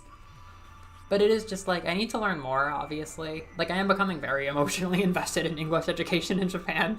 But I just, if it's ranked anywhere like Japanese is for native English speakers, like if Japanese is like a tier 1 hardest, if English is like a tier 1 hardest language for a native Japanese monolingual speaker to learn, then I am just like, there is a lot of global stuff going on with the pressure being put on these kids to learn English, because like they could be learning Chinese, they could be learning like Korean and other stuff that's like a little bit easier and more relevant to their lives, the way that like Americans learn Spanish, and English speaking Americans learn Spanish. And guess what? There's tons of Spanish people in your community who speak Spanish. Like, not Spanish, not Spanish all the time, but like usually just like people from the many Spanish speaking countries around America.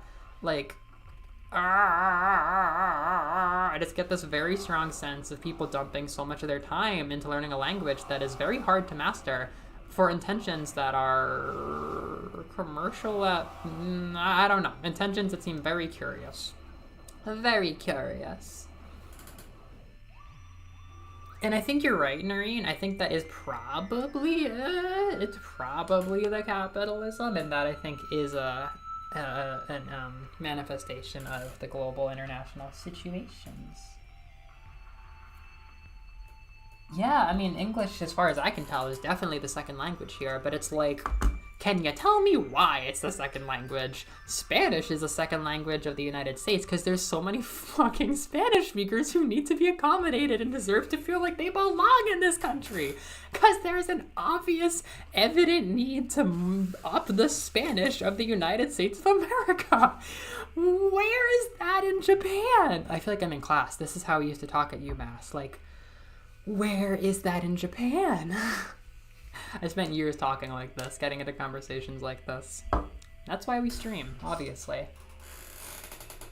Where is the abundance of like disenfranchised English monolingual speakers in Japan that need this education system? Just comparing what little I know of Spanish education in America to English education in Japan, I am like, those are entirely different directives. Like, we're making kids learn for international capitalist reasons? Oh, baby.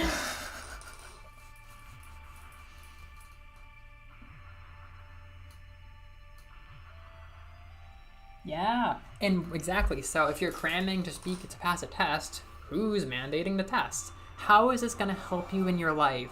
Like, that's really what I'm asking. I spend every day of this little time I've had in Japan experiencing people's English, and they spend so much of their life learning it in school.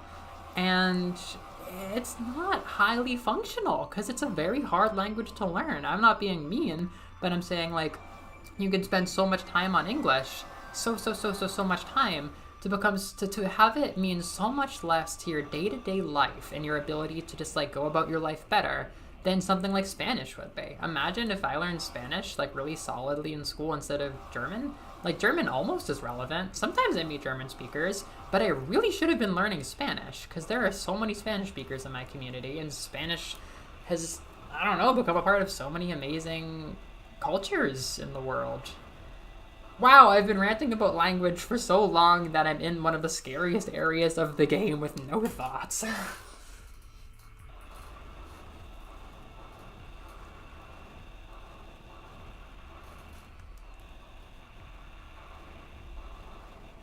Do you think we'll find the red coat?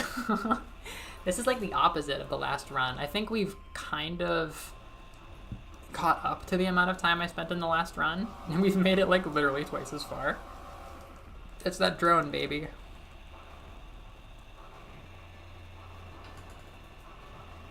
Yeah, yeah, Juno. And like, I think German, because it's so much easier to learn than something like Chinese or Japanese, I know it so much better, and I almost can make German part of my life, even though I didn't give a shit. And the education definitely didn't start in third grade.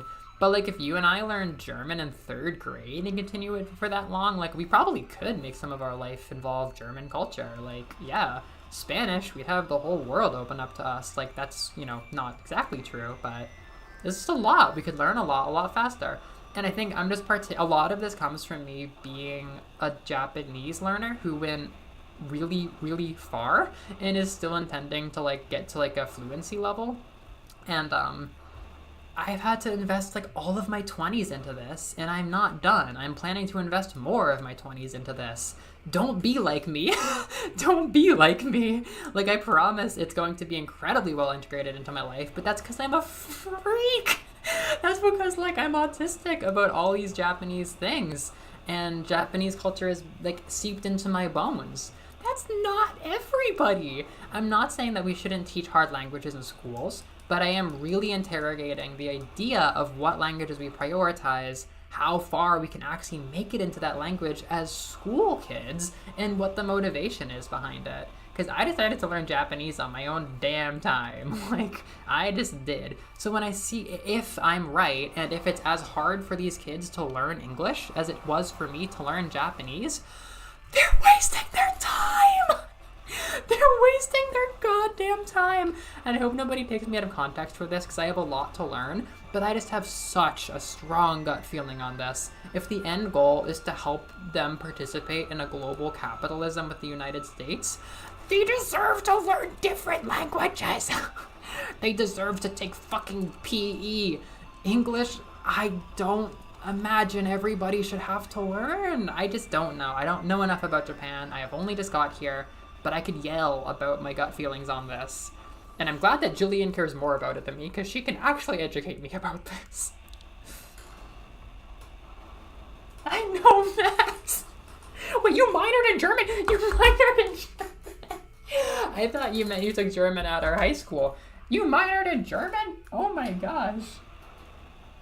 Oh god, I gotta read the chat. I love you guys. Everyone has stories to tell. Yeah, I mean, that's definitely the United States system. Like, I had no idea why I was in German class.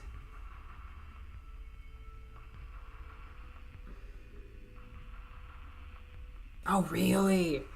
Well, it's not too late to learn those languages.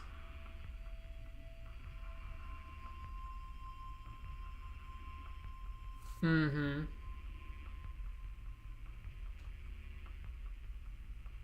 Yeah, accommodation is definitely something. Oh, French is also a great option. Don't get me wrong. Like, I think because of French Canada, not that people get taught French Canadian in school, just simply having Canada and Mexico right there and there, like, of course, this is all rooted in my beliefs about like stepping down from imperialism and international capitalism as an American. But I'm like, we shouldn't be focusing on breaking into some crazy economy. We should work on building better relationships with the countries that are right next to us because we already fucked up the whole continent. We might as well learn how to talk about it.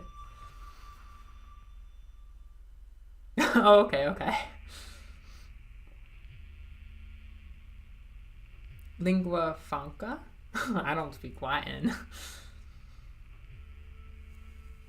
I mean, yeah, that is what it comes down to. Is I'm literally just having my first experience with stuff that I kind of knew was coming. Like I was just getting very strong vibes about how this was going to work from my translation teacher. He would talk about how, like, you know, again, I'm breaking this down into terms for like, you know, other Americans to kind of come to grips with because it's so hard to like process the power English has in the world. But it's like, you know, I'm focused on the America Japan aspect here, but everybody's got to learn English. Like, yeah, it's just how the world is. Not has to because that's a good thing. It has to because international imperialism and capitalism are making this such a factor.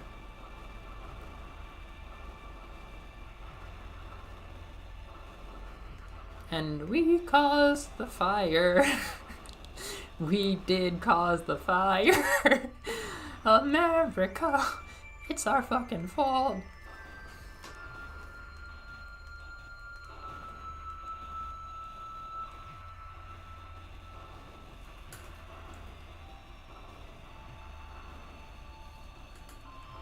Good talk for drilling. I always do way too much of this drilling. The drill might be faster.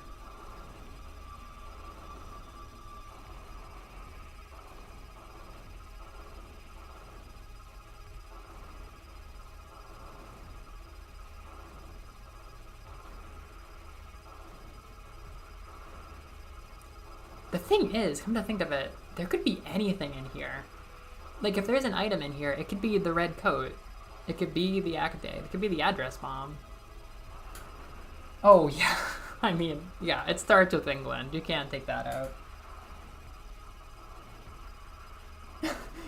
Where by fire, we mean what the plane is on.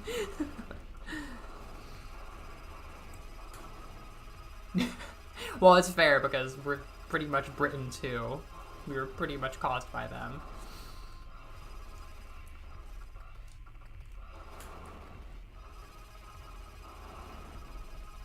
Yeah. Oh, yeah. I don't think there's an item in here, which is kind of cruel.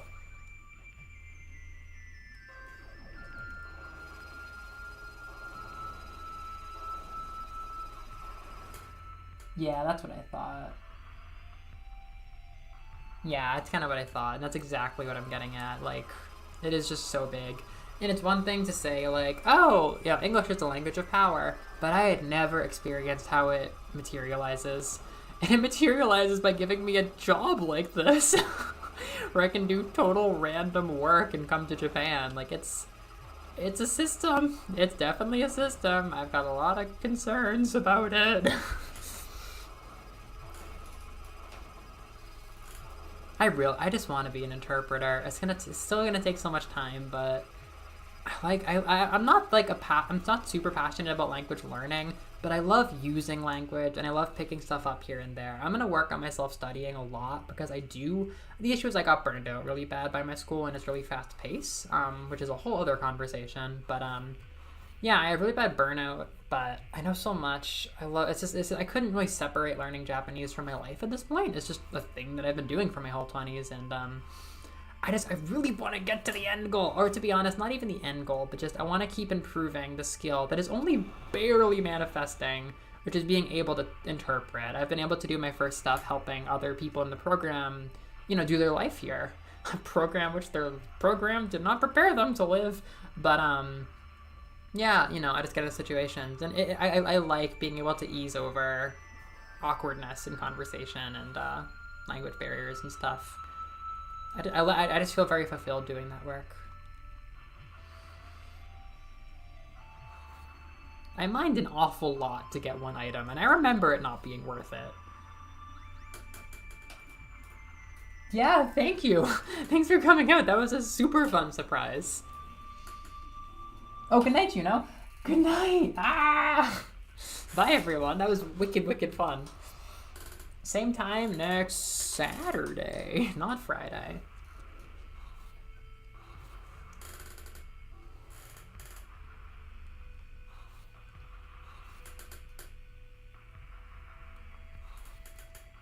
Mariko!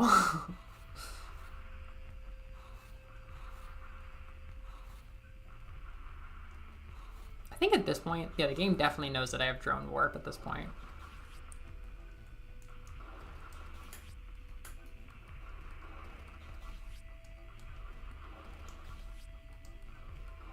Anybody want to help me work on the script for my video?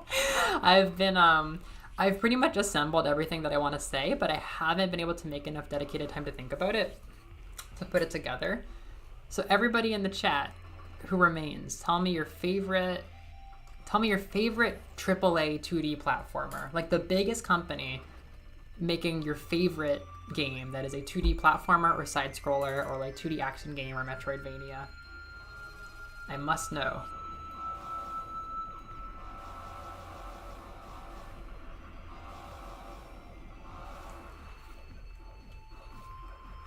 I think Noreen's answer is Kirby. I believe so. Yeah, bikes.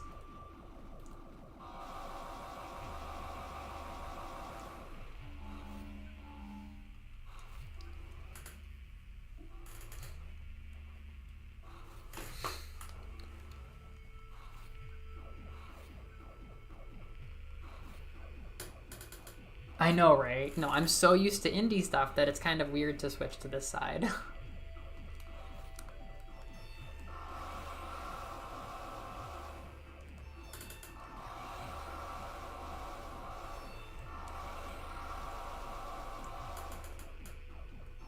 Oh yeah. But you've still been positively impacted.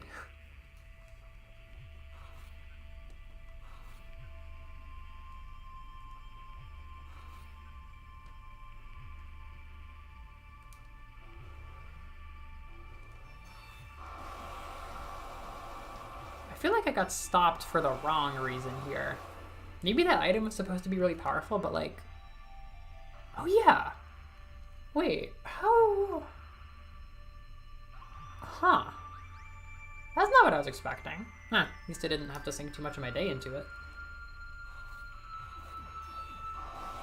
Not often you can kill these enemies this way. Super Metroid or Yoshi's Island? Right answers. Right answers only. Yeah, cause I arrived at this point where Yoshi, right? Like Yoshi wasn't really getting games like as of this year. Oh, never mind. Here we go. Like Yoshi had his games get handled by Goodfeel, and they haven't been putting out 2D games. Lo and behold, they made a 3D platformer. They're cheating. But like they were the people who did like the Wii WarioWare, they did Kirby's Epic Yarn, and they did the Yoshi's Island games that did come out this decade. But without them, there was nobody making Yoshi Island games, and we haven't had one since Goodfeel did last for a Crafted World. Metroid is also handled by not a second party, but a third party company, Mercury Steam, who weren't a part of my video until I added them as a punchline, because there was rumors about a new Super Met. This is a perfect way to deal with these enemies, and I'm so happy. This is where we get to the enemies that really used to annoy me. Yeah, so both of those were handled by smaller companies that Nintendo trusts with 2D games. So, Mercury Steam is kind of a new, not acquisition, but a new friendship that they made.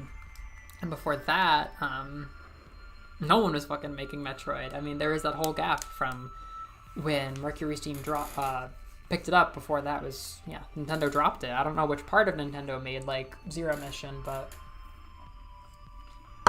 they got Team Ninja to make Other M, which has some 2D elements, but is mostly a 3D game. So yeah, Metroid, basically, it's just, which is all to say, Balan Wonderworld. Are you serious? But then Balan Wonderworld has the insider trading guy on it. Balan Wonderworld. Oh wait, drugs. Yoshi's New Island, not made by Good Feel. I was assuming, in my head, I was like, that might have been made by Good Feel. There are drugs here and I can't have them. I don't remember if I want the syringe or not. I feel like I need to write this down. There are drugs in the scary place. That's insane. Hey, you never know. Inti Creates. I think Inti Creates made the Yohane game. And they're a publisher. It was hard to get for me to picture on them. Yeah, Kirby is really good. So Kirby is the only partnership that has been consistently making 2D games for series like AAA brands, basically, that people recognize for a lot of the Switch's life. So Mercury Steam came in with Metroid, and that was a very crazy long time building to it moment. We don't know if that's going to be consistent or not. But without Nintendo making Mario games, aside from Mario Maker, there weren't new original Mario games coming out. And I recently got interested in Rayman, and I was really bummed because I found out that the really, really good game that I'm playing was just kind of one part of a 2-game thing that the studio did. And, they really banged. They're really, really good games, but nobody's making those. And then nobody's been making Donkey Kong Country because Retro Studios, who did the revival, Rare is gone, but Retro Studios, who did the revival, is also the Metroid Prime people, and they've been doing Metroid Prime things, plus possibly being mismanaged based on what I've read. All this to say, there was no, for a couple years, it was just Metroid Dread and no other big releases from big classic 90s names. Sonic had Sonic Origins, which is a re-release, and Sonic Sonic Origins? It's not a game, right? Sonic Generation? No, Sonic Mania. That was by the indie company, and then Sonic Origins was the re-release, I think. And then Mega Man may have been an exception to this rule. I didn't get far enough in my thought process to figure out what was going on with him. But I believe he's still getting games. I don't think it's going terribly well from what I've heard. But all of this to say, I was making an argument that Kirby had outlived all of the big 2D games from his era, because he was a cockroach. And Hal just would never stop making those games, even though most people had moved on to other things at this point. The companies, nobody was contracting some side company to make Rayman games. It was all by the Rayman guy. Well, now the Rayman guy's gone. That guy left during the Ubisoft kind of breakdown years. So it was this crazy thing where I was putting all these thoughts into how it was just Kirby. Once I met Rayman, I was it's all indie games now. It's completely moved indie. And then so much happened while I was gone. It's not even funny. Castlevania is probably being revived by an indie company, so at least it's accounted for. Well, there's nothing really particular about Mega Man, but Prince of Persia's back. That's an old series. Mario is back. Mario's back, so now I can't say this anymore. When Mario was in Makerland, it seemed like we had this kind of gap where I'm does Nintendo not want to make these games anymore? I'm gonna die. I need a strategy for these. Now that Mario's back, I can't really say that anymore, but I can make a video about how insane June was, because I just set up that picture of where things were in May, and now things are completely different. So I think Sonic Superstars is being made by somebody like core to Sega. I should probably look into it, but it seems like they've taken 2D Sonic, and instead of going for like a retro thing, they're legitimately trying to make it like a fun new revived thing with its own art style, which I know that they've done before, and it's gone really badly. And there's no saying that Sonic Superstars won't go badly. It definitely seems like it could, based on how even high priority things, lots of advertising, like Frontiers, were a little middling from what I've heard and very unpolished. So things just got announced so quickly that I can't help but laugh about it at this point. Like, things just changed so quickly in June, where so many big 90s IPs are now having this like life shot back into them. Yoshi still slumbers on, and it seems like it'll be a while till Goodfeel gets to that, but like, I don't know, it seems like it was just Kirby and then Metroid, and now Nintendo's like, we're not gonna give Mario to somebody else, which they never would. But they're handling it themselves. They're making Mario. They are the Mario makers again. And I think there's a fair hole in my argument, which is that Mario Maker was obviously a new game being worked on by them. Like, even if it took less something in order to make it, it was obviously being worked on by them, and that's where the energy was going. But there were no like original releases for so long. Yeah, Sonic. Oh my god, someone needs to put them down. Why are they still working on things that get advertised? So, I'm trying to think here. Help me with this, because I want to learn. Who is the Balan Wonderworld team? Like, is it... Do they have a name? How did they go from Yoshi to Sonic Superstars? Because I remember my impression was that somehow somebody at Square Enix was working on Balan Wonderworld, but like maybe they were just publishing it for this team. I don't know much about Sonic Team. I'm assuming that's a really core group of people at Sega that make like the main Sonic games. Well, I mean, that's why Superstar is on my radar, because it seems like not to say that like they're giving in and like admitting that like 3D Sonic's bad, but it just seems like 2D Sonic never got that much love, and I am not a big fan. I can't really say about this one way or another, but as an observer, I just like this seems like they're trying to signal something. They're trying to signal. So basically, I think one thing that, now that I'm saying it out loud, I can say more clearly, is it feels like Mario and Sonic's hands touched in the aisle, where both Nintendo and Sega were trying to say that they care about 2D Mario and 2D Sonic at the same time.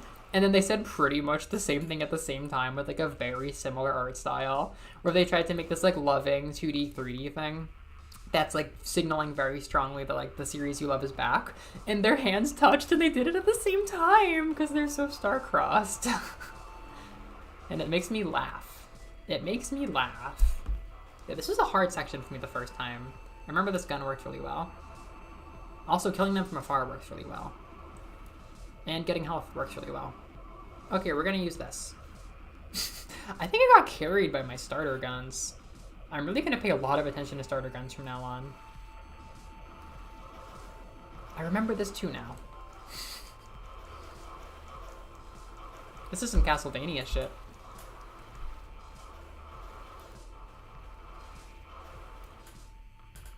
Arzest. No, not Arzest. Not Arzest. Hey, Pikmin and Yoshi's New Island. What is wrong with that company? So I've never been aware of Arzest. I've heard the name, but I've never been aware of them for what they are. What hits have they made?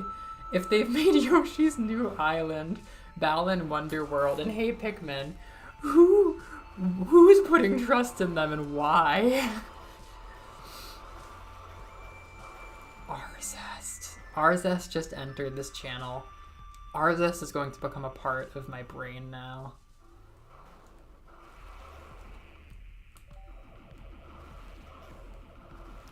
Arzest. There's zest for really good 2D games. Hey, Pikmin.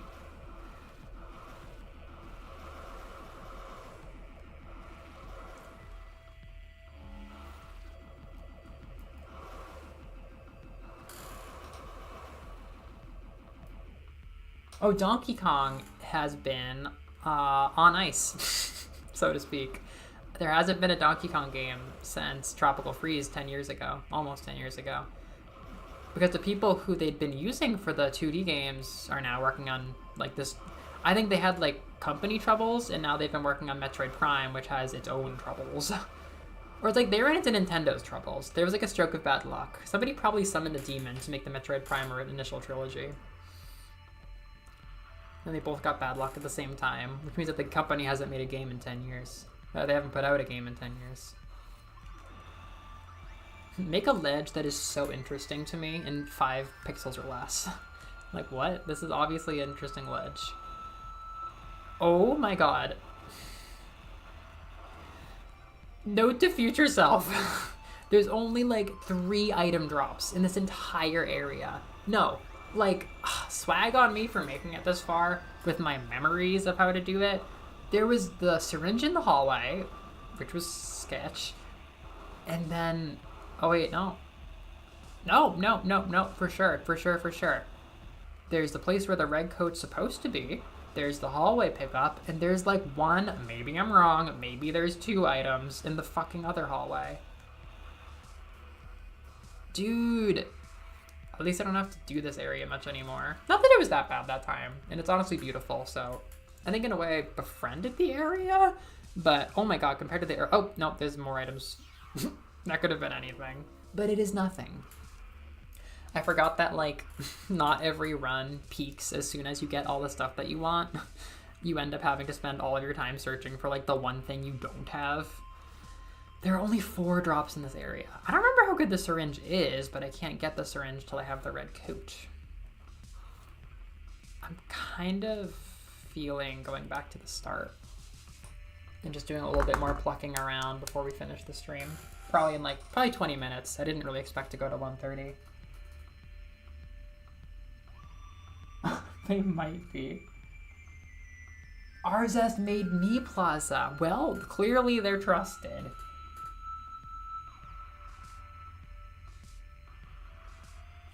Nah, that's fine.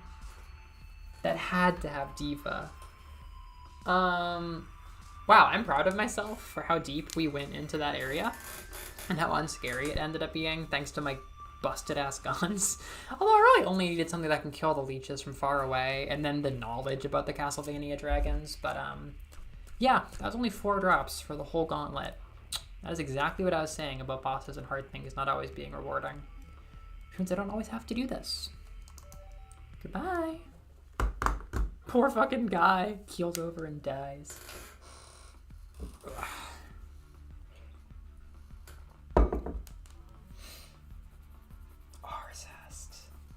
Yeah, that was this is a topic that I love poking at because, like, how do I say? I don't exactly know how I feel about the 2D indie balance in gaming right now, but, like, let's count Jesus Christ. Let's count the amount of influential 2D games of the last 5 years. Not 10. I don't even think we can do Hollow Knight if I do 5, but, like, influential 2D games of the last 5 years, indie versus AAA, Death Battle, go. So you've got Metroid Dread for AAA. I don't know anything else influential or big or beloved that came out in the 2D game space since 2018 from a AAA company besides Metroid Dread. And that was handled by a relatively small trusted team. Indie games. Cuphead. Cuphead was the last 5 years, I think. Not Hollow Knight. Not that one. Sonic Mania might have fallen out of this area. 5 years.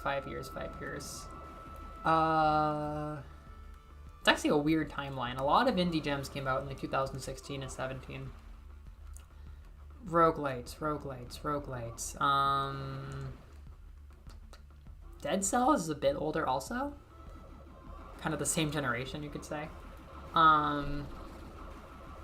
Oh, it's fun coming back here after having a long adventure. Everything is so much shorter. I don't know, I think challenges get longer as you play a game longer. That is my current opinion that Axiom Verge has taught me with its really good level design. Celeste, what? Oh, Celeste kind of counts. It's like a year It's 5 years and 6 months. I'm gonna count it. If we have Celeste and Cuphead, it's already over. Like nothing else. Oh, seriously? Oh, I thought I could do this. Okay, that's sad. No, if we have Celeste and Cuphead, it's over. Like, there's no AAA games as influential as those two in the last 5 years. Kirby Star Allies was not that. It could be Mario Wonder, but then that's it. Like, I'm just mostly thinking, like, there are so many parts of the AAA space that aren't Ubisoft, aren't tiny companies, and aren't Nintendo that could have been making 2D games that are just not. Like, who's Microsoft's big 2D platform mascot? Like, they don't have one. It's a miracle that Ubisoft had one with Rayman, and he's probably been euthanized by now. They might get a new one with Prince of Persia being, like, such a labor of love, but, I never came here. Oh, I did come here. Super Smash Bros. Ultimate. Do do do do do do do do do do. A contradiction appears. You're right, it's over. But even then, okay. Who wins? Who wins? Like 10,000 lions versus the sun. Every Pokemon versus 10,000 lions. Super Smash Bros. Ultimate and fucking Metroid Dread versus Celeste and Cuphead. Do they win? I don't know if they win. Like, people, you know, niche gem or whatever, Metroid Dread, Smash Ultimate, best game ever made, whatever. But, like, Cuphead and Celeste, and I know we can get them friends. I know there's other influential games. Like, the thing is, there's nothing slightly worse than these games that can back them up. Like, if I call fucking Vampire Survivors or something up to back up these guys, it's already getting more even, and they have nobody to call up besides, like, fucking Kirby Star Allies. Like, Yoshi's Crafted World? I'm sorry, I don't see it happening. Like, there's so many other things. Hades! It's over, bitches. It's over. Hades came out in the last 5 years. If we have Hades, Cuphead, and Celeste, I don't know how much longer Smash can hold out. Maybe I'm biased, but...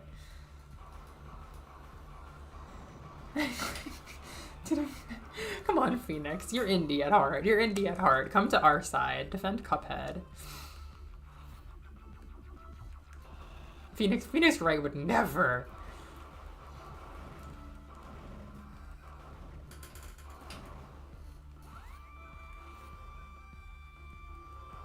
Drunk history, but it's me telling you about the state of the industry because I'm always thinking about it.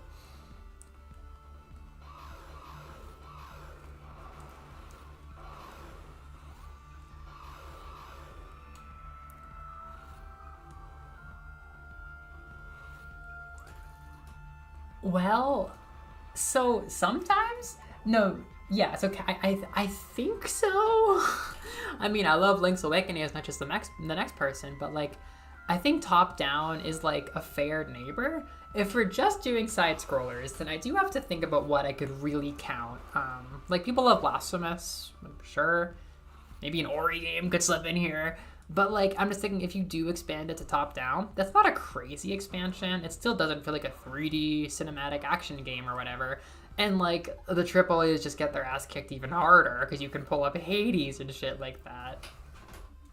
We're like, what is the best AAA game of the last 5 years that's top-down? It's like Link's Awakening remake. And I love that game, but it's a remake.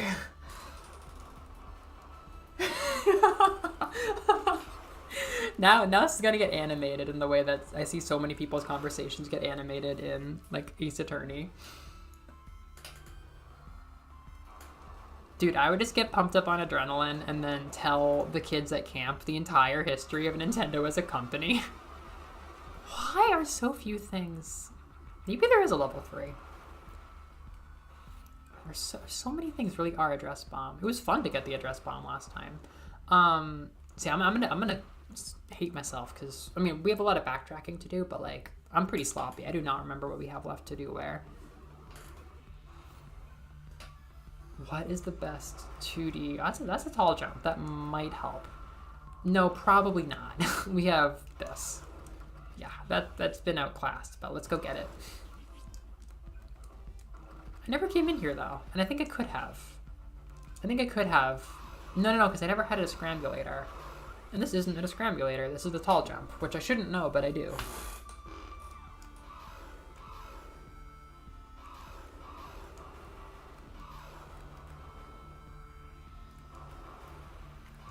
The best AAA top-down game of the last 5 years is Hades.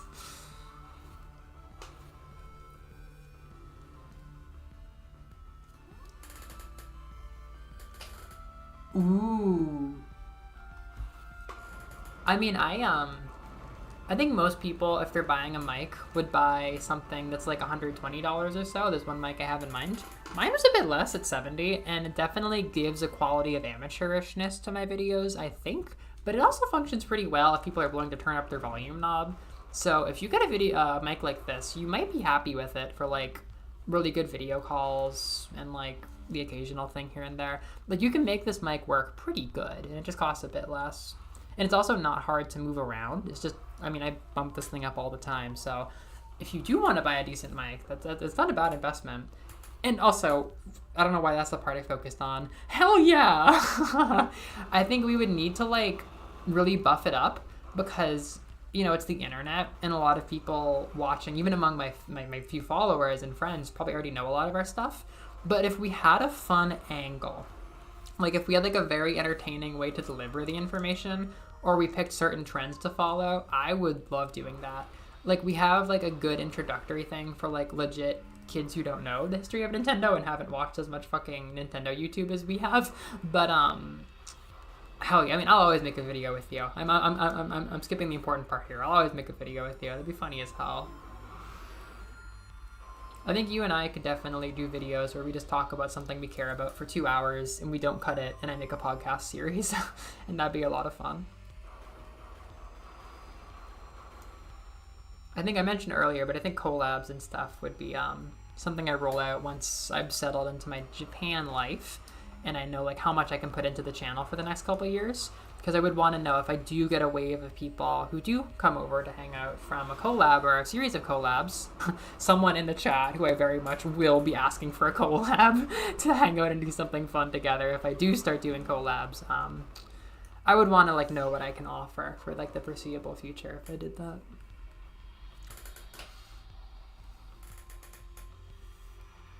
I do always think about like a long format podcast for that kind of thing, where you just get like basic points and go through it. My favorite YouTuber, Arlo, does that, or did that. He would get like 2 other people, usually like notable people from like gaming YouTube and his like larger network. And they just talk about games, and it was super fun to watch.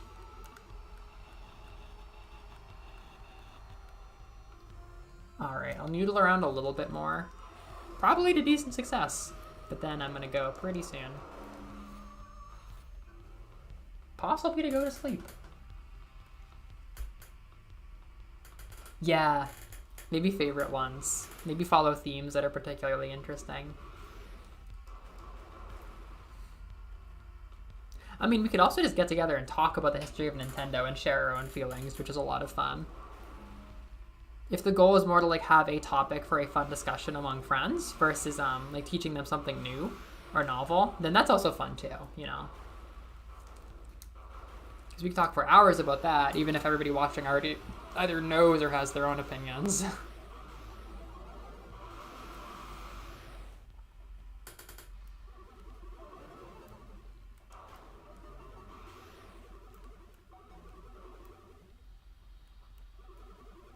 I'm constantly having thoughts like, do you think we could have saved her?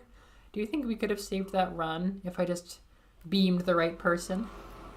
If I found the right drone or jacket? Does this give an item? Not really. Oh, I know, I did do this. I did do this, and it didn't do much. I kind of disagree. I think I can go down here. Oh, there we go.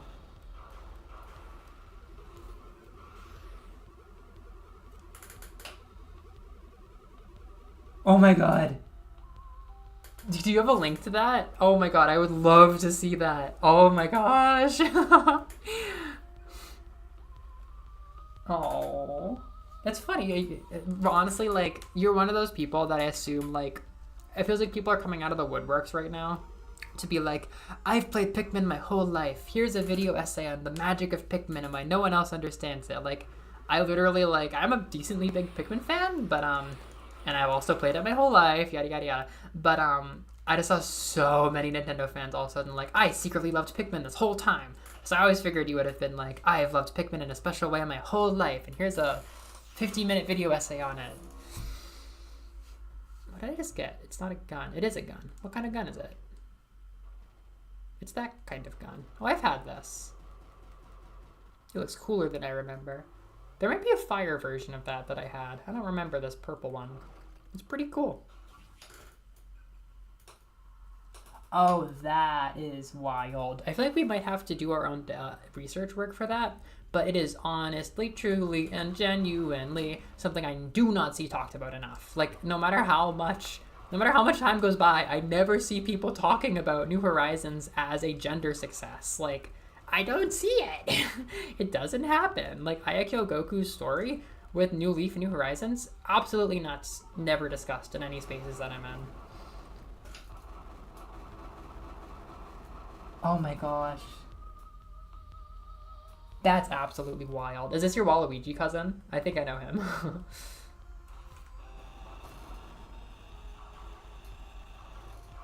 Honestly, like, I think if you and I got together and had to talk about gender and Nintendo, that'd go hard as hell. I know we talked about a video where somebody did that, and maybe I would have to watch it for ideas, but I think there's a couple things in the last 10 years, which are that, frankly, Animal Crossing and Splatoon are the girl series. Like, I feel like Nintendo doesn't know it. And I don't think that they ever did sit down at the higher level to be like, we need a series for girls. But by making good games with broad appeal, they totally have their girl series. And I've never ever heard somebody say that. Like, obviously, it's not uncommon for somebody to be like, oh, girls like Stardew Valley and Animal Crossing, and boys like whatever. But when you put those two series together, it's not just like a quasi live service, actual live service, like very modern feeling pairing of newer Nintendo series that didn't used to be so big. It's also a series with primarily female characters and a series primarily played by girls that was one of the biggest gaming successes of the last anything you could name of. Like, I just don't hear enough about it. I do not see people making that discussion enough. Like, it is incredible. Like, people are like, oh, Animal Crossing Splatoon are like the new backer up dudes. Yeah, they're also fucking for girls. Like, I'm not saying Splatoon's not for boys, but it's amazing how much female focus they've been able to do with almost no, like, awkwardness or stiltedness. All right. Wow, that was awesome. That was so much progress. Wow. Like a screenshot. Wow. Yeah, we're rolling in it. Now we'll just have to see. At this point, this is a good run. This is a well-built run. If there's anything interesting about it, it's that we got everything for the drone early, which almost doesn't feel interesting because I always seem to get that. We got amazing guns right at the start that I'm still mostly relying on. And aside from that, I don't know. At this point, we've made it to the point where it's like just a normal solid run, and we're just gonna have to see if we have good enough luck to finish it. So I think I'll do Axiom Verge again next weekend. I think I'm gonna do something Saturday morning, so I think I'm gonna stream Saturday night, my Sunday morning. Good seed everyone. Let's see if it finishes. At least we ended on a negative note and didn't really pick up anywhere else differently this week with that last seed. This one, like, if it goes south from here, it's not even real wood. I'd be a bit surprised. At least it'll take a long time to find out how bad it's gotten, because we have some worlds we haven't touched. All right, peace. Good night, everybody. That was super fun. That was solid.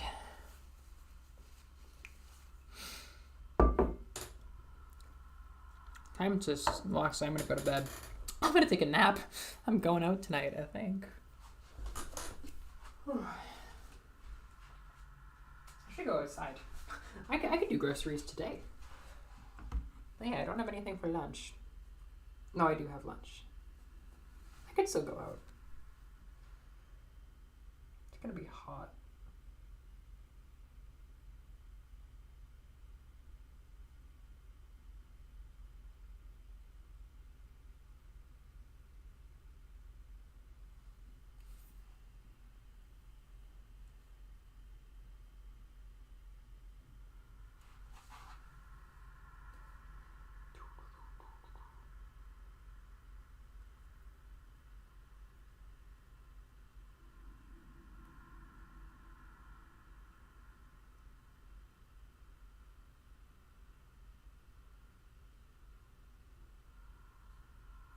god. I don't know how this person got over Japan so fast. I don't know if she went to America or just was traveling around, but one of the other people in the program lost her phone and was gone for days. And she called as much as she possibly fucking could, and she actually found it. That's crazy. I would die if I lost my phone out here. GS. Night.